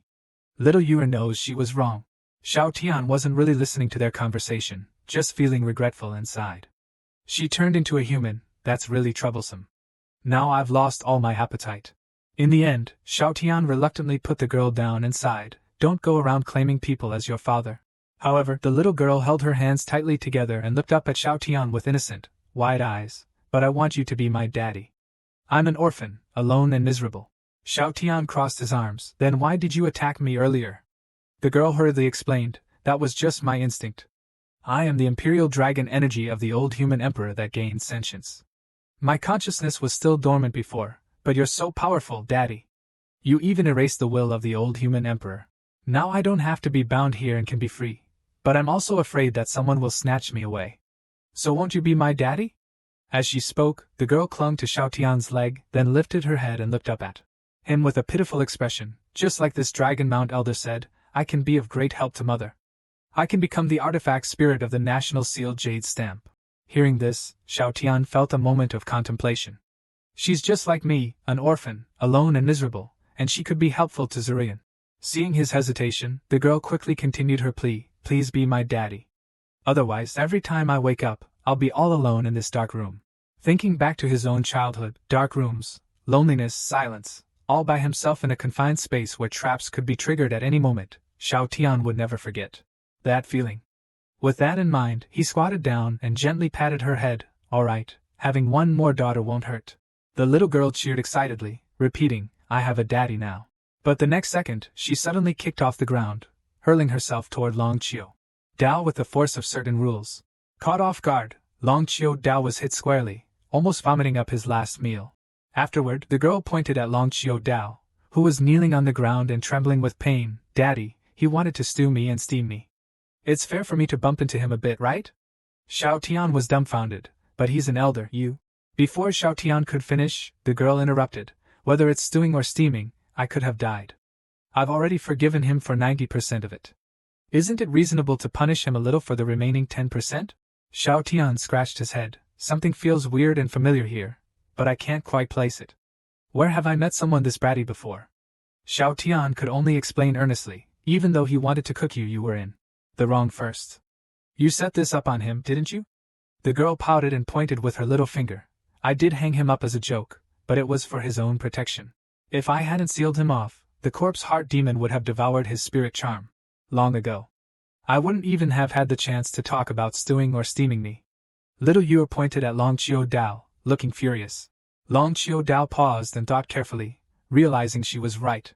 After the corpse-heart demon had grown stronger and tried to seize him, he was protected by a seal, and now he knew it was all little Yu's doing to protect him. With this in mind, Long Qiu collected himself and respectfully bowed to little Yu. I misunderstood you, thank you. Little Yu, however, turned her head and hummed. The next second, she ran toward Shaotian, hugging his leg and secretly delighted. Daddy feels so comfortable. His aura can even stabilize my will. Choosing him as a father was a win. Shaotian looked down at the little darling and his feet, and suddenly smiled. Little Yu, how about changing your name? Little Yu looked up. Change it to what? Shaotian muttered the name Little Yu, and had a moment of inspiration. How about Xiao Yu? The little girl in front of him was beyond excited, and nodded heavily. From now on, I'm someone with a name. Afterwards, Shaotian looked into the distance. We should leave this place soon. 2 hours later, the trio were advancing through the void. Xiao Yu floated at the height of Shaotian's shoulder, while Long Qiu carried a tray. Xiao Yu would occasionally float over to grab a fruit, offering it to Shaotian. Daddy, eat the fruit. Obediently, Shaotian took a bite and savored it. Somehow, it tastes sweeter when you give it to me. Xiao Yu, you should eat too. Saying so, he affectionately touched Xiao Yu's face. Then, Shaotian looked into the distance. I didn't expect the holy dragon relic to look like this from the outside. The scenery is truly amazing. It would be even better if we hadn't gotten lost. Speaking of getting lost, Shaotian glanced at Long Qiu, mumbling in dissatisfaction. You're pretty useless. They say an elder in the house is like a treasure. The only time you're useful now is for carrying trays and cooling things down. Xiao Yu chimed in from the side. Exactly. Long Qiu gave a wry smile. How could I know? It's only been a few hundred years, and I can't recognize where I am anymore. Shaotian looked around. Well, there's not much we can do right now. We can only search slowly, but we should hurry up. As he thought, Shaotian started to emanate power to test a new skill he had developed. With the help of his daughter and a puppy called biological field, it allowed him to detect life forms around him. Immediately, Shaotian led the two and their island relic to rapidly dash toward a planet. He looked quite pleased. With my King of Hell strides, we should be able to find the way to the Eastern Flame Kingdom quickly. Eastern Flame Kingdom Emperor, even the King of Hell is after you now. You can't escape. Xiao Yu held onto Shaotian's shoulder and yelled in awe. Daddy, you're so strong. Feeling the space around them collapsing wildly, Long Qiu thought to himself, I've underestimated him. His body is incredibly strong. Shaotian then chuckled. Xiao Yu, I may increase our speed to 0.005% of full throttle. Let me know if it's uncomfortable for you. Xiao Yu was excited. It's fine, Daddy. I think we can go even faster. This is so fun. The next second, Shaotian accelerated again, tearing through the space around them. Now we're at 0.008% of full throttle. How do you feel? No problem. We're at 0.01%. However, Shaotian had just started to accelerate when a system alert notified him that they had reached their limit. Any faster, and their bodies wouldn't be able to handle it. Somewhat reluctantly, Shaotian said, Already at the limit? Then let's just keep it this way. Little did he know, Long Qiu was already white with fear, thinking, this is just 0.01%. You're joking, right? You're only 20 years old. How is your physical strength so monstrous? I didn't advance this quickly even if I started training in the womb. At this moment, Ziruoyan stood on the city wall, watching a large number of people migrating from the north, and far off in the sky. Many figures were floating, staring in the direction of the imperial city. Then, Zhong Yangming came up to Ziruoyan and reported, Your Majesty, these are the last of the people from the north. Ziruoyan nodded lightly, I understand. She then looked at those floating figures in the distance. It seems the Eastern Flame Kingdom and the astral pavilion can't wait anymore. They're not even pretending to hide it. Luo Fengyuan came up to Ziruoyan and spoke softly, in 3 more days, the national seal jade stamp will fully mature, and the national fate will fully coalesce. There's no need to hide anything anymore. Ziruoyan took the national seal jade stamp from her storage ring. The gold light on it was even more dazzling now, and it emitted an imperial aura. Ziruoyan knew that this was what the enemies wanted. She could protect the jade stamp. But where was Lord Xiao? A month had already passed. Just then, Luo Fengyuan's guard, the eldest, pointed to the sky and shouted in surprise, Eastern Flame Emperor? They saw in the distance a horse stepping on flames, pulling a golden throne that floated through the air. Seated on the throne was a majestic-looking man. Luo Fengyuan wore a disdainful expression and said, "Eastern Flame Kingdom's emperor, that Eastern Gao Xian? Interesting. As an emperor of the Eastern Flame Kingdom, he doesn't sit in her own country but roams around. What a worthless emperor." After saying that, Luo Fengyuan noticed that everyone around her had gone silent, and Ziruoyan and others were looking at her strangely. Luo Fengyuan finally realized her mistake and turned her head arrogantly. "I am a demon empress, not an emperor." Ziruoyan shook her head helplessly at Luo Fengyuan's behavior. As an empress, she's probably the least reliable. The good thing is she's willing to learn. Even if you use harsh methods to supervise her studies, she's quite pleased. Just then, a humming sound came from the sky, and another figure drew everyone's attention. It was Zhou Tianji, the master of the astral pavilion. He leisurely walked over to Eastern Gao Xian and said, "Didn't expect you to arrive so quickly. You haven't changed. Still as flamboyant as ever." Ziruoyan glared at the two with intense anger. "It's these two who created a false dynasty, killed my brother, and tried to control the fate of our family." Suddenly, Luo Fengyuan touched her chin and spoke, "Something doesn't feel right." Eastern Gao Xian and Zhou Tianji, both of them came here in person. Ziruoyan looked at her questioningly. "What's not right about them coming here? They've spent nearly 100 years planning. Isn't it logical for them to supervise things personally at the last minute?" Luo Fengyuan shook her head. "They are outside the southern wilderness realm, and they won't be sealed off there. In that special area, there's only one entrance and exit. They should be guarding the door, not entering. Coming in could actually seal off their powers and add unnecessary risk." Ziruoyan also began to ponder. She knew Luo Fengyuan was very knowledgeable about combat, so her analysis made sense. At that moment, Zhong Yangming hesitated for a moment, but couldn't help but speak.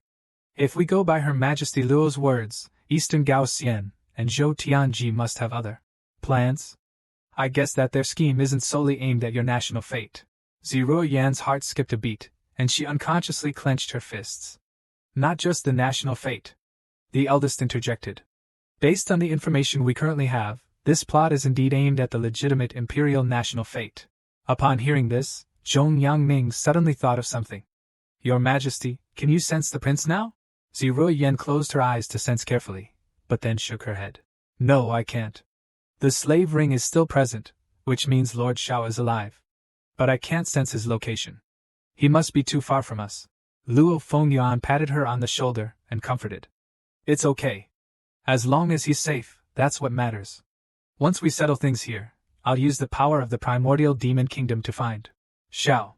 At that moment, Ziruoyan noticed that Zhong Yangming looked disheartened. She sighed quietly and reassured. "I didn't realize your bond was so strong. You don't have to worry. He has good luck on his side, and nothing will happen to him." Zhong Yangming internally grumbled. "I'm not worried about the prince encountering trouble. I was thinking that if the prince could come, either the Eastern Flame Emperor nor the strongest master of the Astral Pavilion would stand a chance. With just one punch from the prince, all crises would be averted."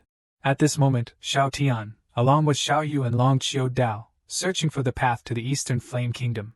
After an unknown amount of time, Xiao Yu, who was sitting on Shao Tian's shoulder, suddenly pointed to a space rift ahead and asked, "Daddy, did we loop back again?" Long Qiu Dao felt anxious in his heart. "We're surrounded by darkness in this void. How are we supposed to find our way? What should we do?"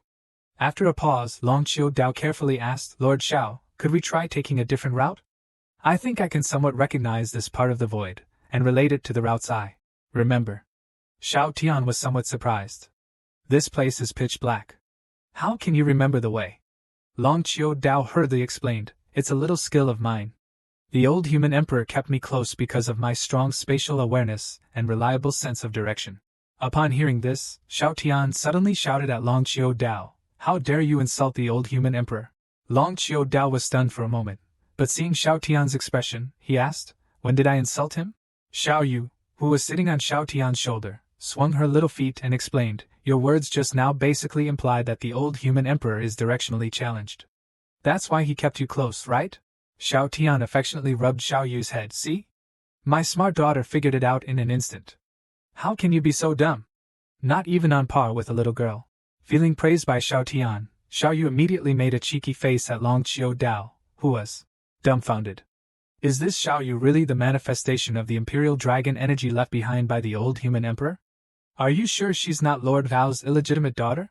Subsequently, Xiao Tian could only take Long Qiu Dao on a few more detours. However, he noticed that the power flowing through this realm actually came in two types, one violent, the other gentle. It was like chewing gum with two different flavors mixed in. The taste was unique. If you weren't in such a rush to get back, Xiao Tian would love to sample it more.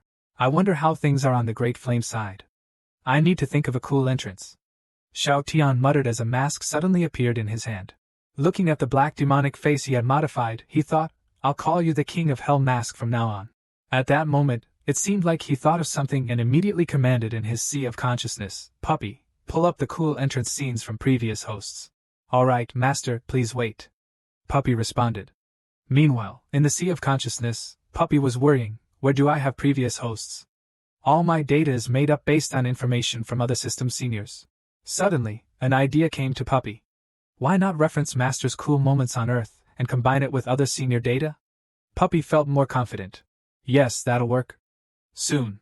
Various cool entrance poses were displayed before Xiao Tian.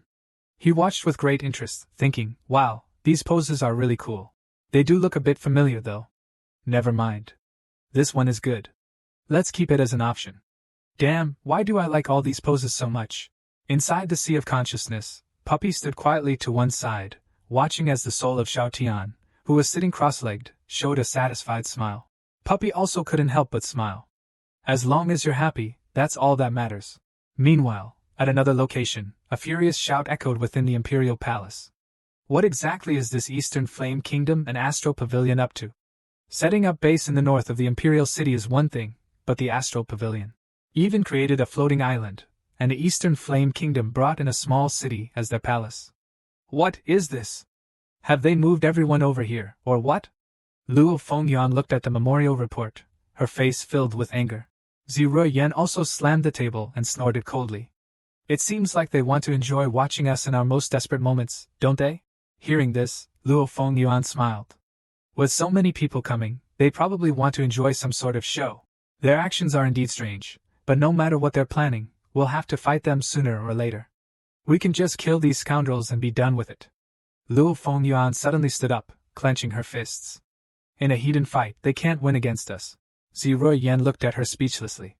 You really are a rash empress. Unaware of Ziruo Yan's thoughts, Luo Fengyuan walked over and said with a smile, Don't worry, I'll make sure we have a good fight. Ziruo Yan could only smile bitterly. Is fighting all that's on her mind? Just then, a humming sound echoed, and the national seal jade stamp on the table began to levitate. The next second, the jade stamp emitted the sound of a dragon's roar. A golden light shone so intensely, it almost materialized. This is it. The national fate is about to fully coalesce.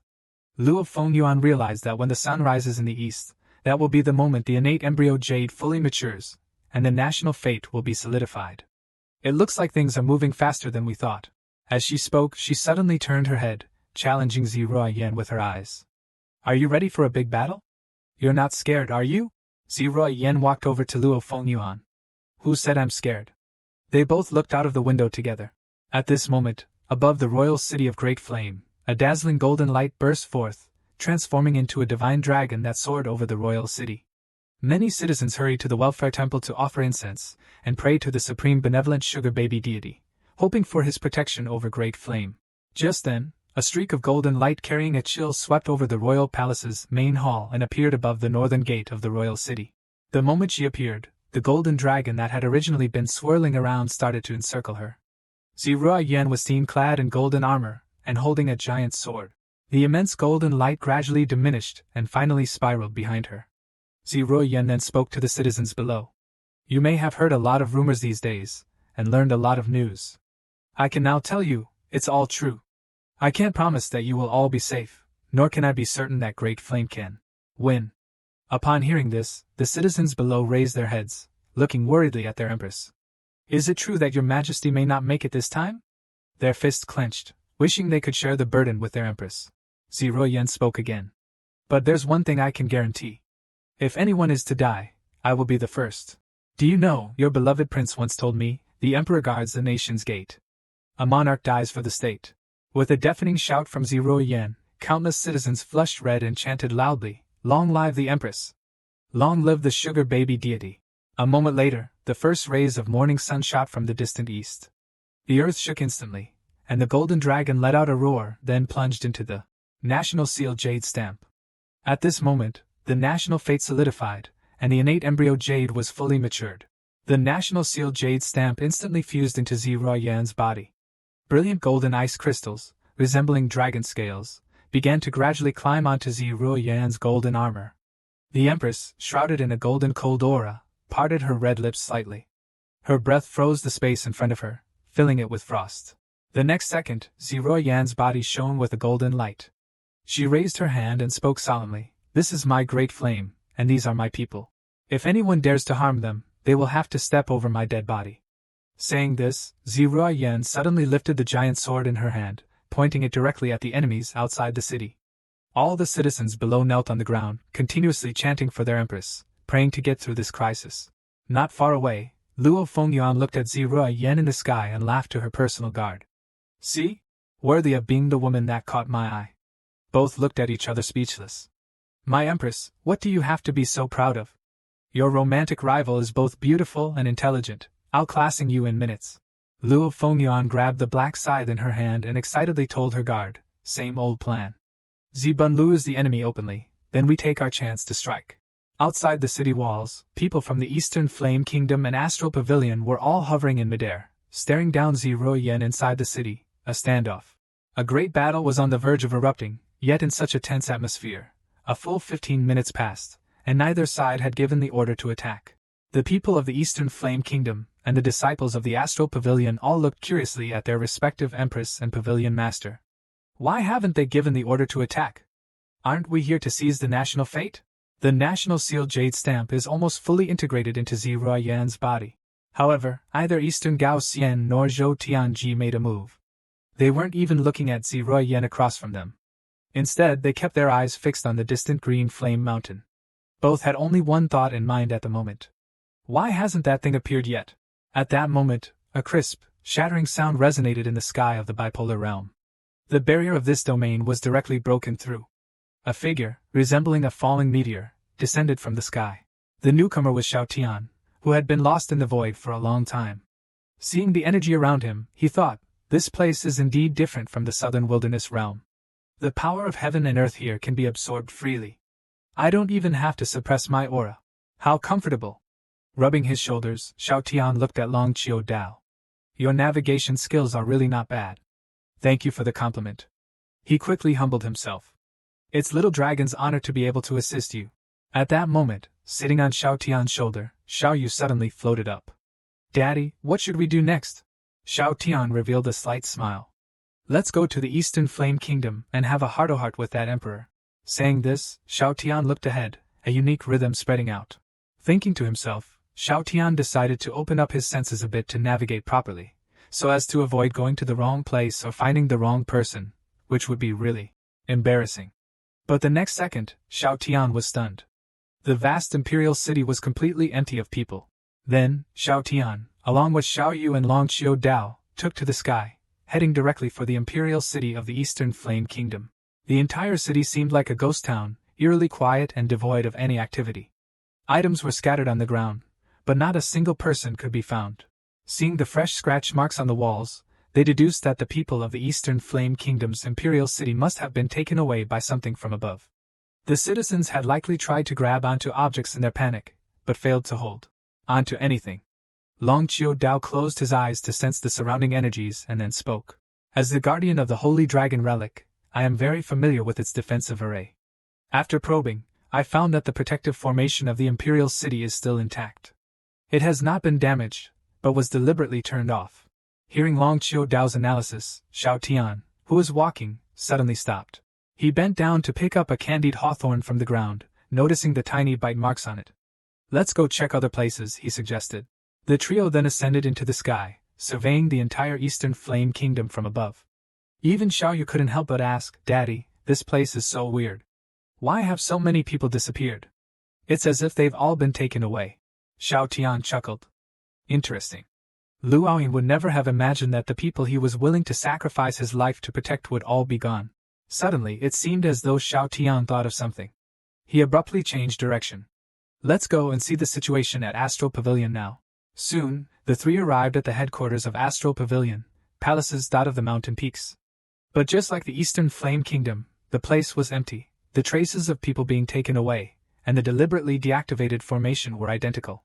Xiao Tian clenched his fist, puzzled. What exactly are the Eastern Flame Kingdom and Astral Pavilion up to? Meanwhile, in the southern wilderness realm, Zerin was frowning, looking at the two individuals in front of her. What are they waiting for? Why haven't they made a move yet? Zerin followed their gaze towards Green Flame Mountain. Is there something there? Suddenly, a booming sound echoed through the heavens, and the distant Green Flame Mountain slowly began to crack open.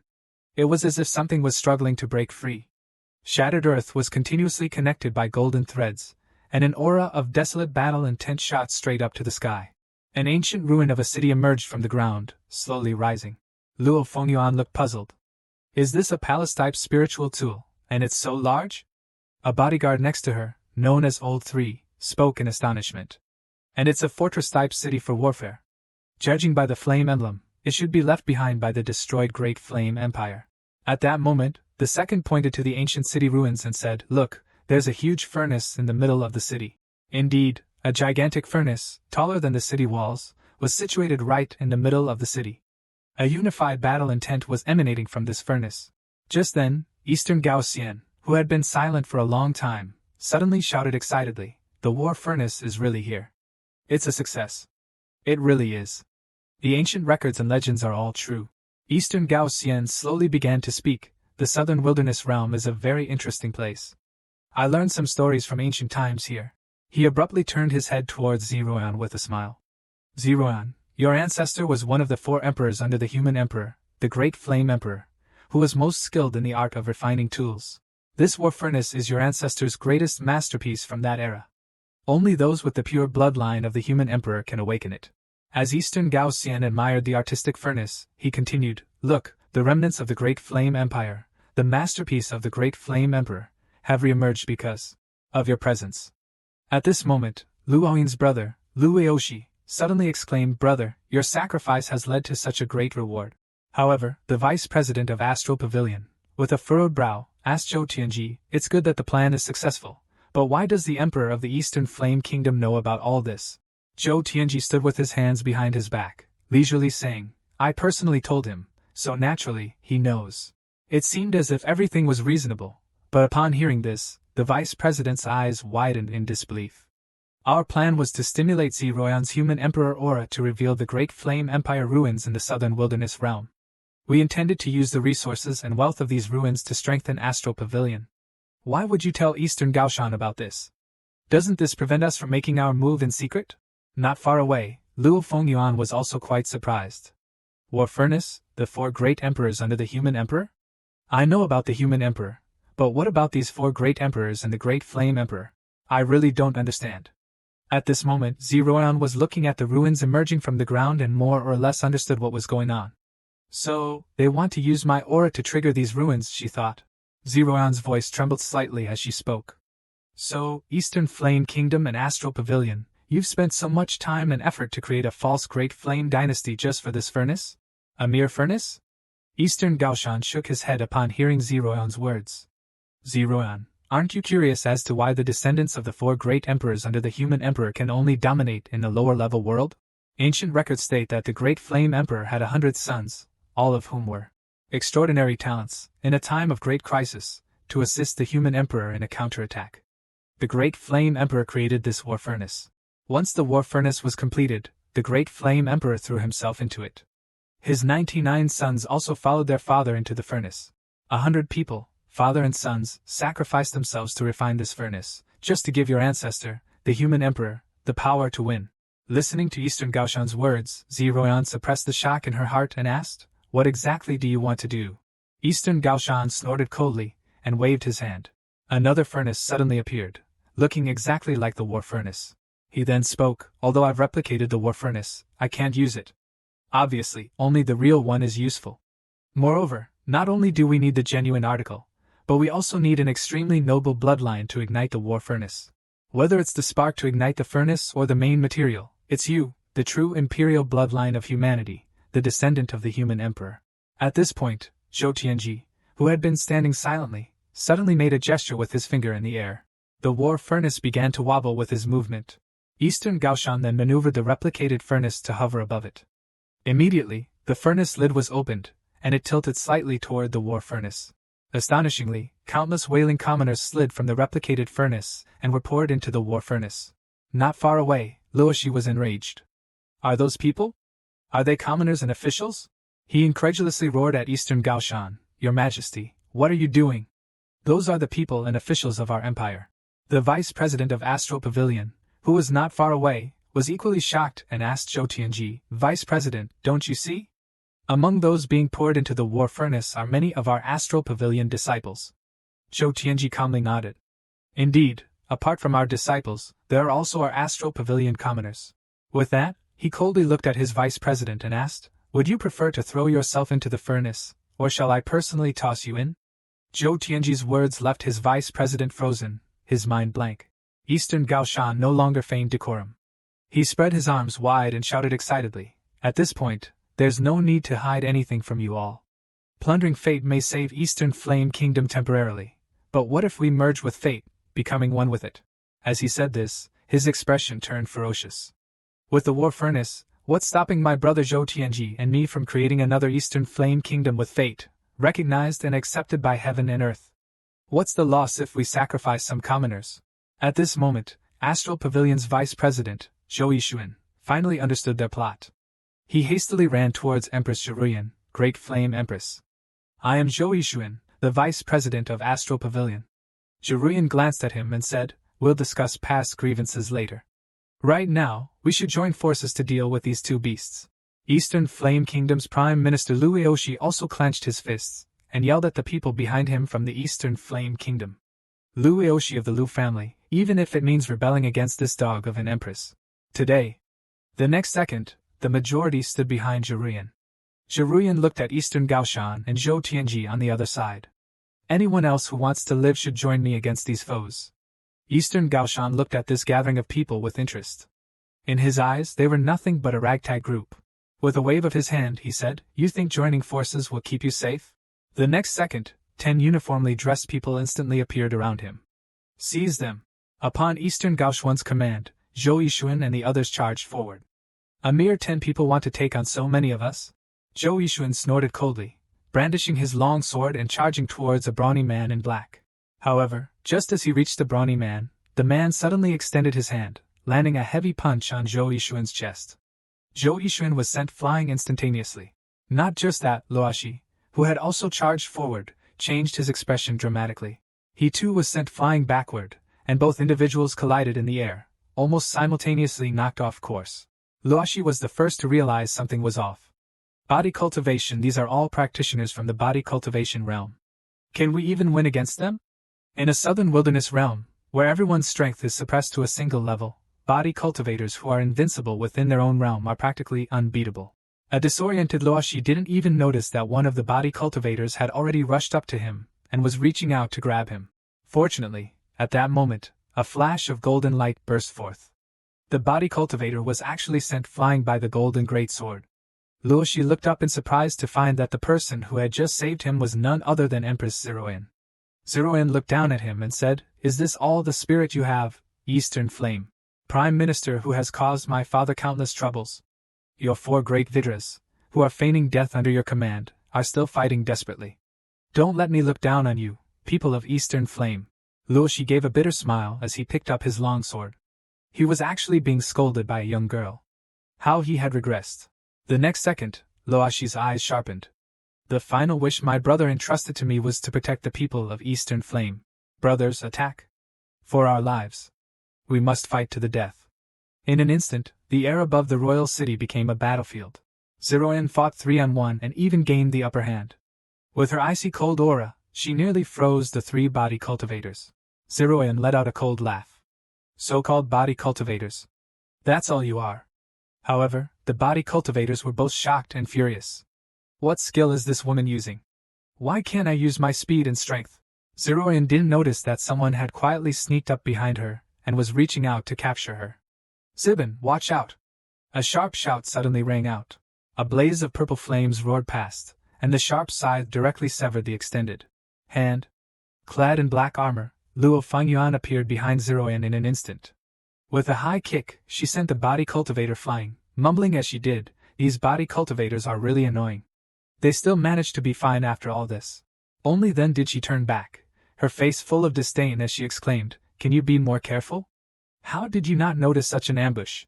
Zeroyan, swinging her golden greatsword, struck down the 3 body cultivators, making them spit blood as they were sent flying.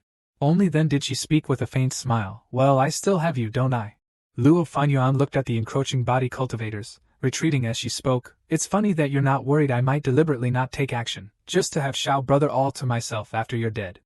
Back to back with Luo Fangyuan, Zeroyan glanced around at the approaching figures and said, "You won't. I trust you."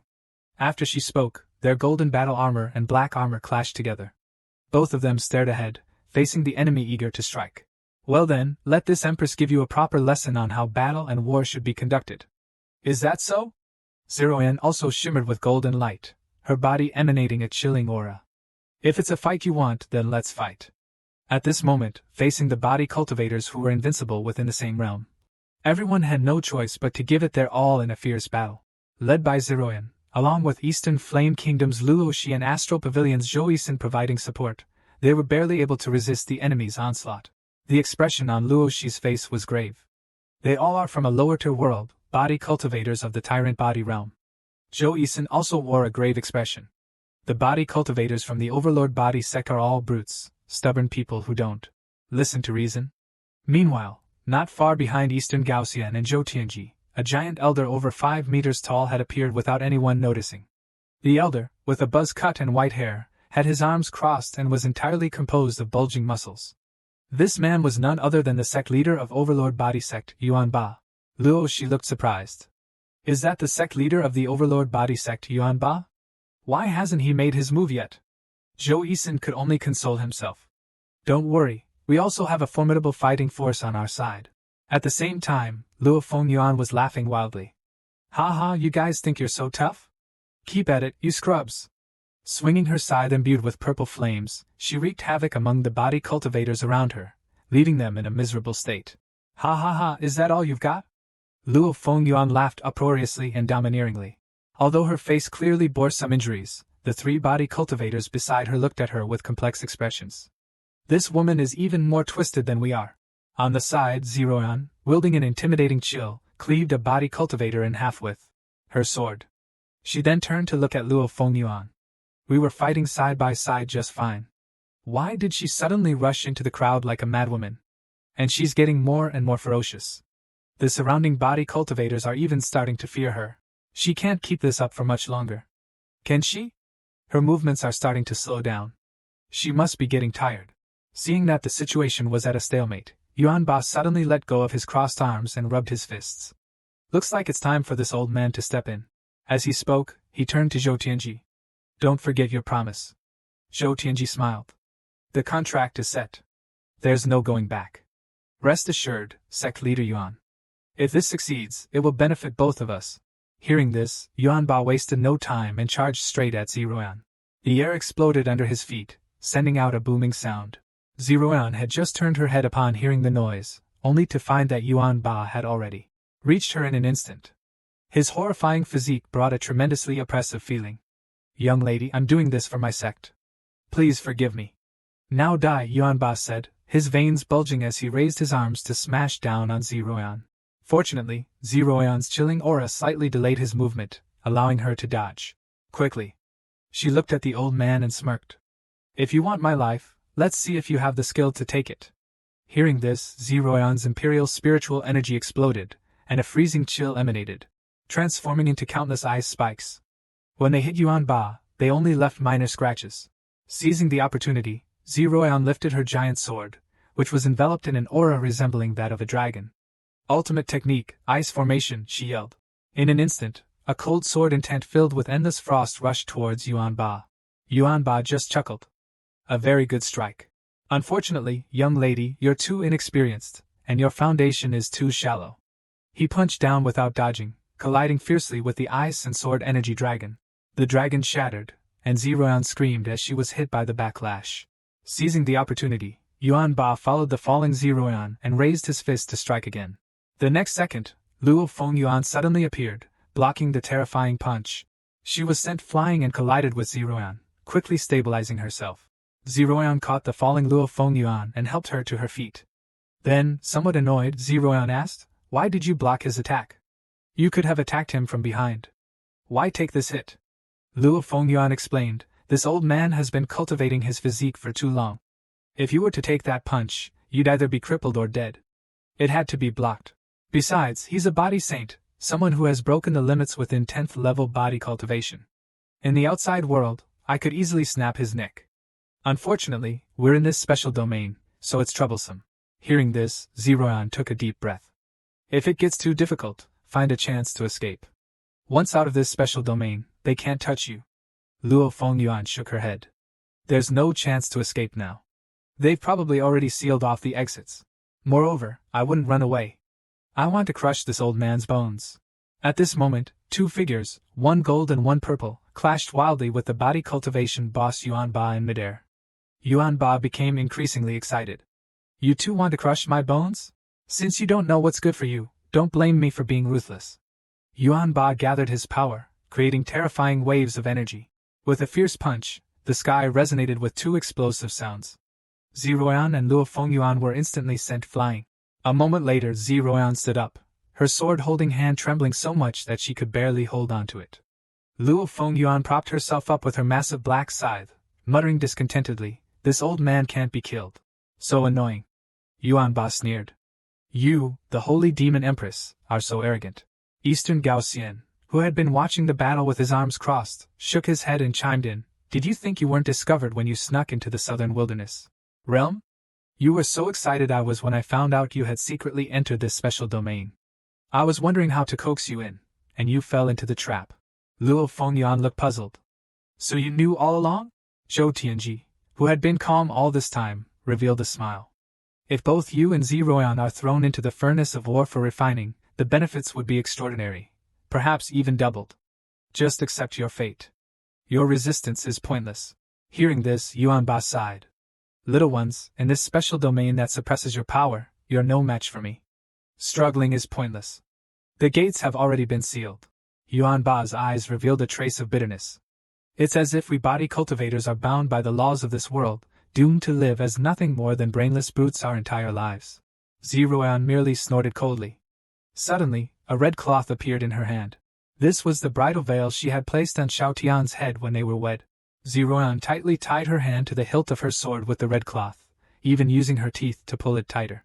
She then took a deep breath. "You may believe in fate, but I do not. If you want to throw me into that furnace, you'll have to kill me first." Luo Fengyuan also burst into a defiant laugh. "You expect me to willingly jump into the furnace? What a joke. Today it's either you die or I die." Just then, the gates of the imperial city were suddenly burst open.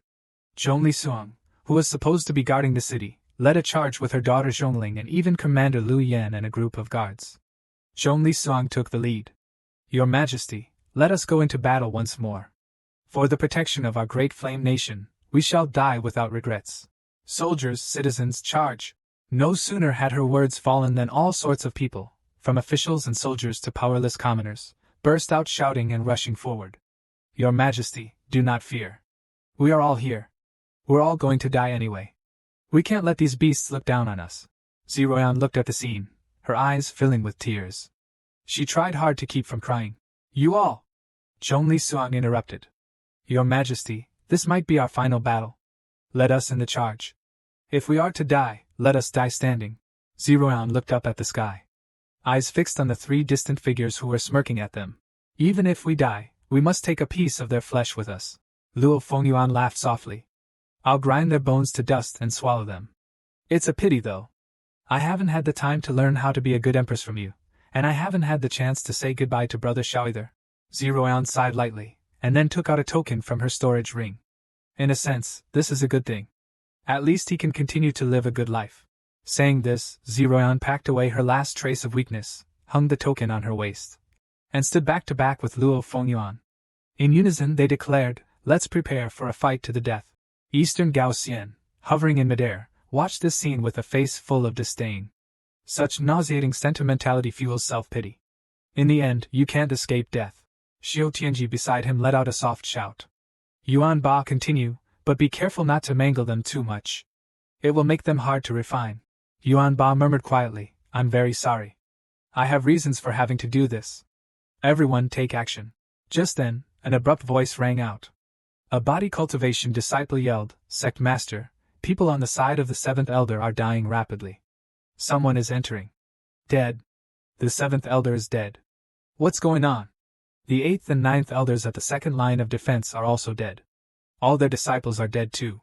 Yuan Ba quickly snatched a communication token. Calm down. What exactly is happening? Are you sure? Those 3 elders were close to breaking their limits. How could they possibly be killed in this area where powers are suppressed? At that moment, a huge rumbling noise came from the distance, and almost instantaneously arrived above everyone's heads. A rogue figure, Xiao Tian, shot into the battlefield like a meteor, capturing everyone's attention. That man, he has arrived. At this moment, he hovered in the air, tilting his head slightly upwards, his whole body emitting a dazzling golden light. Everyone below was puzzled. Who is this guy? Why does he make such a grand entrance? Xiao Tian stood with his hands behind his back, slowly retracting the golden light, but remaining still, maintaining an enigmatic image. However, at this moment he was actually asking his system, Puppy. Quickly observe everyone's expressions. Are they all stunned by how handsome I am? Puppy reluctantly chuckled. Everyone looked shocked. But the special flame effects you used by harnessing the power of the heavens and the earth have already hit 1 billion points on the handsomeness scale. Hearing this, Xiao Tian cleared his throat a bit awkwardly. Alright, we can't get too distracted. According to the plot, they will definitely loudly question who I am. I must make a cool entrance, and can't miss the moment to show off because I'm lost in thought. Hearing this, Xiao Tian expectantly spread his arms wide. Come on, say it, loudly and without reservation. Question who I am. Unexpectedly, Zerin was the first to speak. You've come back at quite the opportune time, Lord Xiao. Xiao Tian was momentarily stunned. What did I just hear? I look like this. How did she recognize me? Xiao Tian nervously turned his head. Zerin looked sincere. I thought I'd never get the chance to see you again. Luo Fengyuan also looked delighted. Brother Xiao, you really do look good like this. Xiao Tian swallowed, his eyes turning towards Zhongling and the others, clearly saying, Did you guys betray me? The 3 hastily shook their heads and widened their eyes, looking completely innocent. We're being framed, Prince. Seeing this, Xiao Tian consoled himself internally. It must be a coincidence. They are definitely trying to trick me. If I change my voice, they surely won't recognize me. With this thought, he finally spoke. What are you two talking about? This king of hell doesn't quite understand. He used a seductive, husky voice.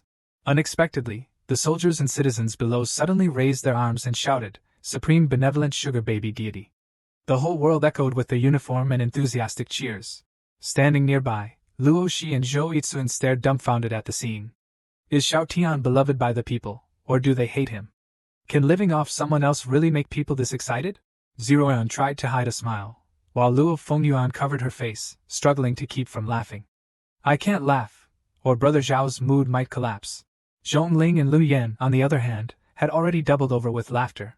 Only Xiao Tian stood there, stunned. I thought I hid myself quite well. Okay, I can understand if Zerin and Luo Fengyuan, who are closest to me, recognize me. But what's the big deal with everyone else? Have the people's eyes become so sharp? Thinking of this, Xiao Tian let out a somber sigh. Also, could you not shout such an embarrassing title so enthusiastically? Are you jerks having fun? Annoyed, he removed his mask. I even went to the trouble of refining this anew. What's the point of wearing it now? I thought of so many cool ways to make my entrance. This is infuriating.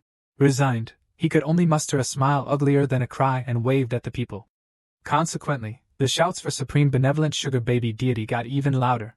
Zhongling was almost in tears from laughing. Sister Lu Yan, why do you think the people recognize Prince so easily?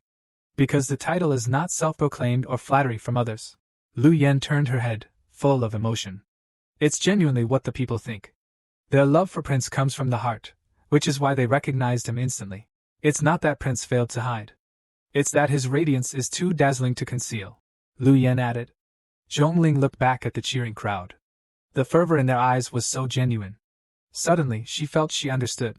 In the next second, she too clenched her fist and shouted, "Supreme benevolent sugar baby!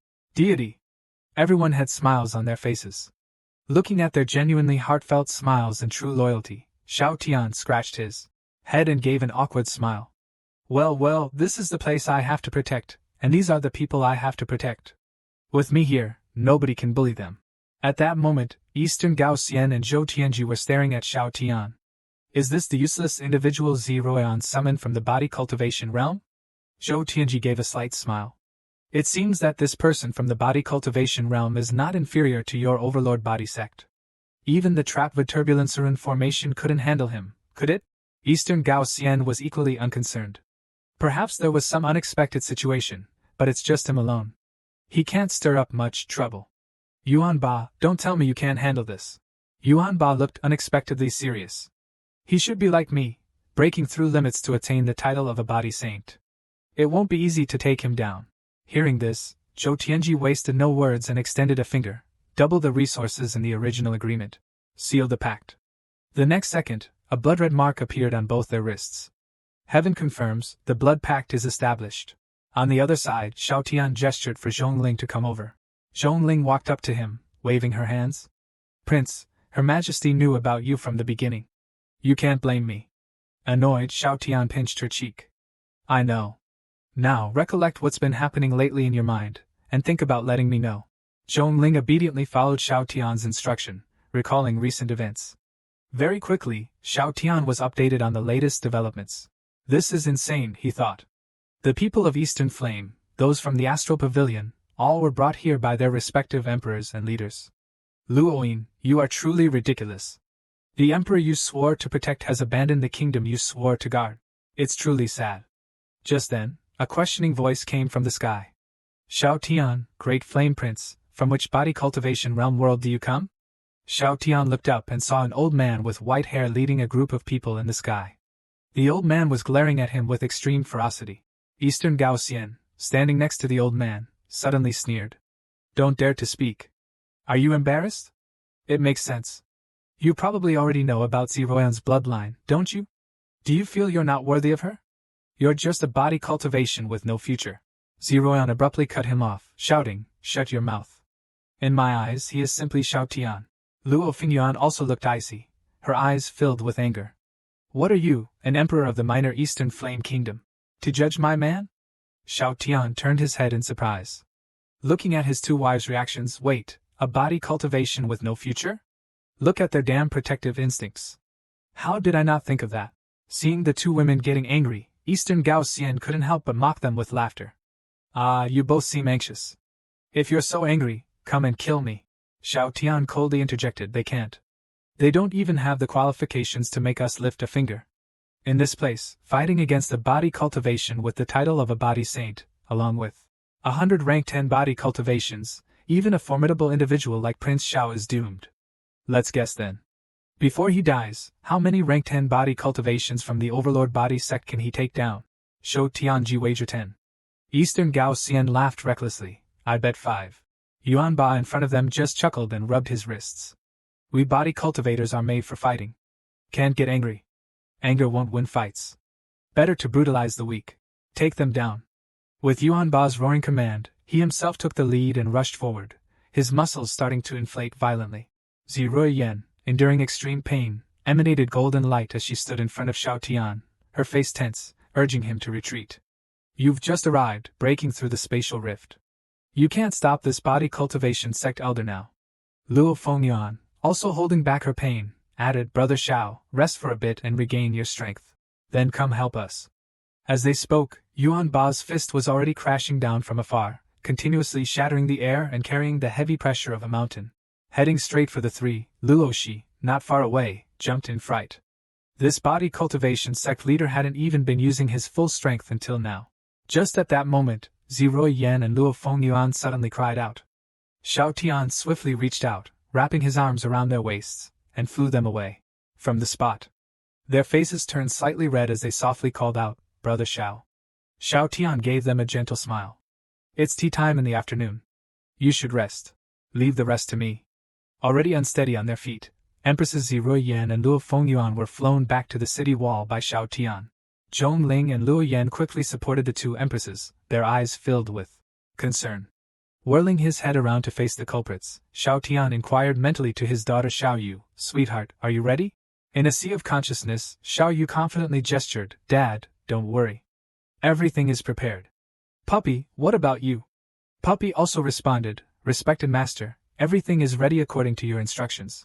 Hearing this, Xiao Tian roared, "Activate special effects." Putting his mask back on, he burst out with a rank 10 aura in front of everyone. At the same time, his entire body ignited with golden flames. Determined, Xiao Tian declared, "Today, I will protect my empresses." Accompanying his roar, invisible waves of force exploded outwards in successive rings. Super Earthling, the next second, the ground beneath Xiao Tian burst open, and he shot into the sky at a terrifying speed. It seemed like a punch made with all his might, as he slammed it into Yuan Ba's chest. A deafening roar resounded. This body cultivation saint, who seemed invincible, was actually sent flying with one punch from Xiao Tian. Xiao Tian, hanging in midair and panting, stared intently in the direction Yuan Ba had been sent flying. To the onlookers, it seemed like he had used his trump card, but at that moment, he was actually thinking, "I'm panting so hard, they better not say I'm slacking off." As expected, down below, Zeroyam clenched her fists. Lord Xiao used so much force in that punch, he must have played his trump card. Luo Fengyuan, and I will have to protect him later on. Little did she know, Xiao Tian was internally complaining at that moment. "Puppy, what are you doing? Good thing I didn't listen to you and set the power to 0.0005%. This 0.0003% already sent him flying. Wouldn't 0.0005% have killed him outright?" Puppy quickly explained, "I apologize, master. The enhancement from Xiao Yu's special effects contributed to a slight increase in power, which I failed to detect." From a distance, Eastern Gao Xian and Zhou Tianji looked at each other with puzzled expressions. "What is this thing? Super Earthling? What kind of world is Earth? I've never heard that lord mention it." With a sigh, Eastern Gao Xian said with a serious expression, "Be careful. Something about this guy doesn't feel right." Zhou Tianji carefully observed Xiao Tian, who was already panting after just one punch. This must be some special secret technique that allows him to surpass his body cultivation combat power. Let him enjoy his moment before he faces despair. Yuan Ba, who had been knocked to the ground, wiped the blood from the corner of his mouth, but still looked at Xiao Tian calmly. "Unexpectedly, I get to see a body cultivation practitioner this strong. But is it worth harming yourself like this?" Just as his words ended, disciples from the Overlord body sect started to gather around, all looking at Xiao Tian, who was burning with golden flames, with full combat intent. Xiao Tian pretended to sigh helplessly and struck a compassionate pose. Then, clenching his fist as if making a final decision, he shouted, "For the people of the Great Flame, for the innocent citizens of Eastern Flame Kingdom and Astral Pavilion, and for my two empresses who have always supported me, even if it means burning my life and giving my all, I must do this." After finishing, Xiao Tian roared as if he was enduring great pain.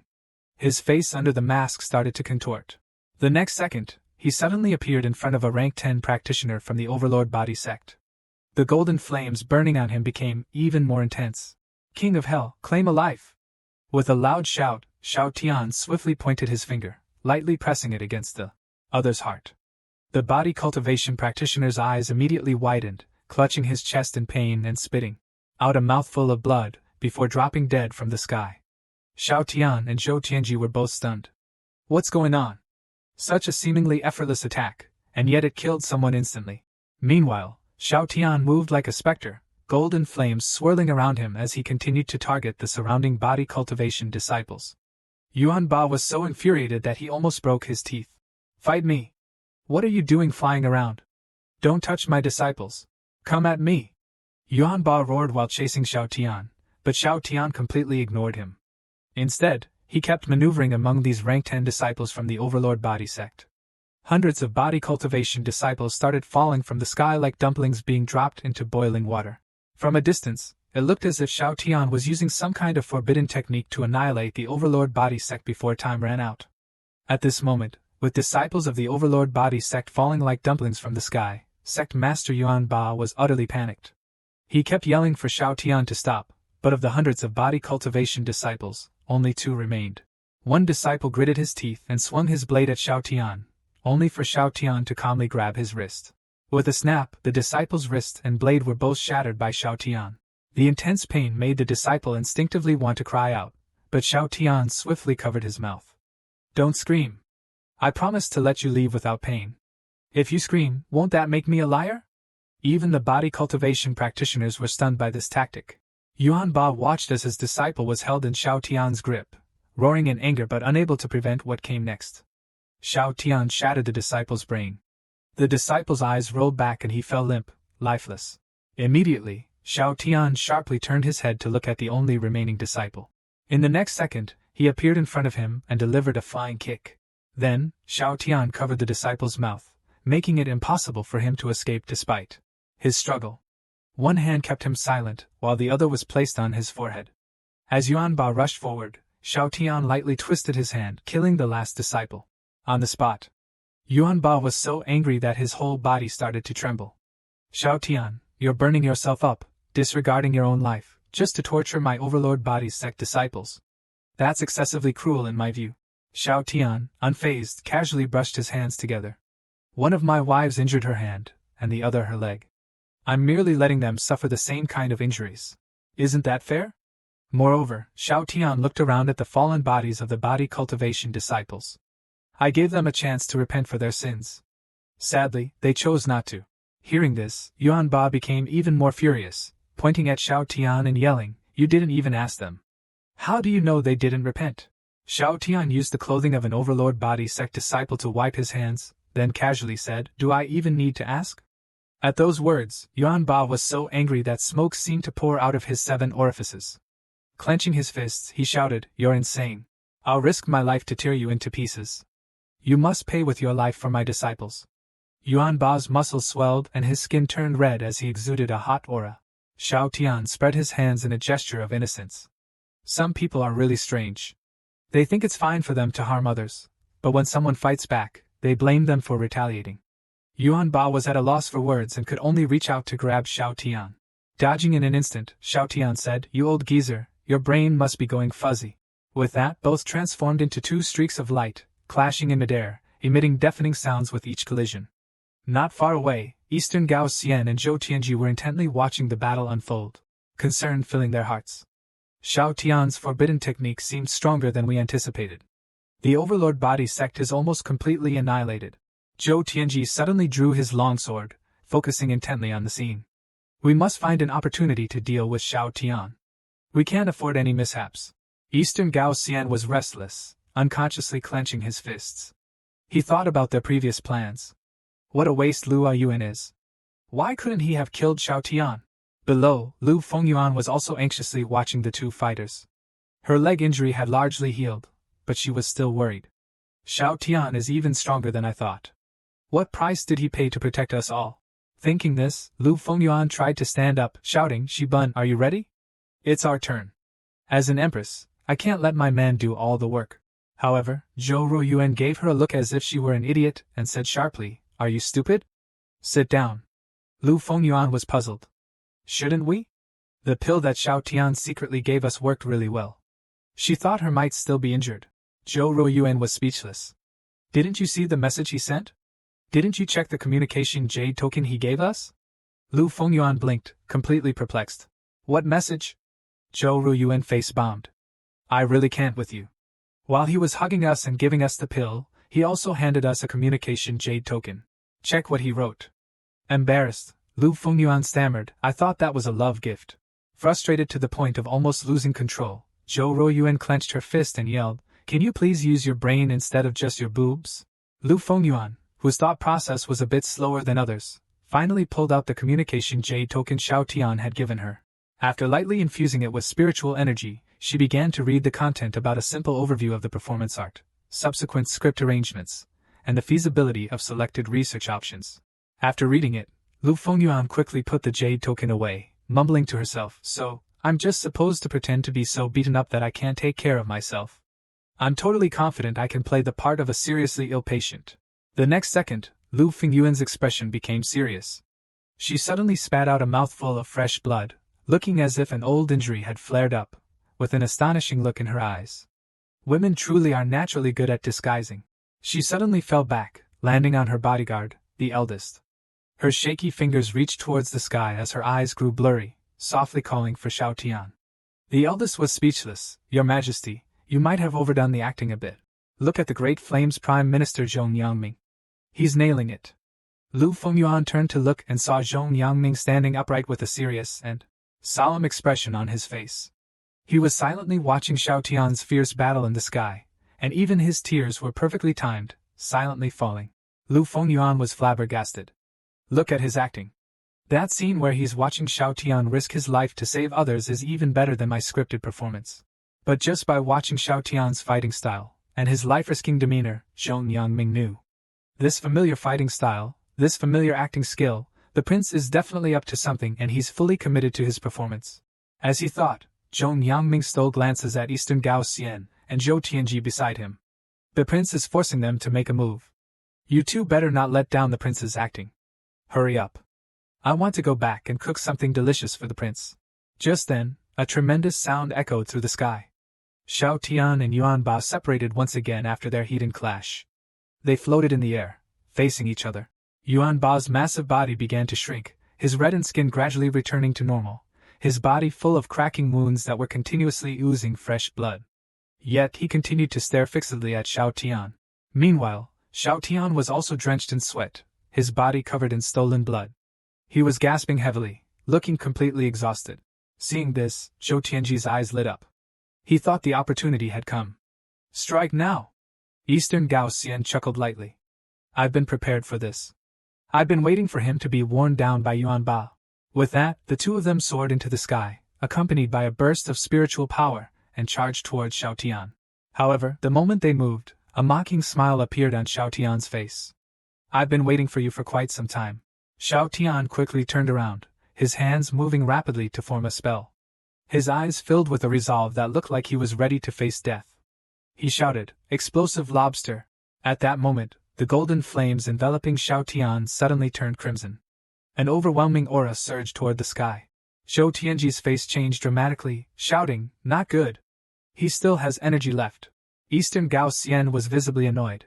This beast is really hard to deal with. But at this point, there was no turning back.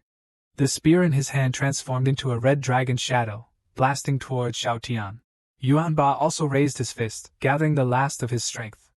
Blood sprayed from his wounds as he roared, "Kill him!" The three sides joined forces against Shao Tian, and upon impact, a rumble reverberated throughout the sky. It seemed as though the entire sky had exploded. After the explosion, all four were sent flying back, spitting out blood from their mouths. Shao Tian accurately landed on Zeroyan and Lu Fengyuan. Both women immediately cried out in worried tones. Brother Shao Tian, who was propped up by the two of them, seemed as though he would pass away the next second. Little did they know, what he was thinking at that moment was, these two wives of mine are really lacking. Why are they just holding me and not saying their lines? Just then, a heartbreaking and touching voice rang out, "Prince, what's happened to you?" Lifting his head, Shao Tian saw Zhong Yangming running towards him in a state of utter despair, even using spiritual power to amplify his voice. Shao Tian slightly smiled. "You really understand the situation?" Zhong Yangming rolled and crawled toward him, crying out, "Prince, what's happened to you?"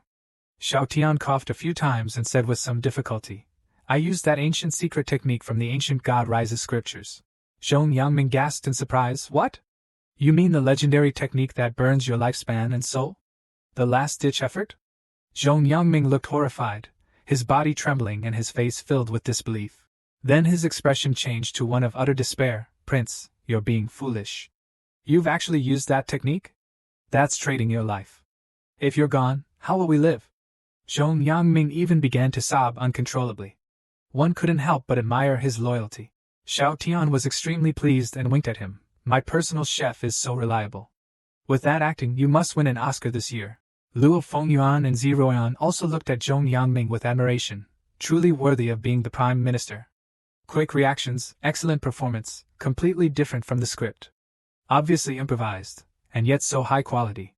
Well done, well done. Just then, a violent coughing sound rang out. Eastern Gao Xian, Zhou Tianji, and Yuan Ba were all seriously injured and wobbly, barely able to stand. Seeing this, Zeroyan's face suddenly turned angry as she unleashed her aura, also igniting a golden glow. "Brother Shao, I will avenge you," she said, lifting a golden great sword, emanating a chilling aura. She took step by step toward the trio. Do you think you can stop me now?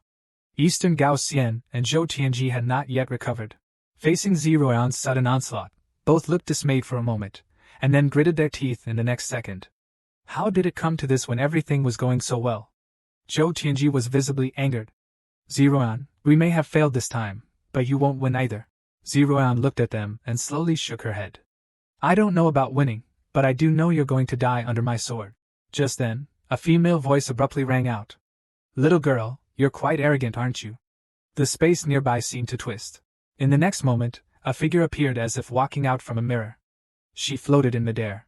This woman was named Zi Xinlian, and had golden hair identical to Ziruan's. As soon as the woman appeared, Eastern Gao Xian and the others, despite their injuries, immediately knelt and greeted in unison. Welcome, my lord.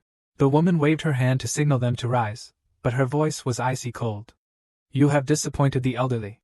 A mere body cultivator, using the ancient god race's forbidden technique, has left you in such a sorry state. The woman then looked behind Ziruan and said sarcastically with a face full of regret. It's a shame that this person is going to die. The elderly is quite curious about this so-called super-earthling. She paused, her expression suddenly shifting to utter bewilderment. Wait, where did that Xiao Tian, who was supposed to be waiting for death, go? The next moment, Eastern Gao Xian's face turned pale as he trembled and pointed behind her. My lord, behind you. The woman sharply turned around only to be greeted by Xiao Tian's cheerful face. Hello there, gotcha? The woman's hair stood on end, and the space around her distorted as she instantly increased the distance between them. She then looked at Xiao Tian, who had silently appeared beside her without her noticing. What's more? He seemed completely unscathed. The woman looked at him incredulously, her eyes filled with countless questions and confusion. Xiao Tian wore a mocking smile. So there is a puppet master behind the scenes. You've finally shown yourself. Quite the secretive one, aren't you? System Puppy also analyzed.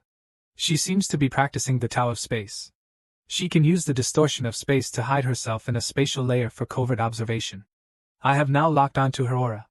She won't escape or go missing. Eastern Gao Xian and Zhou Tianji also looked at Xiao Tian in horror, their minds in turmoil. Were we tricked?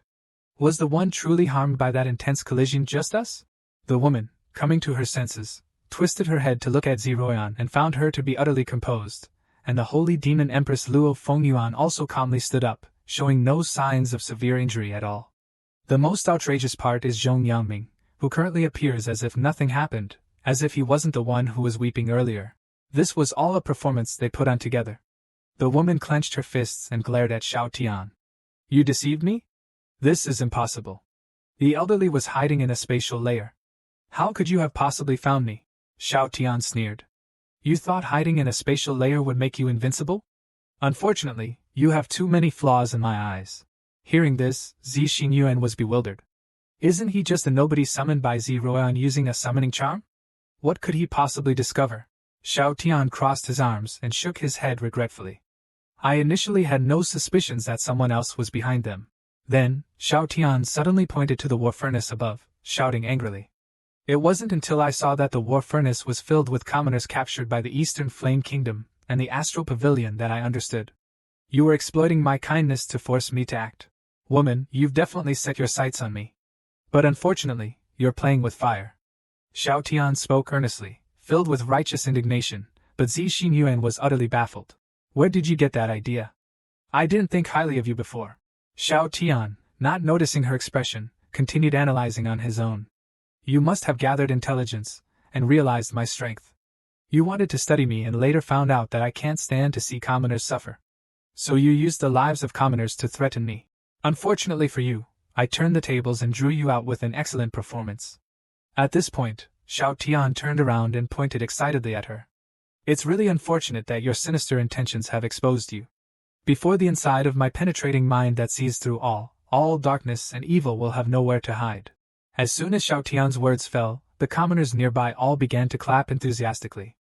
Although they didn't understand what Xiao Tian was saying, seeing him accuse the bad woman with such flair and charisma was enough for them. Clapping is the right thing to do. Beside him, Zhong Yangming rubbed his forehead, internally speechless. He knew that the prince's old habit had acted up again. Finally, Zi Xingyuan could no longer contain herself. Clenching her fists, she yelled, "Stop talking nonsense. I, the elderly, have no interest in you. In her view, this man must be crazy. Why would she waste time focusing on him? However, Xiao Tian couldn't help but shake his head, wagging his index finger. Don't try to dodge it. Look at the angry corner of your mouth. Can't accept the reality that your long-concocted plans were exposed by me?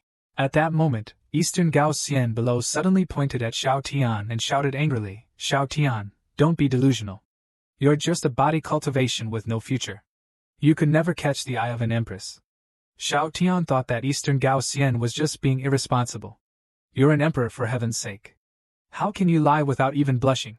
This is disappointing. Eastern Gao Xian was so angered that she was shaking all over and couldn't think of any words to rebut. Xiao Tian, do you know what you are? Xiao Tian disdainfully turned his head away, interrupting, I don't want to talk to shameless people. Don't call me. Then he suddenly looked toward Zhou Tianji on the side. You're quite ugly. Don't talk to me. I won't entertain you. Zhou Tianji was stunned for a moment. His face, which was calm just a moment ago, twisted in anger. This guy is infuriating. I didn't even want to talk to him. And also, how am I ugly? Eastern Gao Xian was grinding her teeth. If he could beat him, he would have shown him by now. As for Yuan Ba standing behind him, he felt even worse. Why is he only talking about them? What about me? Does he look down on me? Do I have no presence at all? At that moment, Xinlian waved her little hand. Stop wasting time talking to him. The Holy Dragon Relic is more important. Elderly, deal with this Xiao Tian. The rest of you take action now. Luo Fingyuan's expression changed. I didn't expect their real aim to be the Holy Dragon Relic. How many more secrets are behind all this? Shi Ruoan was confused. What is the Holy Dragon Relic? Is it important? Xiao Tian had the most significant reaction when he heard about the Holy Dragon Relic. He couldn't help but inhale sharply, pointing at Xinlian and exclaiming, What? Holy Dragon Relic? Woman, your scheming is terrifying. So, Luo Tian using the trap with turbulence formation was all your plan. Xinlian was almost at her wit's end. What are you babbling about now? Making wild guesses without evidence? The next second, Xiao Tian pulled out a miniaturized Holy Dragon Relic from his system space. You want evidence? Here it is. The Holy Dragon Relic is right here. This is the biggest evidence. You manipulated Luo Tian to take me to the Holy Dragon Relic, and then used my power to bring the Holy Dragon Relic back and hand it over right in front of you. You're truly malicious. A woman's heart is most venomous. Xinlian was left speechless and dumbfounded, but the biggest shock was because she could clearly feel that the miniaturized object in Xiao Tian's hand was really the Holy Dragon Relic. According to records, there must be a Holy Dragon Relic near the war furnace, personally crafted by the human emperor. However, the Holy Dragon Relic is still there, so she couldn't understand why Xiao Tian also had one in his hand. Luo Fengyuan, who was standing nearby, couldn't help but exclaim, It's really the Holy Dragon Relic, and it was personally crafted by the human emperor. Only Zerin was still confused and asked, What exactly is the Holy Dragon Relic? Does it have something to do with your bloodline? Luo Fengyuan began to slowly explain its significance to her. Just then, because the Holy Dragon Relic had come out from the system space, Xiaoyu also flashed out and floated onto Xiao Tian's shoulder, chirping, Daddy, is the matter resolved? Long Xiaodao's figure also gradually appeared. He looked around, his expression somewhat desolate, so this is the protective realm constructed by the human emperor at the cost of his life. However, when Luo Fengyuan heard Xiaoyu called Daddy, he felt as if he had turned to stone. Did I just become a mother without feeling any pain? Zerin frowned. This little girl is actually a human form created by a spiritual body. Only Xinlian, upon seeing Xiaoyu emerge, began to look excited. This aura, it really is the aura of the human emperor's Holy Dragon Relic, Xiao Tian. You've really helped a lot, saved so much effort. As she spoke, Xinlian waved her hand grandly, and the space around began to distort. Since the Holy Dragon Relic has already come into Xiao Tian's hands, why bother staying in this protective realm? Why not come with me to the southern wilderness realm outside? As Xinlian's words fell, under the distortion of space, Xiao Tian, Xiaoyu, and Long Qiudao were all taken away by her. Not only that, even Eastern Gao Xian, Zhou Tianji, and Yuan Ba below were also swept into the space. The many commoners all looked up, unable to understand what was happening before their eyes. In their view, what kind of existence was that purple spatial distortion force? Luo Fingyuan's personal guard, the eldest, who hailed from the foreign realms, immediately perceived the secret behind the situation. He quickly shouted to Luo Fengyuan, Empress, Prince Xiao is in danger. This woman is likely of the 17th level and can harness certain spatial powers. Prince and the others have probably been taken to the southern wilderness realm. Once they regain their powers, I fear the odds are not in the prince's favor. At that moment, Luo Fengyuan was still reeling from the shock of discovering that Xiao Tian had a daughter and replied weakly, I am aware. You all stay here and help rescue the people from the war furnace. I will go. As she said this, Luo Fengyuan picked up a black scythe and turned to look at Ziwen. What do we do, Zibin? We've been cuckolded, haven't we? The next second, a thumping sound could be heard. Ziwen, with a face displaying frustration, smacked Luo Fengyuan on the head with her hand, shouting, Would you please think for a moment? That little girl has no scent of flesh and blood. She's likely some kind of spiritual entity. And haven't you noticed that the little girl looks nothing like Lord Xiao? She's probably adopted. Is that so? Luo Fengyuan's spirit lifted instantly. Ziwen looked both exasperated and amused. She sighed in resignation and said, If you don't believe me, just ask him directly when you see him. I've heard wild guesses like Lord Xiao. The more you guess, the more absurd it gets. Yet Luo Fengyuan looked puzzled once again. Was Brother Xiao really just making wild guesses? It sounded quite logical. After a prolonged silence, Ziwen finally spoke again. I've been thinking. Perhaps the reality is indeed as Lord Xiao speculated.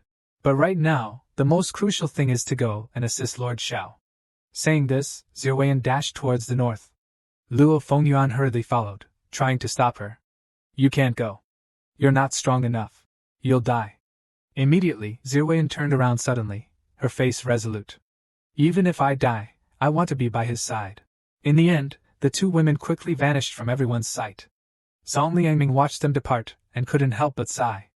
Her Majesty has truly grown up. For Prince Xiao, she even knows how to tell white lies with her eyes wide open now. Beside him, Zhongling and Zonglishwang approached. Do you think the prince will be all right? One of them asked. Yes. Once he leaves the sealed realm, he will be facing beings far beyond his level, added the other. Zhang Liangming gently patted his daughter's head. Speaking with a light-hearted chuckle, don't worry. The prince will be fine. I remember when he was kidnapped to the Black Soul Hall. I've seen the measures Prince Xiao can take. Even the divine dragons that enforce the rules of heaven and earth personally massaged him. Levels and realms are not a concern for him. Pausing a moment, Zhang Liangming added, in fact, if they were defeated by the prince here, they might have had a more peaceful death. Why? Asked Zhongling, a puzzled look on her face. Because knowing the truth and then dying in despair is too painful. Plus, before they die, the prince would mess with their minds, explained Zhang Liangming. Zhongling and Zhongli Huan exchanged glances. Mess with their minds? More than just messing with their minds. Zhongling's thoughts drifted to the time when the poisonous marsh elder was forced to slap himself to death due to the prince's manipulations. She couldn't help but silently mourn for Zixinlian and the others. At this moment, in a corner of the southern wilderness realm, the barren land is filled with tears and space everywhere. Along with countless spouts of earth fire, it's such a broken world. The space above suddenly distorts. In the next second, several figures are spat out. Zhang Gaoxian and Zhou Tianji, who have left the Guardian Domain, are shouting simultaneously, Xiao Tian. They have clearly broken their seals and returned to their 14th level of cultivation. Zixinlian, who is beside them, has even reached the 17th level. She's staring at the distant spatial barrier, murmuring, I wonder what the story is behind the sacred dragon that sacrificed its life to create this Guardian Domain. I'm already at the 17th level, yet my level is still being suppressed in the Guardian Domain. It's hard to accept. However, Zixinlian spreads her hands and looks at Xiao Tian, hand over the relics of the sacred dragon. Here, without the protection of the sacred dragon's domain, you have lost all advantages. But Xiao Tian, who is brought here by Zixinlian, opens and closes his mouth, unable to hear what she is saying. The sound of thunder and exploding flames here is too loud. Xiao Tian feels a burst of irritation. What the hell is this? It's so noisy here. Even if I remove sensory restrictions, all I can hear is the roar. What is she saying? I can't hear clearly. Eastern Gaoxian, feeling his restored strength, is already somewhat impatient to give Xiao Tian a good beating. Why not just take action? Why waste time talking? Little did he know, Zixinlian gave him a cold glance, rebuking him in a frosty tone. Do you have a say here? Eastern Gaoxian quickly lowers his head to apologize. I'm sorry, my lord. I didn't mean it that way.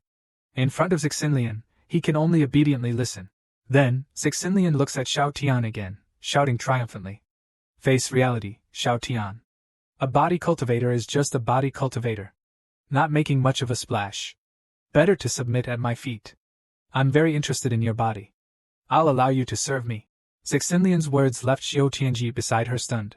What the hell? This old woman has taken a liking to Xiao Tian.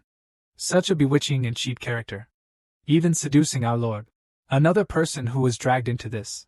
Yuan Ba also shows a face of sympathy at this moment. This is our fate as body cultivators. Xiao Tian. Even if your physical realm is higher than 10th level, you're still useless in front of them. Little did they know, Xiao Tian is incredibly irritated at the moment. It's just too noisy here. While he is good at controlling his powers, controlling his senses in such a noisy environment is challenging. The next second, Xiao Tian suddenly shows a ferocious look and shouts, "Can you stop making noise?" Xiao Tian suddenly loses his temper and punches around him. The surrounding chaotic space shatters with one punch, and the whole world falls silent. In an instant, both Xiao Tianji and Eastern Gaoshuan's jaws almost drop to the ground. What the hell is this? Is this really a body cultivator? Sitting beside him, Xiao Yu quickly massages Xiao Tian's shoulders. Her voice somewhat shaky. Daddy, don't be angry. Let Xiao Yu massage your shoulders. Long Qiu Dao, who was previously enjoying the scenery, also hurriedly takes out tea and snacks from the holy dragon relic. Comes in front of Xiao Tian and respectfully says, Sir Xiao, I've been negligent due to abandoning my physical body and the erosion of time. I forgot to prepare tea and snacks. My apologies. Xiao Yu and Long Qiu Dao awkwardly console him, and Xiao Tian finally feels a bit better. The two sneak glances at each other, both seeing the fear in each other's eyes. Daddy Xiao Tian, this is too terrifying. Yuan Ba, who originally felt a kindred spirit, now feels the aura emanating from Xiao Tian as if he is a mighty dragon, and he himself is not even worth an ant. Yuan Ba is completely dumbfounded. What did he just say? What is the fate of body cultivators? What even is a body cultivator, compared to the guy before him, who doesn't use a shred of spiritual energy, relying solely on physical strength, and who basically shaved the southern wilderness realm bald? What are we? Xiao Tian and Zhou Tianji are shaking uncontrollably, feeling for the first time a profound sense of unknown terror. At this moment, Xiao Tian sips the tea brewed by Long Qiu Dao, enjoying his daughter's shoulder massage. Now that the surroundings have quieted down, his irritable mood finally eases a bit. He turns his head to the woman beside him. It was too noisy earlier. I couldn't hear what you were saying. Say it again. Xinlian looks in terror at the area obliterated by Xiao Tian's punch, then quickly puts on a flattering smile upon hearing him speak. This mistress was just introducing myself to you. My name is Xinlian. I was wondering, do you need a maid to serve tea? My tea skills are quite good. Xiao Tian motions for Long Qiu Dao to refill his cup, seeming somewhat surprised at Xinlian's words. Why are there women everywhere trying to latch onto him? Little does he know, although Xinlian is smiling, she is inwardly cursing Shiroyan's mother. That lucky Zurian. How can she be so fortunate? She runs away from her marriage to this remote place, not only meeting a husband with an awakened lineage of human imperial blood, but now also gaining a terrifyingly powerful son-in-law. Xiao Tian furrows his brow, looking around in confusion. Introduction? It was a bit noisy here earlier with all the fireworks, so I didn't hear clearly. Why don't you say it again? Hearing this, Xiao Yu, who is by Xiao Tian's side, is not pleased. Daddy, don't listen to her nonsense. I heard her clearly. Xinlian, who was about to speak, is preemptively exposed by Xiao Yu, and her face instantly fills with bewilderment and terror.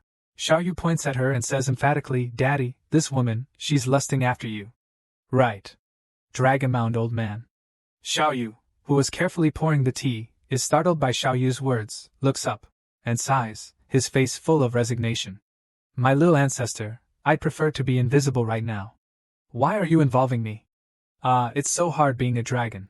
But since he was named by Xiao Yu, even if reluctant, Long Qiu Dao has to tell the truth. Sir, to put it simply, Xiao Yu is right. This woman indeed wants you. Upon hearing this, Xiao Tian stares thoughtfully at Xinlian. This woman really wants to study me, doesn't she? She's interested in my invincible capabilities. Upon hearing Xiao Yu and Long Qiu Dao's words, Xinlian feels both angry and anxious. This darn girl, daring to ruin my plans. But then again, from what I've seen, he does have affections for those two women, and they for him. So, Xiao Tian should be a lecherous sort. With this thought, Xinlian suddenly makes up her mind. Pretending to speak sweetly, she says, Mr. Shao, what your precious daughter said is not wrong. For an exceptional man like you, what woman wouldn't be moved by a woman like you?